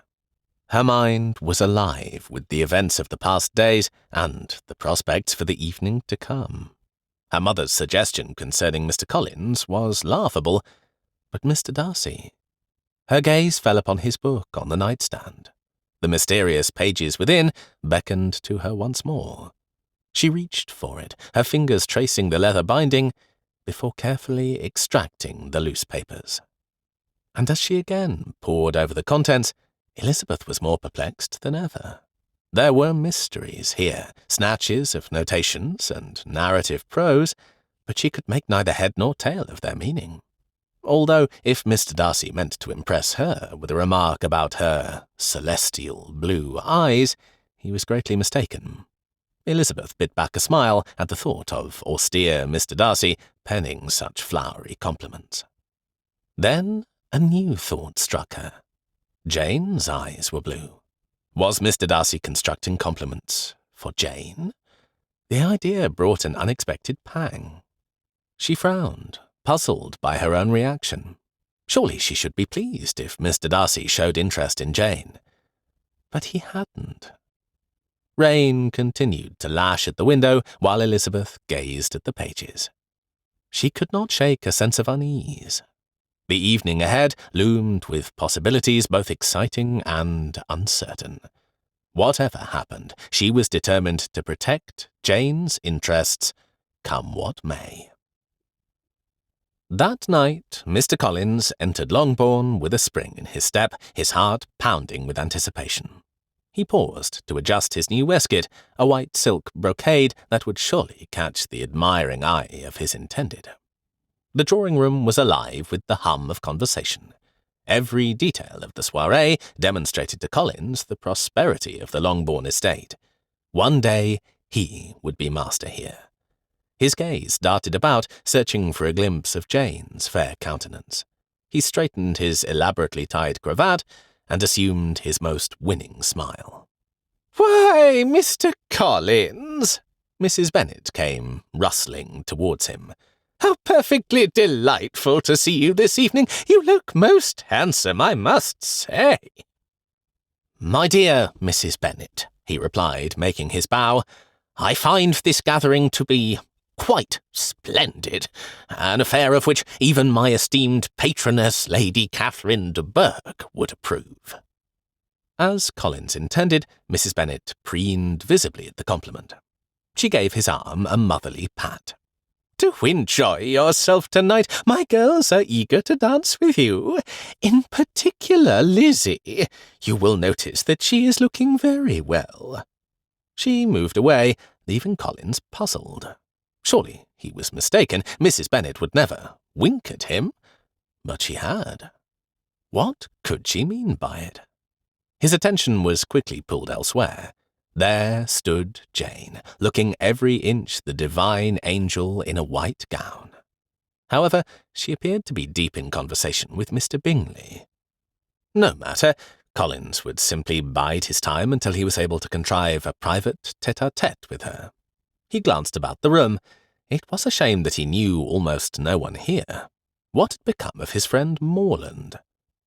As the guests continued to arrive, he found his frustration growing. Each attempt to approach Jane was thwarted. She always seemed to be surrounded by her sisters or engaged with that insufferable Mr. Bingley. The man was proving himself to be a most vexing obstacle. At last, the musicians struck up a lively contredanse, signalling the start of the dancing. Collins saw his opportunity. He made his way towards Jane with a sense of determination, carefully rehearsing his invitation to take her hand for the set. But just as he opened his mouth to speak, Mr. Bingley appeared. "Miss Bennet," he addressed her with an ingratiating smile that made Collins's blood boil. "Would you do me the great honour of accompanying me for this dance?" Jane's face lit up with a radiant, dimpled smile. "Why, I should be delighted, Mr. Bingley." Collins watched in impotent dismay as his Jane was led into a set. His carefully laid plans for the evening were crumbling. A gentle voice rang out beside him. "Mr. Collins? Sir, are you quite well?" Turning, he found the rather plain countenance of Miss King regarding him with a look of sincere concern in her eyes. While kind, her features paled in comparison to the exquisite beauty possessed by his angelic Jane. "Ah, Miss King," he replied, forcing a smile. "I am perfectly well, thank you. Perhaps you would care to dance?" As they took their places in the set, Collins could not help but cast longing glances at Jane and Mr. Bingley. Miss King was a pleasant enough partner, but her conversation held little interest for him. Though he nodded politely and responded when necessary, his mind was elsewhere. His gaze drifted often towards that radiant pair navigating the dance floor with such effortless grace and mutual enjoyment. This was not how the evening was meant to unfold. But the night was young, and he would shortly have his moment with Jane. After all, what chance did Mr. Bingley have against a man of Collins's standing and connections? With renewed determination, he resolved to persevere. The perfect moment would present itself, and when it did, he would be ready to seize it and Jane's hand in marriage. As he danced with Miss King, he told himself that it was but a small detour on the path to his ultimate goal. Even if it required enduring talk of local gossip and Miss King's cousin's endless collection of embroidery samplers, he would do so. All he needed was patience, tact, and the unwavering confidence that had earned him the favour of Lady Catherine de Bourgh herself. Chapter 19. Darcy paced about the drawing-room, his eyes scanning the assembled guests. The intimate nature of this gathering left him exposed, a fact that did not escape his notice. He could feel the weight of numerous gazes upon him. It was clear that news of his position and fortune had now reached this small community. A sigh escaped his lips. Fitz, his usual ally in these social situations, had likely been delayed by the inclement weather. There would be no refuge in conversation while others danced. Not that Fitz would refuse to dance. His cousin was far more at ease in these settings than Darcy could ever hope to be. Darcy's gaze strayed to the card-room, where older gentlemen congregated. It was a potential sanctuary, but an unappealing one. He had never developed a fondness for cards, finding the pastime tedious at best. What he truly wished to do, a desire that both thrilled and alarmed him, was to dance with Elizabeth Bennet. The very thought of it sent a jolt of anticipation through him, quickly followed by a wave of caution. It would never do to encourage expectations or set local tongues wagging. Prudence warred fiercely with desire. His gaze sought her out instinctively. She was not dancing, but rather circulating among the guests with grace and poise. It struck him that she was performing her mother's duty as hostess, and doing so admirably. The realization only heightened his admiration for her. Seeking a momentary distraction, Darcy crossed to the punch bowl and accepted a cup. Over its rim, he continued to observe Elizabeth. At length she approached him, a slight smile playing on her lips. She thanked him for attending and inquired after his enjoyment of the evening. Darcy found himself struggling to maintain his composure. Her proximity was both exhilarating and unsettling. As the set ended, Bingley appeared, his face alight with good cheer. "Come, Miss Elizabeth," he said, his voice carrying a hint of playful command. "I must have you dance. I hate to see you standing about by yourself. You had much better dance." Darcy watched as a faint blush coloured Elizabeth's cheek. "You are very kind, sir. However—" In his enthusiasm, Bingley cut her off. "Here is Mr. Darcy. I present him to you as an agreeable partner, or rather he can be once he puts his mind to it." Elizabeth's laughing eyes met Darcy's, and he felt a smile tug at his lips.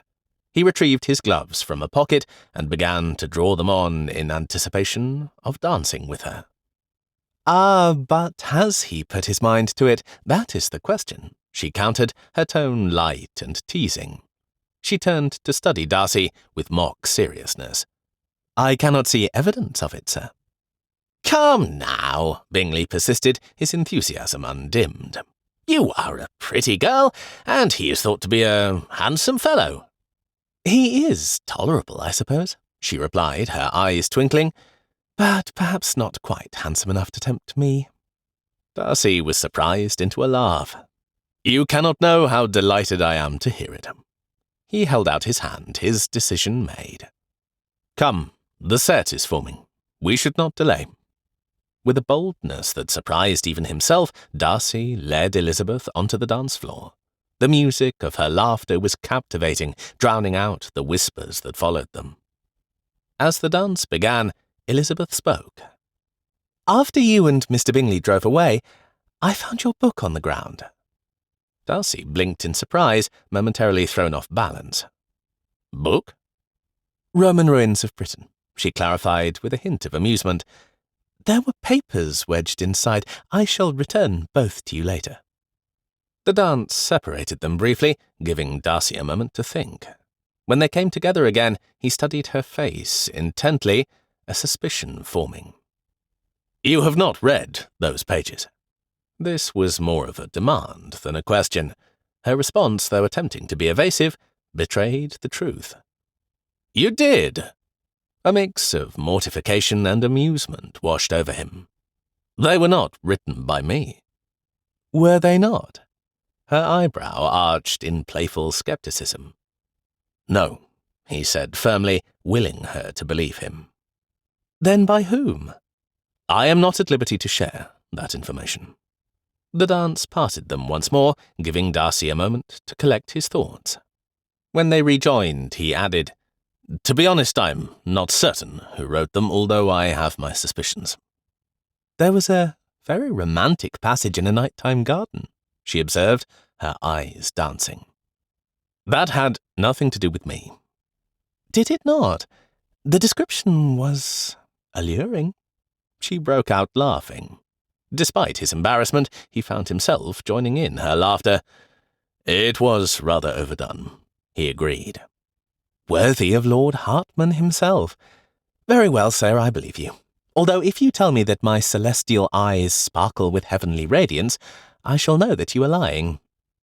"We cannot forget the example of feathered flattery." Darcy surprised himself with his willingness to continue this playful exchange. "The what?" As he led Elizabeth through a turn, Darcy quoted, "Your graceful movements put even the most elegant of swans to shame." Her gurgle of laughter was infectious. "Having been taught by Terpsichore. Horrible. I marvel that anyone should write such things." Darcy struggled to maintain his composure, torn between amusement and the need for discretion. As the dance came to a close, he made his bow, reluctant for their interaction to end. Elizabeth rose from her curtsy. "When shall I return your book?" "After supper," Darcy replied, seizing the opportunity. "Do join me." "But Mamma says that Oh dear, I ought to have supper with someone else." Her hesitation was evident. Darcy felt a flicker of disappointment. "Come now, you cannot refuse me," he pressed, surprising himself with his persistence. Elizabeth lifted her chin, a spark of defiance in her eyes. "You are right. I should be delighted to be your supper partner, Mr. Darcy." Unable to resist, Darcy quipped, "Even if I am only tolerable?" "Especially because of that." Her smile was bright and challenging. As they moved from the dance floor, Darcy felt a warmth spreading through his chest. Elizabeth Bennet was unlike any woman he had ever met, and this both thrilled and terrified him.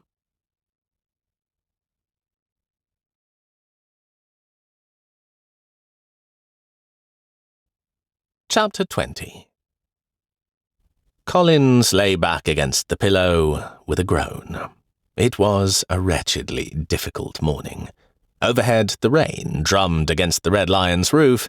Each drop was like a hammer battering his aching skull. It was all the fault of the punch. He'd had several glasses, not an undue amount, but he had not reckoned with his hostess. Trust Mrs. Bennet to lace the delicious-tasting concoction with strong spirit. He closed his eyes, trying to will away the nausea that threatened to overwhelm him. His aching back and sore ribs made movement difficult. For this, that cursed London corset was to blame. He began the evening in relative comfort, but after hours of standing about and dancing, it had tightened alarmingly. And then there was his unfinished novel. In his mind's eye, Collins saw the incomplete pages of his manuscript. His heroine, Lady Sophia, stood frozen in mid-sentence, waiting for him to finish. Lord Ashcombe suffered similar neglect.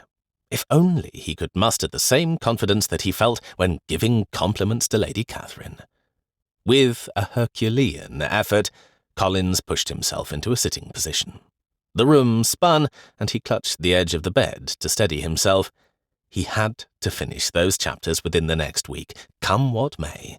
The alternative, facing Mr. Morton's disappointment and potentially losing his publishing contract, was too terrible to contemplate. Then, too, he'd already spent much of his advance. As he slowly rose to his feet, Collins caught sight of his reflection in the small mirror hanging on the wall. His hair was dishevelled, and his eyes were bloodshot.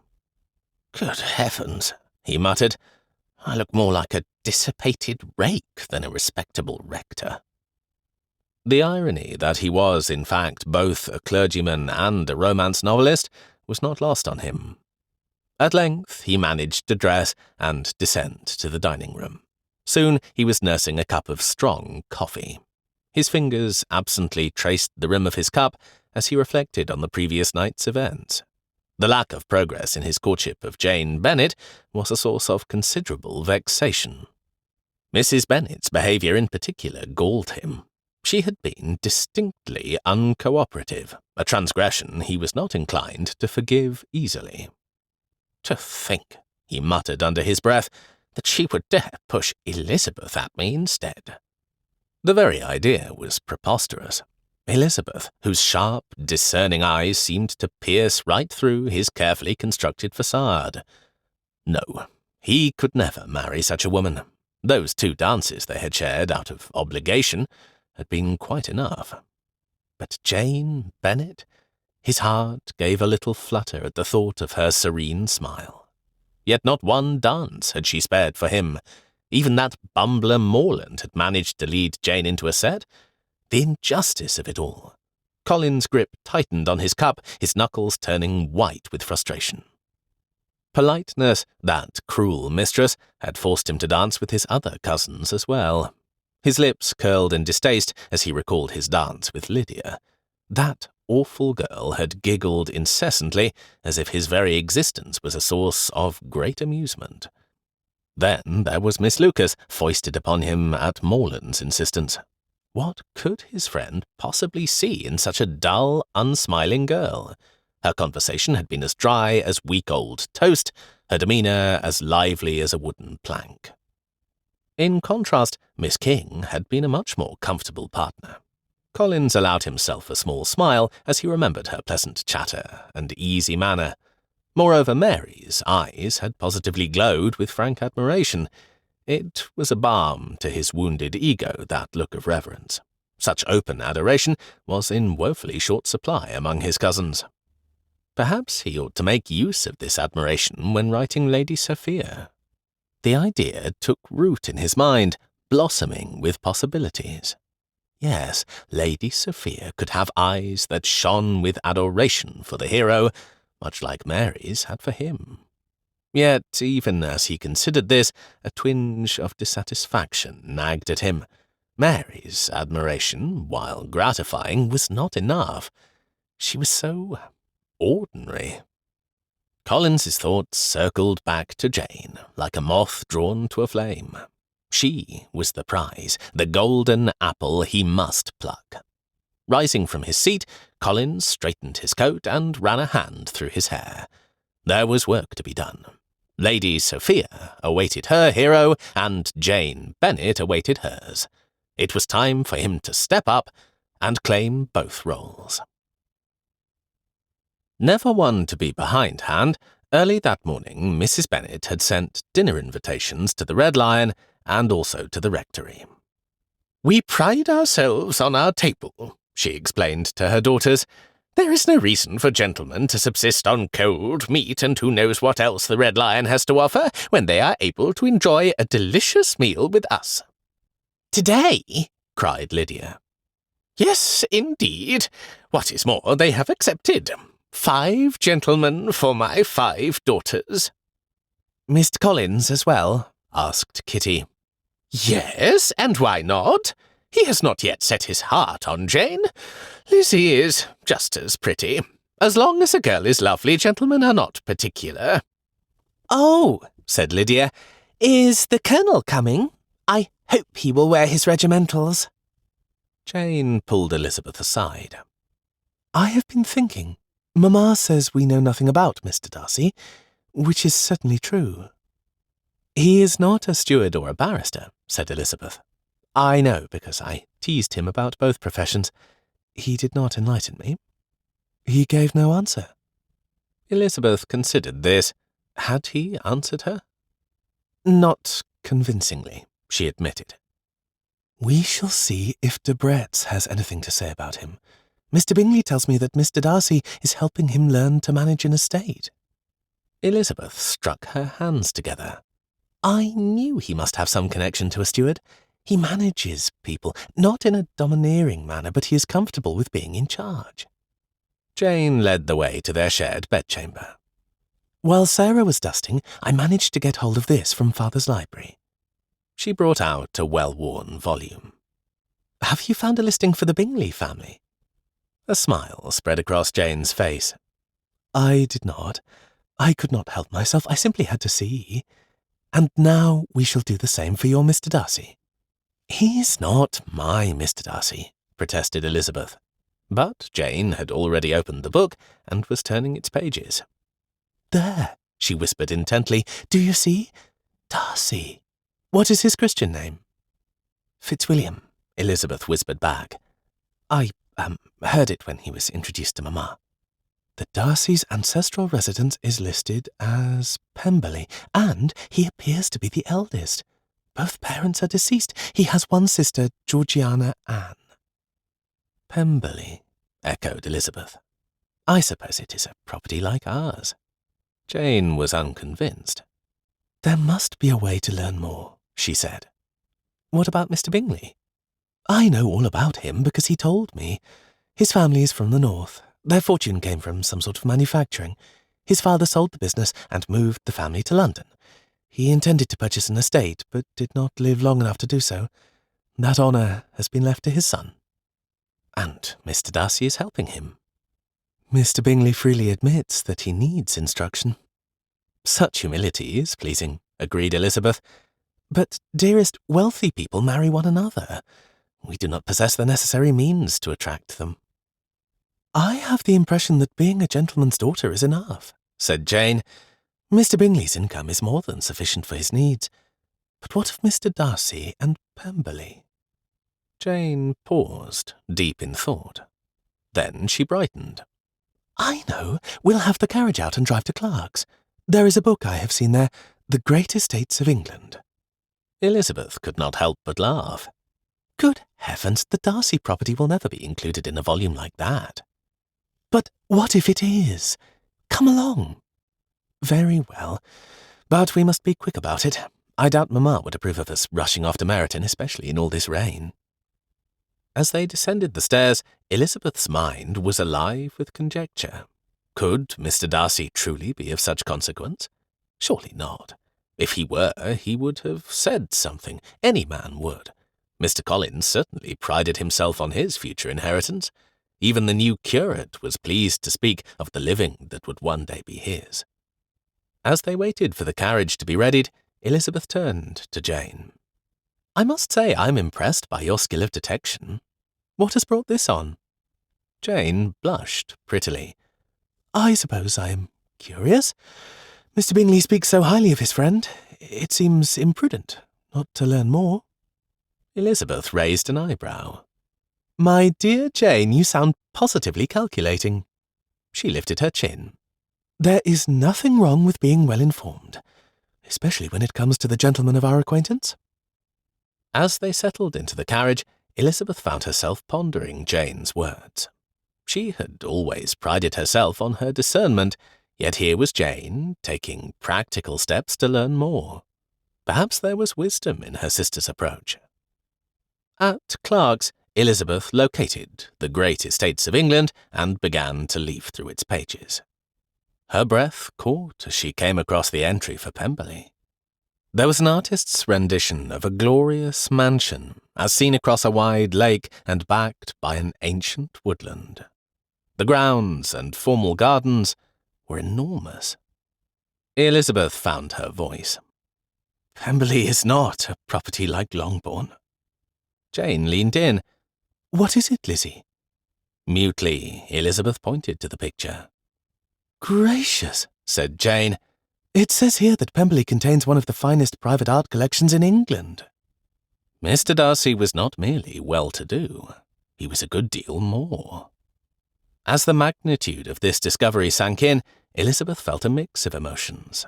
Excitement, certainly, but also a twinge of something else. Inadequacy, intimidation. Oh, heavens, the things she had said to him. She had teased him and openly disbelieved him. How would she face him at dinner? But Lizzie, said Jane, remember what I said earlier. Being a gentleman's daughter is enough. We must not let this information change how we behave towards him. I suppose, said Elizabeth. However, she knew this was far from the truth. Chapter 21. Dinner at Longbourn proved to be quite the spectacle. As the party settled around the table, Darcy found himself keenly observing the dynamics at play. The youngest Bennet girls were silly and ill-informed. Mr. Morland, the curate, seemed unperturbed by his pairing with Kitty Bennet, and he engaged her in polite conversation. Lydia, the youngest, was seated beside Colonel Fitzwilliam. She was already displaying a worrying propensity for flirtation. What a shame that you do not wear your regimentals, sir. Her teasing voice carried the length of the table. Fitz, ever the gentleman, replied good-naturedly, "Only for duty, my girl." Lydia gave a cry of protest. I am not a girl. I am a woman grown. Fitz merely laughed and cast an amused glance at Darcy. Mary, the middle daughter, remained largely silent, in stark contrast to her younger sister's vivacity. Elizabeth, usually so lively, looked distinctly uncomfortable. Darcy wondered if this was due to her mother's machinations, which had placed her beside Mr. Collins. Gone were the smiles and clever asides from the night before. Darcy found himself puzzling over the change. Collins, for his part, seemed oblivious to Elizabeth's discomfort. His attention was fixed almost exclusively on Jane. Mrs. Bennet's stratagem was clear. She had positioned Bingley next to Jane, no doubt hoping to encourage a connection between them. Darcy was seated between his hostess, who maintained a relentless stream of chatter, and the silent Mary. As the meal progressed, he began to suspect that Mrs. Bennet harboured hopes of a match between him and her middle daughter. The realization did nothing to improve his opinion of the evening. After dinner, Mrs. Bennet led the way into the drawing-room. Their entertainment would not be left to chance. "Our Lydia has made an excellent suggestion," she announced. "Of an evening, my girls have been reading aloud from Geoffrey Sterling novel, Her Impetuous Earl. What do you say to having the next chapter?" Collins squirmed in his chair. "Not everyone has a taste for such things." We do, cried Kitty. She brought out the volume. "What a pity that we do not have several copies," said Fitz. "We could act out the parts." Lydia bounced up in her chair. Who would you be? "The villain, of course," said Fitz, smiling.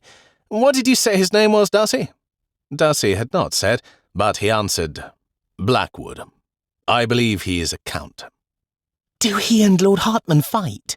Kitty wanted to know. "I shan't spoil it for you," said Darcy, "but I expect you can guess." Is there danger? quoted Elizabeth. Here was a laughing look for Darcy. The book was opened. At Kitty's insistence, they decided to skip ahead to the most exciting part. "But that is not right," protested Mary. "We must read a story according to its proper order." "Hear, hear," said Mr. Collins. "For goodness sake," cried Mrs. Bennet. "No one cares about that. Go ahead, Mary." With a dark look to her mother, Mary accepted the volume. She began to read, hesitating over the dialogue. Fitz volunteered to step in and take the part of the evil Count. After a consultation with the book, Bingley agreed to be Lord Hartman. "Wait, what?" cried Collins. His face turned an alarming shade of red. The housekeeper was summoned, and she soon returned with a broom and a mop. Then they were off, recreating a dramatic sword duel. Bingley, as Lord Hartman, stood tall and proud, brandishing the broom. "Count Blackwood, your nefarious schemes end here," he declared with exaggerated bravado. Colonel Fitzwilliam, relishing his role as the dastardly Count Blackwood, let out a theatrical laugh. "Ha! You fool, Hartman! You think you can best me? I, who have studied the blade with the finest masters in all of Europe." He waved the mop dramatically. "Your wicked heart gives you no advantage here, Blackwood," Bingley retorted, swinging his broom. "I fight for love and honour." "Love?" spat Fitz, his eyes gleaming with mischief. "Honour? Such trifles! I fight for power and power alone." The two men circled each other, mimicking the clash of swords with enthusiastic sounds. Jane laughed and clapped her hands, urging Bingley to have a care. "You fight well, Hartman," sneered Fitz, "but not well enough." With a spectacular flourish, he disarmed Bingley. Bingley, ever facile, grabbed the fire-iron from the hearth.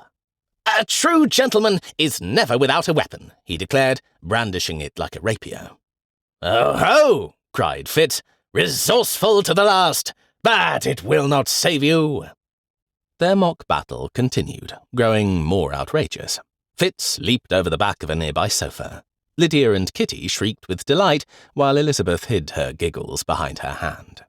Even Mr. Bennet, drawn from his library by the commotion, watched from the doorway with poorly concealed amusement. "Surrender, Blackwood!" shouted Bingley, pressing his advantage. "Your villainy ends tonight!" Colonel Fitzwilliam clutched his chest dramatically. "Curse you, Hartman! Our battle is far from over!" With a mighty cry of anguish, he collapsed onto the sofa, playing dead. The room erupted in applause, with Lydia and Kitty on their feet. Mrs. Bennet fanned herself vigorously. Darcy watched with a combination of fascination and amusement. Without meaning to, he caught Elizabeth's eye. She was overcome with laughter, and her eyes sparkled with mirth. For a moment, all his reservations about her family melted away in the warmth of her smile. Collins, on the other hand, was behaving rather oddly. He had shrunk so far down in his chair that he was in danger of sliding off entirely. Meanwhile, Bingley was consulting the book. "Hold hard, there is more. We would not wish to leave anything out." He struck a pose and raised the fire-iron aloft. "I am not afraid of danger," he quoted. "With my trusty sword, fire-iron, I have bearded the lion in his den." The moment those words left Bingley's lips, Darcy noticed an immediate change in Elizabeth's demeanour. Her laughter died abruptly, replaced by an expression of shock and suspicion. Her eyes, usually warm and inviting, now bored accusingly into his. Darcy felt a chill run down his spine. What had he done to provoke such a reaction? Later, when Elizabeth returned Roman ruins of Britain to him, her manner was cold and confrontational. "You wrote that book?" Her tone left no room for argument. Darcy felt his eyebrows rise in genuine surprise. "I? What a ridiculous notion." "Is it, Mr. Darcy?" Elizabeth's voice was sharp, her eyes flashing. "I was taken in just like everyone else. You are not a barrister, or even an owner of an extensive estate. You are Geoffrey Sterling." "Oh, Please, Darcy scoffed. With a swift motion, Elizabeth twitched the papers from between the covers of the book. These are your notes, sir. You are proven guilty by your own hand. With my trusty sword, I shall beard the lion in his den. For pity's sake, Sterling's heroes always say this, as was demonstrated tonight by Bingley playing Lord Hartman. Not Hartman, but Lord Ashcombe. Elizabeth's voice was triumphant. Do you see? You have written his name yourself, along with the title of the book. It is not her ardent courtier, but her Earl's honour. There is no such book, he insisted. Not yet, because you are still writing it. Darcy could not help but laugh. This is not my handwriting. Elizabeth's eyes narrowed. A likely excuse. With deliberate calm, he took the pages from her, folded them, and shut them in the book. I repeat, I am not the author of this. Then who is? Darcy felt his lips twist into a smile. That is something I intend to find out. Chapter 22. Darcy awakened the following morning with a sense of purpose. He had a duty to perform, distasteful though it might be. After breaking his fast, he retreated to his room at the Red Lion to study the pages Elizabeth had returned.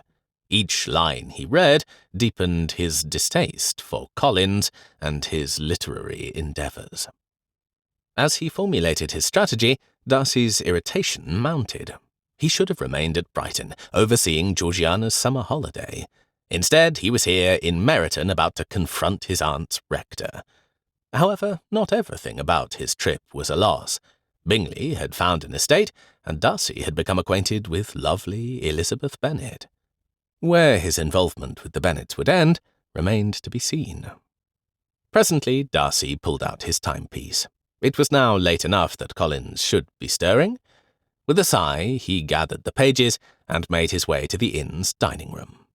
He found Collins there, enjoying a late and leisurely breakfast. The moment Collins saw him, his face lit up with an ingratiating smile. Mr. Darcy, sir. Collins half rose from his seat. What an unexpected pleasure. To what do I owe the honour of your company this fine morning? Darcy approached, his face a mask of polite indifference. Mr. Collins, I believe these belong to you. He held out the pages. Collins's eyes widened in recognition. Oh, my goodness, how careless of me to misplace those. I cannot thank you enough, sir, for taking the trouble to return them. Such consideration from a gentleman of your standing is truly remarkable. As Collins reached for the pages, his hand trembled slightly. Darcy did not immediately release them, but instead pulled out a chair. I have a few questions, if you do not mind. A flicker of unease passed over Collins's face. Questions? My good sir, I cannot see what business it is of yours. Darcy's jaw tightened. It is very much my business, unfortunately. Because of your actions, I've had my plans interrupted to travel here and investigate. My actions? Collins gave a braying laugh. Surely you jest, Mr. Darcy. I assure you I do not, said Darcy coldly. Namely, you absented yourself from the Hunsford parish to jaunt about the countryside with friends.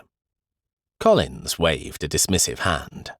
A harmless diversion, sir. Mr. Morland, who is now curate here, is hardly an objectionable companion. Nevertheless, my aunt is suspicious. The effect of these words on Collins was immediate.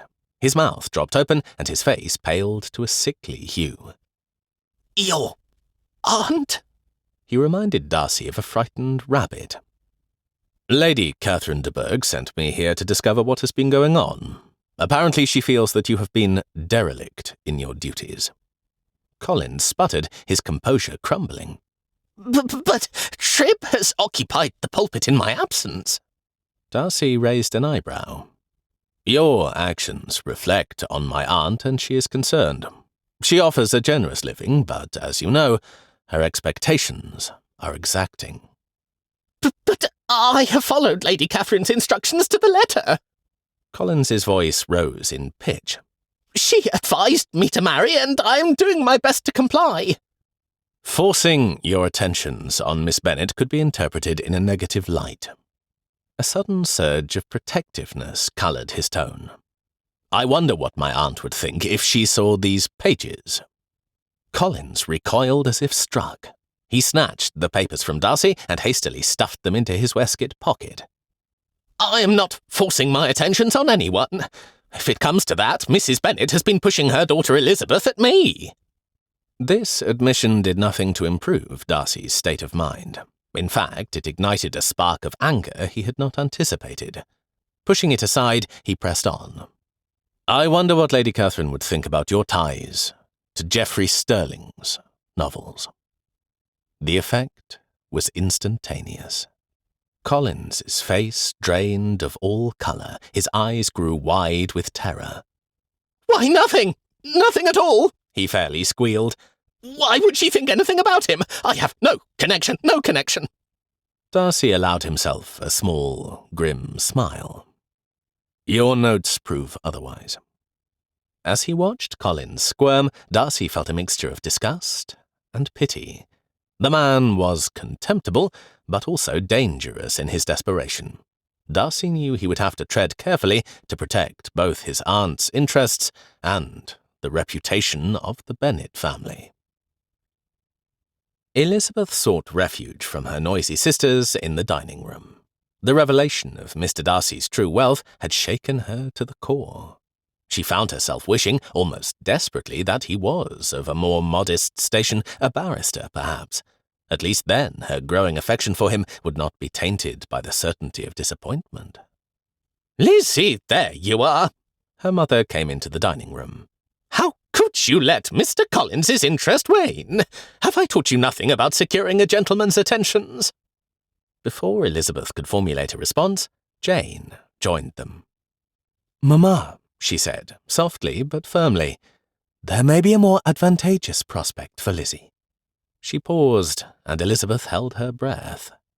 Please, Jane, no, she whispered.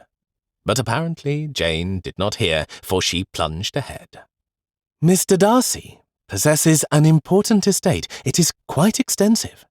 With a flourish, she brought out the great estates of England.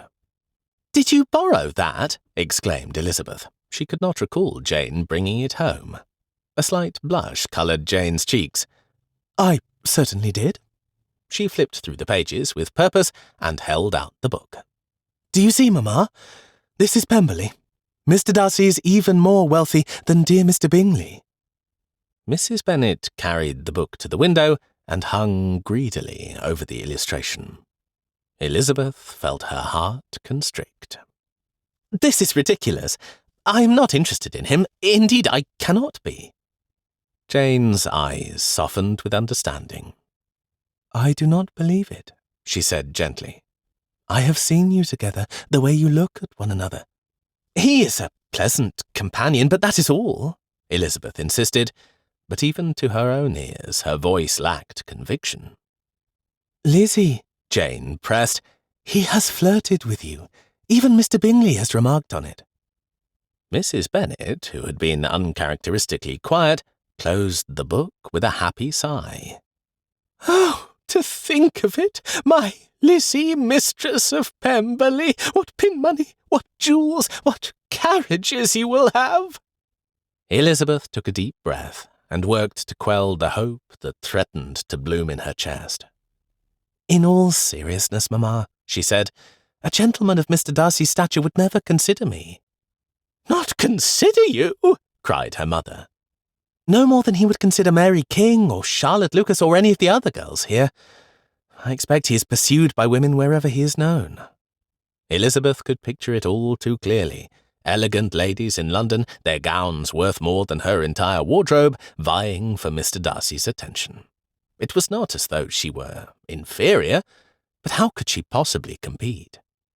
Lizzie, said Mrs. Bennet, breaking into her thoughts. You must forget your pursuit of Mr. Collins at once, do you hear? Despite her inner turmoil, Elizabeth had to smile. I am happy to comply, Mamma. But you must not pin expectations upon Mr. Darcy. In that you will be doomed to disappointment. Nonsense, scoffed Mrs. Bennet. I dare say he is as smitten with you as Mr. Bingley is with Jane. Elizabeth shook her head, her heart heavy. That may be. But in my case his interest is only temporary. We do not know if we shall ever see him again. Not ever see him? What an absurd idea! Mrs. Bennet's voice rose in pitch. Of course we shall see him. I shall invite him to supper this very night. Please, no. I would die of shame to appear so desperate. It is not as if I am at my last prayers, and to display interest in him now when I know who he is would make me appear mercenary. And, Mamma, I am not. But Mrs. Bennet would not be deterred. You must take the carriage into Meryton this afternoon, never mind the state of the roads, and walk about, visiting the shops. He must see you, Lizzie, out of sight, out of mind, my grandmother used to say. We shall make certain that Mr. Darcy does not forget you. As her mother continued to scheme, Elizabeth felt a curious combination of hope and dread. She wished to see Mr. Darcy again, longed for it even. But the thought of orchestrating an accidental meeting was too embarrassing. Even so, a small part of her wondered if it would work. What if Mr. Darcy truly did care for her? Elizabeth pushed the thought aside. She would not allow herself to be carried away by fanciful notions. But as she gazed out the window, her mind could not help but wander to thoughts of Pemberley and to the man who called it home. Later that day, Collins drove the Red Lion's gig to Longbourn. He was beautifully arrayed for an afternoon call. He would insist on a private audience with Jane Bennet. This time he would not be interrupted. In his pocket he carried a small gift, a delicate cameo brooch. Never mind that Mary King had suggested it, it would be just the thing for Jane. Collins drove slowly, fearful that the horse would kick up mud. The leisurely pace gave him an opportunity to practice what he had written for his proposal. He would not make a mull of it like last time. Not for nothing had he spent all morning perfecting it. My dearest, most beauteous Miss Bennet. Collins recited from memory what he had written, using his pulpit-trained voice. It is with a heart overflowing with the most ardent admiration and tenderest affection that I stand before you today. Hang it all, this was not right. He would be kneeling. Collins pulled the gig to a halt, extracted his notes and a pencil, and made the correction. Surely you must have divined the purpose of my visit, for how could any man of sense and feeling resist the charms of one so fair and accomplished as yourself? Yes, a little flattery could not hurt. Now came the challenging part. He must remember each of the points, and at present there were a few gaps. Allow me to expound upon the manifold reasons why our union would be nothing short of divine providence. Collins listed the honour of serving as the rector of Hunsford Parish, a position bestowed by none other than the Right Honourable Lady Catherine de Bourgh herself. He set the notes aside and continued from memory. As a testament to my character and capabilities, her ladyship has seen fit to elevate me to this most esteemed office. He paused to consult his notes. He would mention the beauties of the renovated rectory, its proximity to Rosings Park, and the wonder of the estate's formal gardens. Now came the best part. My dear, an overwhelming tide of romantic feelings surges within my breast. Your eyes, like twin stars guiding a lost mariner home, have captured my very soul. Here Collins paused to admire his turn of phrase. Stars guiding a lost mariner was beautifully said. He made a mental note to include it in a future novel. Your melodious voice is sweeter than a heavenly choir. Your grace and poise would put Aphrodite herself to shame.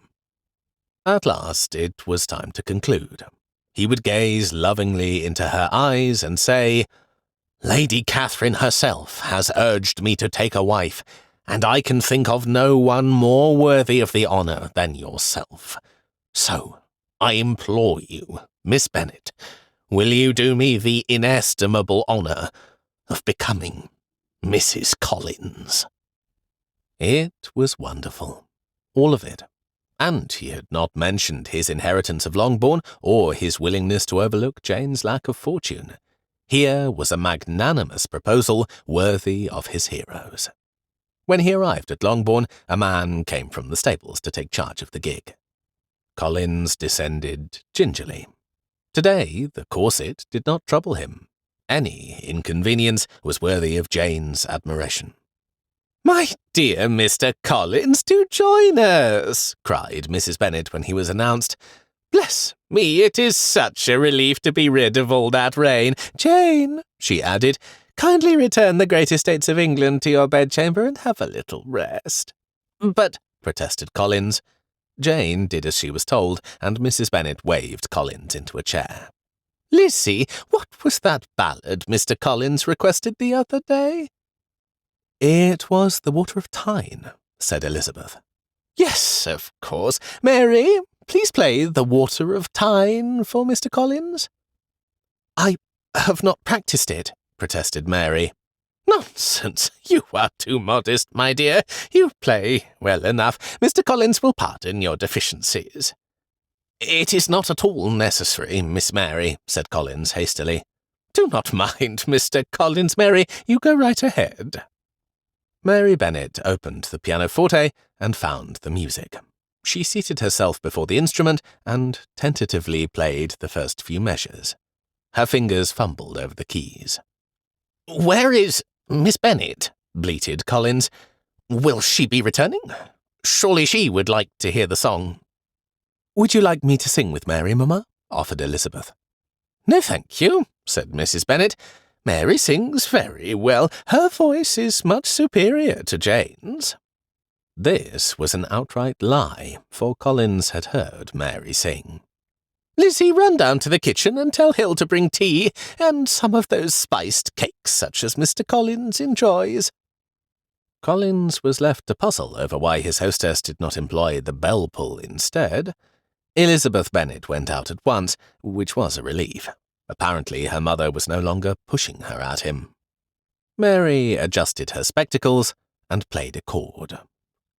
"Oh, where is the boatman, my bonny hinny?" she sang. This was the chorus, not the verse, but Collins was not about to correct her. Evidently Mary lost her place, for she stopped playing. Collins gathered his courage. "Mrs. Bennet," he said, "might I solicit for the honour of a private audience with Miss Bennet?" "Not today, for Jane must have a little lie down. We expect Mr. Bingley to call later in the evening." Collins drew himself up, his chest swelling with indignation beneath the corset. Was she refusing him? Mrs. Bennet, who had been his staunchest ally in this household? If he were not so angry, he would have been deeply hurt by this unexpected betrayal. "Our Mary is quite fond of you, you know," continued Mrs. Bennet sweetly. "Will you not speak with her instead?" As if on cue, Mary Bennet played another chord. "Oh, where is the boatman? Bring him to me," she warbled. "Mary," Collins stuttered, his mind reeling. Was Mrs. Bennet truly intending to push her awkward daughter at him? He felt the carefully rehearsed proposal crumble to dust. A sudden thought struck him like a bolt. He gave a start and lunged to his feet, nearly toppling over in his haste. Here was a chance to salvage his dignity. "An excellent notion, ma'am, and quite prudent as well," he declared. "If one must marry, one should not disregard a generous marriage settlement." Mrs. Bennet stared up at him open-mouthed. With a stiff bow that threatened to split the seams of his fashionable waistcoat, Collins bid her good day. He strode towards the door with as much grace as his restrictive garments would allow. His mind was already formulating a new plan. "But Mary is right here," cried Mrs. Bennet, her voice rising in pitch. "Where are you going?" Collins paused at the threshold. He turned back with what he hoped was an enigmatic smile. "To secure my future, madam," he replied cryptically. He swept from the room with all the drama he could muster. As he climbed back into the gig, Collins felt a combination of emotions. Disappointment at the loss of Jane was foremost, but there was also a growing determination to prove them all wrong. If the Bennets thought William Collins could be so easily dismissed, they were sorely mistaken. He would find a wife worthy of his position, even if he had to propose to every eligible young lady in the county. With a flick of the reins, he urged the horse forward, leaving Longbourn and its inhabitants behind. The cameo brooch lay forgotten in his pocket, a small reminder of his thwarted ambitions. And yet all was not lost. Collins knew of one young woman who would appreciate it, and him. And was it not wonderful that her name was also Mary? The late afternoon sun cast long shadows across the common room of the Red Lion when Darcy's attention was drawn to the window by Colonel Fitzwilliam's low whistle. "Would you look at that?" murmured Fitz. "What is she doing here?" Darcy rose from his chair and joined his cousin. In the inn's yard, a chaise and four had just arrived. It was spattered with mud, evidence of a hasty journey through less than ideal conditions. The horses were post, but the chaise belonged to Lady Catherine de Bourgh. "Upon my word," breathed Darcy. "She must have a bee in her bonnet to come all this way. I wonder why." "Apparently I am not performing to expectation," said Darcy grimly. He could feel a headache forming behind his eyes, a common occurrence when dealing with his aunt's meddling. Fitz chuckled, though there was an edge to his laughter. "I like that. Why did she bother sending you if she was going to show up herself?" Before Darcy could respond, Lady Catherine's driver entered the common room. The man's livery was as mud-spattered as the chaise, and he looked weary from the journey. He approached the innkeeper and inquired about an estate named Longbourn. Darcy and Fitz exchanged glances. "We needn't guess where she is going," said Fitz, his voice low. "The question is, why?" "To locate her errand clergyman," replied Darcy. And yet he was not entirely convinced. There was something about this situation that did not sit right with him. Fitz leaned closer to the window. "She has got an axe to grind to travel this far, and in yesterday's weather, too." Darcy's mind churned with possibilities. What was his aunt's purpose in travelling to Longbourn? It certainly was not because of anything he had said in his letters. In fact, he had been deliberately vague about the Bennets, mentioning them only in passing. A cold dread began to creep up his spine as he considered the potential consequences of Lady Catherine's visit. Suddenly, Darcy's head came up. "Where is Bingley? We need his carriage." Fitz turned from the window. "At the property agent's, or more probably at Netherfield. He is looking to staff the house before he takes possession." "Then we must ride." Darcy was already moving towards the door. Fitz hurried after him. "What? Risk a gallop on that devil Atlas?" Darcy paused at the door, his hand on the latch. He turned to his cousin with a wry smile. "Atlas and I have been out several times now. We have a better understanding." His smile turned into a smirk as he added, "What slug they will find for you is another matter." Darcy did not know what Lady Catherine intended at Longbourn, but he was certain it could not be good. Images of Elizabeth's fine eyes clouded with distress flashed through his mind. Whatever his aunt's purpose, he was determined to be there to mitigate any damage she might cause.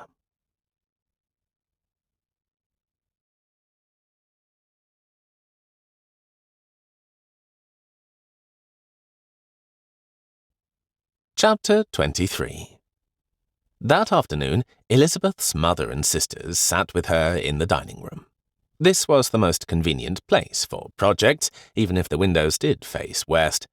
Elizabeth was tasked with mending. As she worked, her mind wandered to thoughts of Mr. Darcy. Surely he was Geoffrey Sterling. What he had written on those pages confirmed it. Yet somehow Elizabeth was inclined to believe him, a man of whom she knew almost nothing. Why should she trust in his character? The quiet was soon interrupted by the sound of carriage wheels on the drive. Kitty sprang to her feet and went to investigate. "It's a chaise and four," she announced from the window, "but I do not recognize it. Who can it be?"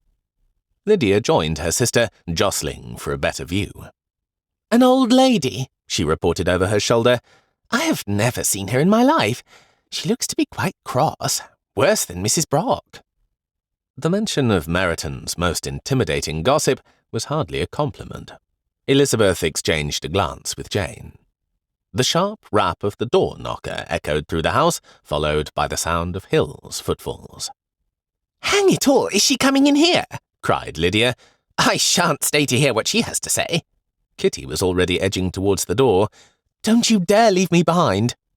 Before Elizabeth could admonish them, they had fled the room. Hile entered with a calling card. "Lady Catherine de Bourgh," she announced, her voice quavering slightly. Elizabeth's heart sank. This was Mr. Collins' patroness. Why had she come? She and Jane shared another look. "Good gracious," her mother whispered, smoothing her skirts nervously. "Mr. Collins' grand lady." Lady Catherine swept into the room like a storm cloud, her imperious gaze sweeping over the occupants. In that single glance, Elizabeth felt herself being scrutinized and found wanting. "Good morning, your ladyship," Mrs. Bennet offered, her voice unnaturally high. "Will you not be seated?" Elizabeth noticed her mother's panicked look to Hile, silently pleading for refreshments to be brought. Lady Catherine lowered herself onto one of the chairs with regal disdain, as if the very act of sitting in their home was beneath her. "This is Longbourn, I take it? And you are Mrs. Bennet?" "Yes, ma'am, I am." "I understand that this property, such as it is entailed on my rector, Mr. Collins." Lady Catherine removed a paper from her reticule and consulted it, her sharp eyes fixed on Elizabeth and Jane. "I assume that you are Miss Jane Bennet and Miss Elizabeth Bennet?"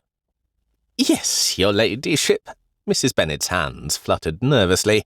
"These are my two eldest daughters, of 5. "So many. Most unfortunate for you." Lady Catherine's tone dripped with condescension. "And which of you is acquainted with my nephew, Mr. Darcy?" Elizabeth felt her cheeks flush. This woman was Mr. Darcy's aunt. But before she could answer, her mother spoke. "That would be Elizabeth, your ladyship. Mr. Darcy has a special fondness for her." Lady Catherine's eyes flashed dangerously. "Does he indeed?" Her piercing gaze turned directly on Elizabeth. "How dare you behave in such a way? To boldly ensnare Mr. Darcy, without regard to his family or his obligations." Elizabeth's indignation flared. She struggled to keep her voice even. "I have not ensnared him, your ladyship." Lady Catherine brandished the paper like a weapon. "According to Mr. Collins, that is exactly what you have done, with an eye to his social position and wealth, I dare say." Elizabeth bit her tongue, knowing that any defence would only fuel this woman's anger. Lady Catherine seemed to swell with fury at Elizabeth's silence. "I beg leave to inform you, ma'am," she declared, her voice rising, "that Mr. Darcy is engaged to my daughter Anne. Engaged, do you hear?" "Dear me!" Mrs. Bennet's eyes darted between Lady Catherine and Elizabeth. "We had no idea. He never mentioned it." She cast an anxious glance at her daughter. "Did he, Lizzie?" Elizabeth felt as if the floor had dropped away beneath her. Could it be true? Had Mr. Darcy been engaged all this time? She opened her mouth to speak, but no words came. Lady Catherine's accusation hung in the air like a thundercloud. "Well," demanded Lady Catherine, "what have you to say for yourself?" "If he is engaged to another, I wonder why you should ask," she replied. The sound of galloping hooves broke through the tense silence. Elizabeth's heart leapt into her throat. Immediately she willed down a surge of hope. Of course it was not him. Things like this happened only in books. Jane rose to her feet and moved to the windows. "Why, look!" Without another word, she turned and ran out. Even before the knocker sounded, Elizabeth heard the main door open and Jane's soft voice. "Where is she?" a man's voice demanded. Lady Catherine was undeterred. "Well, I demand that you answer, Miss Elizabeth. Are you engaged to Mr. Darcy?" Suddenly, the man himself appeared in the doorway. Elizabeth had never seen him so blazingly angry. His eyes, usually so controlled, now burned with an intensity that made her breath catch. She found herself recoiling. What could have provoked such fury in the usually composed Mr. Darcy? And how, in the midst of her shock and confusion, could she still feel a thrill at his presence? Elizabeth's gaze darted between Mr. Darcy and his aunt, her heart pounding so loudly she was sure everyone in the room must hear it. Darcy felt the weight of Lady Catherine's piercing gaze. The atmosphere was thick with unspoken accusations and simmering tension. He tossed his hat and riding whip onto the dining table and began to strip off his gloves. His fingers trembled slightly with suppressed emotion. The very air seemed to vibrate with his aunt's displeasure. The late afternoon sun cast shadows across the room, adding to the ominous atmosphere. "I see how it is," she scoffed. "Miss Elizabeth Bennet has ensnared you with her beauty and supposedly with her charm, although I have seen no evidence of the latter." She leaned forward, her eyes narrowing. "But she has not answered my question. Therefore I must assume that she is not engaged to you. What say you to that?" Darcy met her with a steady gaze, consciously suppressing the irritation welling within him. "Merely that my matrimonial plans are none of your concern, ma'am." His voice was low and cool, concealing the tumult beneath. Lady Catherine's expression hardened, yet there flickered a moment of uncertainty. "Of course they are. You are engaged to Anne." "That I am not, nor shall I ever be," he stated quietly.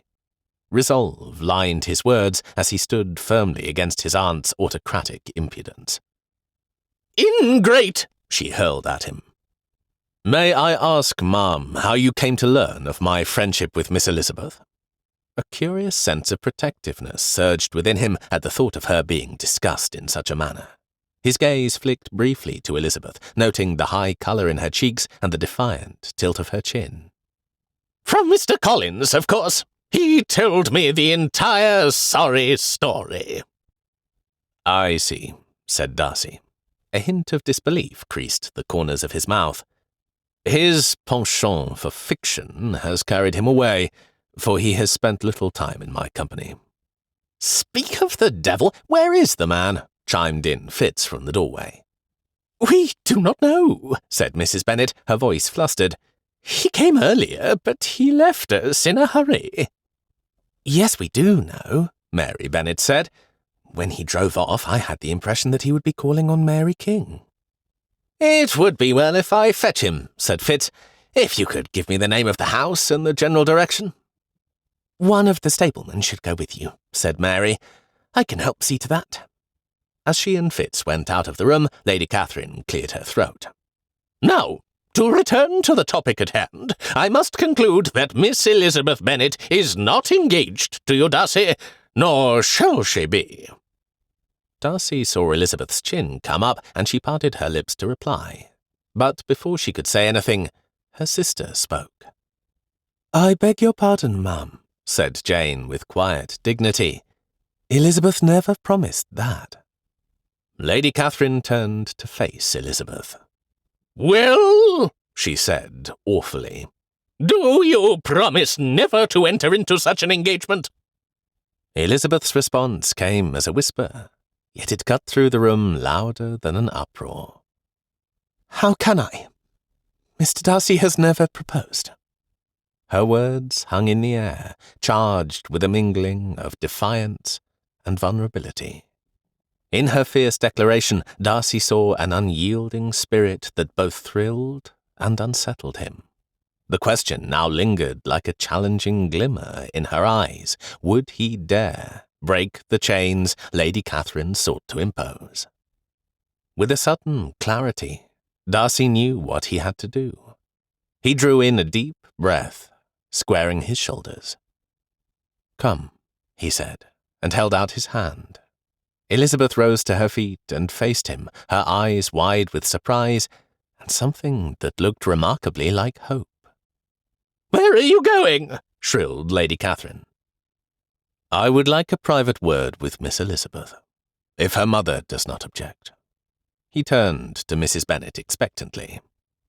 In her struggle to answer, for Lady Catherine's piercing gaze was upon her, the poor woman gave a muffled cluck. I most certainly do not object," she managed. Darcy offered his arm to Elizabeth. "Shall we?" As Elizabeth placed her hand on his arm, Darcy felt a jolt run through him. He led her towards the door, acutely aware of the shocked silence of the others in the room. But in that moment, all that mattered was the woman by his side and the conversation that lay ahead. Lady Catherine guessed his purpose and fired a parting shot. "And you prefer an alliance with this person, whose family estate is negligible and is entailed on Mr. Collins?" "As a matter of fact, I would, if she will have me."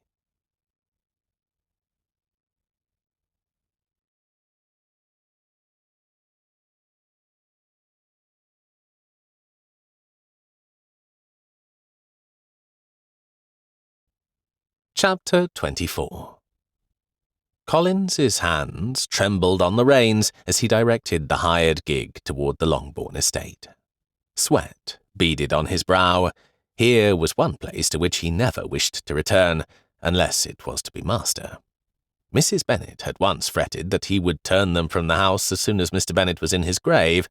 Although this was not his intention at the time, the option appeared especially attractive today. The thought of sweet revenge momentarily buoyed his spirits. And then there was Colonel Fitzwilliam. His brusque manner still rankled. Although the son of an earl, his demeanour toward Collins lacked the polish one would expect in one so well born. He had announced Lady Catherine's arrival and ordered Collins to return, as if he were a mere servant with something to answer for. Collins had no choice but to comply. Her nephew was obviously not afraid of her, but Collins certainly was. The thought of facing Lady Catherine's wrath made his stomach churn. "Are you quite well, dear William?" Mary King's soft voice broke into his abstraction. "You look rather pale." Collins forced a smile. "Quite well, my dear. I am contemplating our future." It was well that Mary had insisted on coming with him. Her gloved hand rested reassuringly on his arm, and he noticed with pride that she wore his brooch. The weight of the jewellery seemed to anchor him to this new reality, one where he was not alone in facing Lady Catherine's scrutiny. Mrs. King had been more than willing for him to make his addresses to her daughter. After all, was he not the future master of Longbourn? The thought of Mary's £10,000 warmed him further. There were legalities to be dealt with, but Collins was determined to bring her home to Hunsford in October. Surely his newest novel would be published by then. He gave Mary a sidelong look. She seemed to be a most understanding person. Should he confide his secret identity to her? Would she think it exciting to be married to a successful novelist? As they approached Longbourn House, Collins felt both dread and anticipation. Not so Mary King. She looked about with a light in her eyes and a smile on her lips. "Only imagine," she confided, her voice barely above a whisper, "one day We shall live here. Her words sent a thrill through Collins. Yes, one day this would all be his. No, theirs. He straightened his posture, feeling a surge of confidence. Mary leaned closer. How many bedchambers are there? He did not remember, but he gave a guess. 6 or 7 for the family, I believe. You and I shall certainly be more hospitable than the Bennets. Can you imagine? I am the heir, and yet I was not invited to occupy the guest room, but was forced to lodge at that inn. Collins plied the door-knocker, and was admitted. They were led to the dining room, an odd choice, he thought. When he was master here, he would insist that his guests gather in the formal drawing-room. It was only proper. Lady Catherine's keen gaze bored into him as they entered. The fact that Mary King clung to his arm did not escape her notice. "Good afternoon, Mr. Collins," she said sharply. "What have we here?" Collins drew nearer to Mary, his protective instincts aroused. "This is my fiancée, ma'am. Today she has done me the honour of consenting to become Mrs. Collins." Mrs. Bennet gave an audible gasp. "Mary King is to be mistress here?" Lady Catherine continued to study Mary with unbecoming directness. "Did I not say to choose a gentlewoman for my sake?" "She is!" cried Collins, his voice rising in pitch. He cleared his throat, attempting to regain composure. "Miss King comes from a respectable family, and she will make an excellent mistress of Hunsford Parsonage." Mary squeezed his arm gently, and he felt a surge of gratitude for her steady presence. Suddenly, a memory flashed in Collins's mind, a conversation in the coffee room. His heart began to race, and his gaze darted around the room. "Where is Mr. Darcy?" he blurted. This question seemed to infuriate Lady Catherine, although Collins could not guess why. He noticed that Elizabeth Bennet was also absent. "He and my daughter are wandering about in the shrubbery," said Mrs. Bennet. "We expect to hear happy news presently." Lady Catherine gave a snort of derision. Collins felt the blood drain from his face as he recalled his conversation with Mr. Darcy about Geoffrey Sterling. What if he was at this very moment revealing all to Elizabeth Bennet? Collins began to quake with fright, his knees threatening to give way beneath him. "Mr. Collins?" Mary's concerned voice cut through his panic. "Are you unwell? Perhaps you should sit down." Her steadying hand on his arm, and her calm demeanour in the face of Lady Catherine's scrutiny, suddenly struck Collins. Here was a woman of substance, both in fortune and character. Perhaps he had not chosen badly after all. As Mary guided him to a chair, murmuring soothing words, Collins felt a wave of relief wash over him. Whatever challenges lay ahead, be it Lady Catherine's disapproval or the potential revelation of his secret, he would not face them alone. For the first time since entering Longbourn, Collins allowed himself a genuine smile. He patted Mary's hand as it rested on his arm. "Thank you, my dear," he said softly. "I believe I shall be quite all right now." Elizabeth's heart beat wildly as Mr. Darcy led her away from the house. The late afternoon sun cast shadows across the drive, enveloping the world in a warm, golden hue. "Where shall we wander?" His voice was soft and intimate. "I am not particular, as long as we are out of my aunt's sight." She pointed to the road, trying to steady her trembling hand. "This leads to the lane where we met." "Ah," he said, a smile playing at the corners of his mouth. "Very good." They walked together through the countryside. Fields of ripe wheat were heavy with promise. Low dry stone walls bordered the lane, a mute testimony to generations of farmers who had worked this land. "I apologize for my aunt's behaviour," said Mr. Darcy. "Lady Catherine's opinion is seldom challenged. As she ages, she becomes increasingly insufferable." Elizabeth glanced at him, noting the tension in his jaw. "Under her service, my cousin will learn her ways," she replied softly. It is best to remember that one cannot be held responsible for the behaviour of family members. His eyes met hers, filled with warmth and something else she dared not name. I am glad to hear you say so. A small silence stretched between them, charged with unspoken emotions. I expect you know what I am about to say, he said at last. Elizabeth's breath caught in her throat. She was almost afraid to answer him, but her sense of humour came bubbling up, a defence against the overwhelming feelings threatening to engulf her.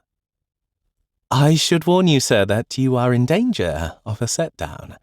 There will be trouble if you dare to say that my eyes sparkle with such heavenly radiance that you are in danger of being blinded by their brilliance, much like Saul on the road to Damascus. His brows raised in amusement. Did Collins say that? To me, certainly not. I meant what he wrote on those pages, said Mr. Darcy. There were quite a few preposterous statements.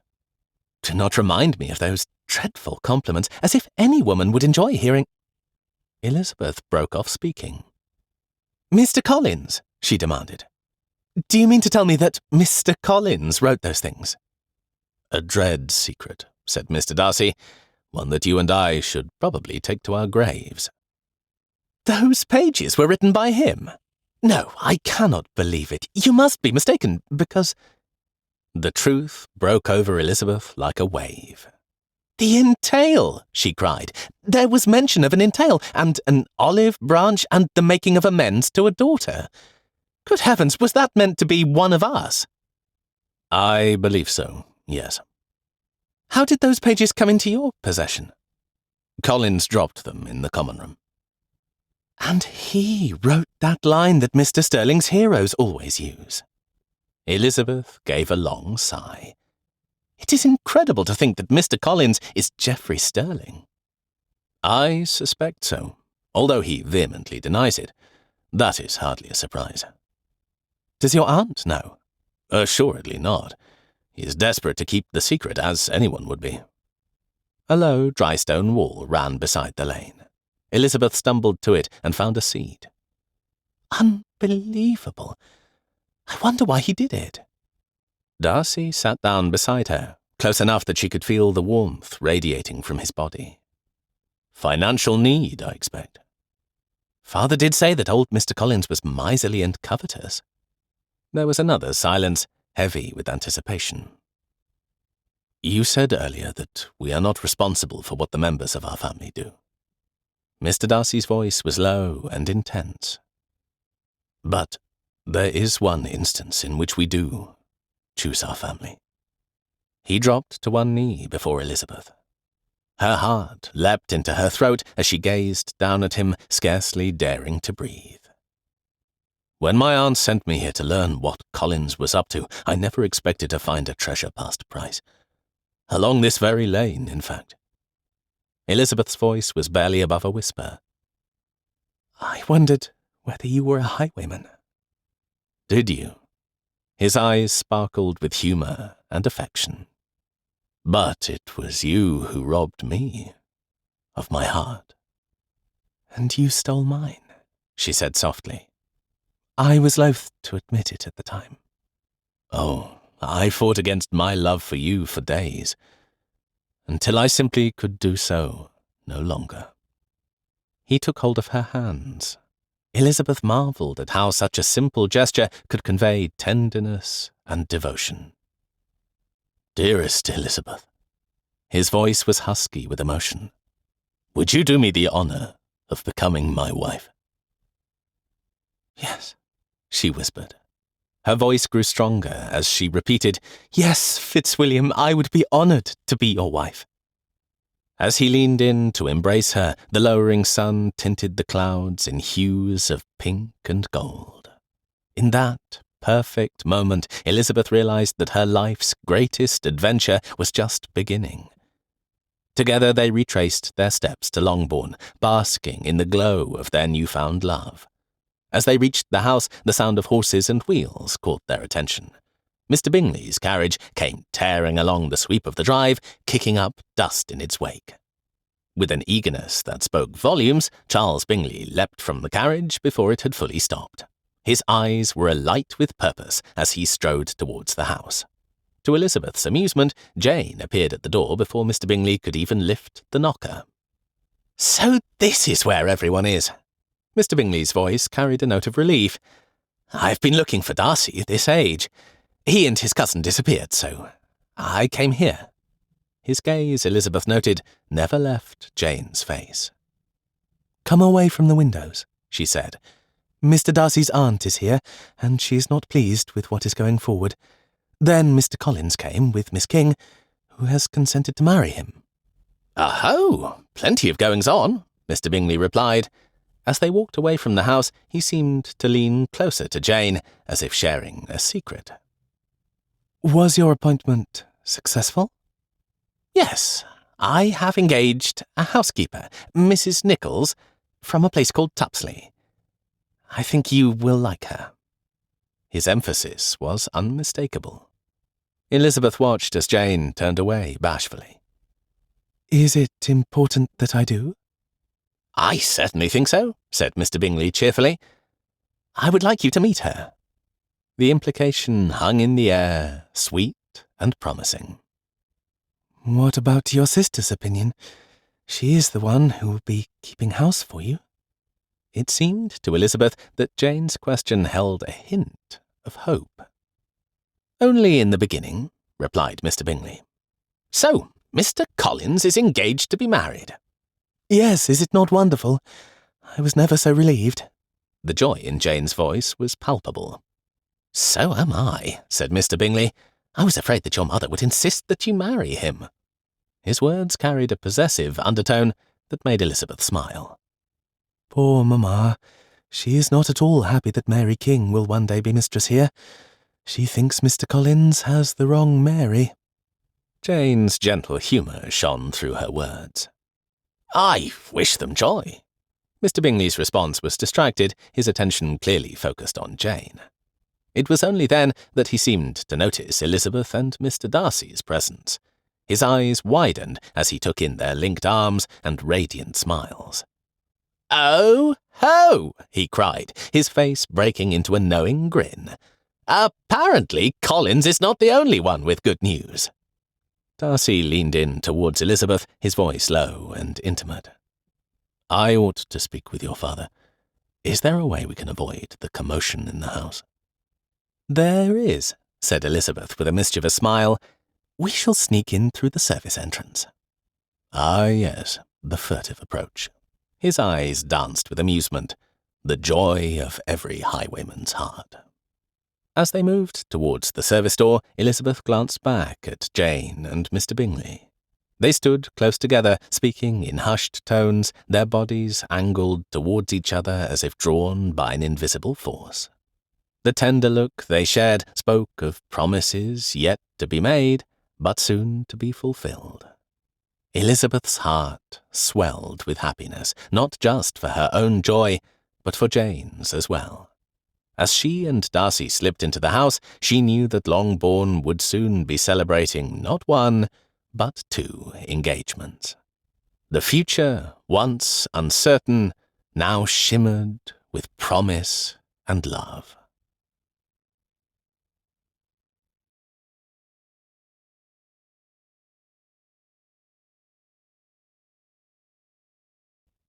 The end. You've been listening to Pretty in Print by Laura Hile, read by Harry Frost. Text and production copyright 2024 by Laura Hile.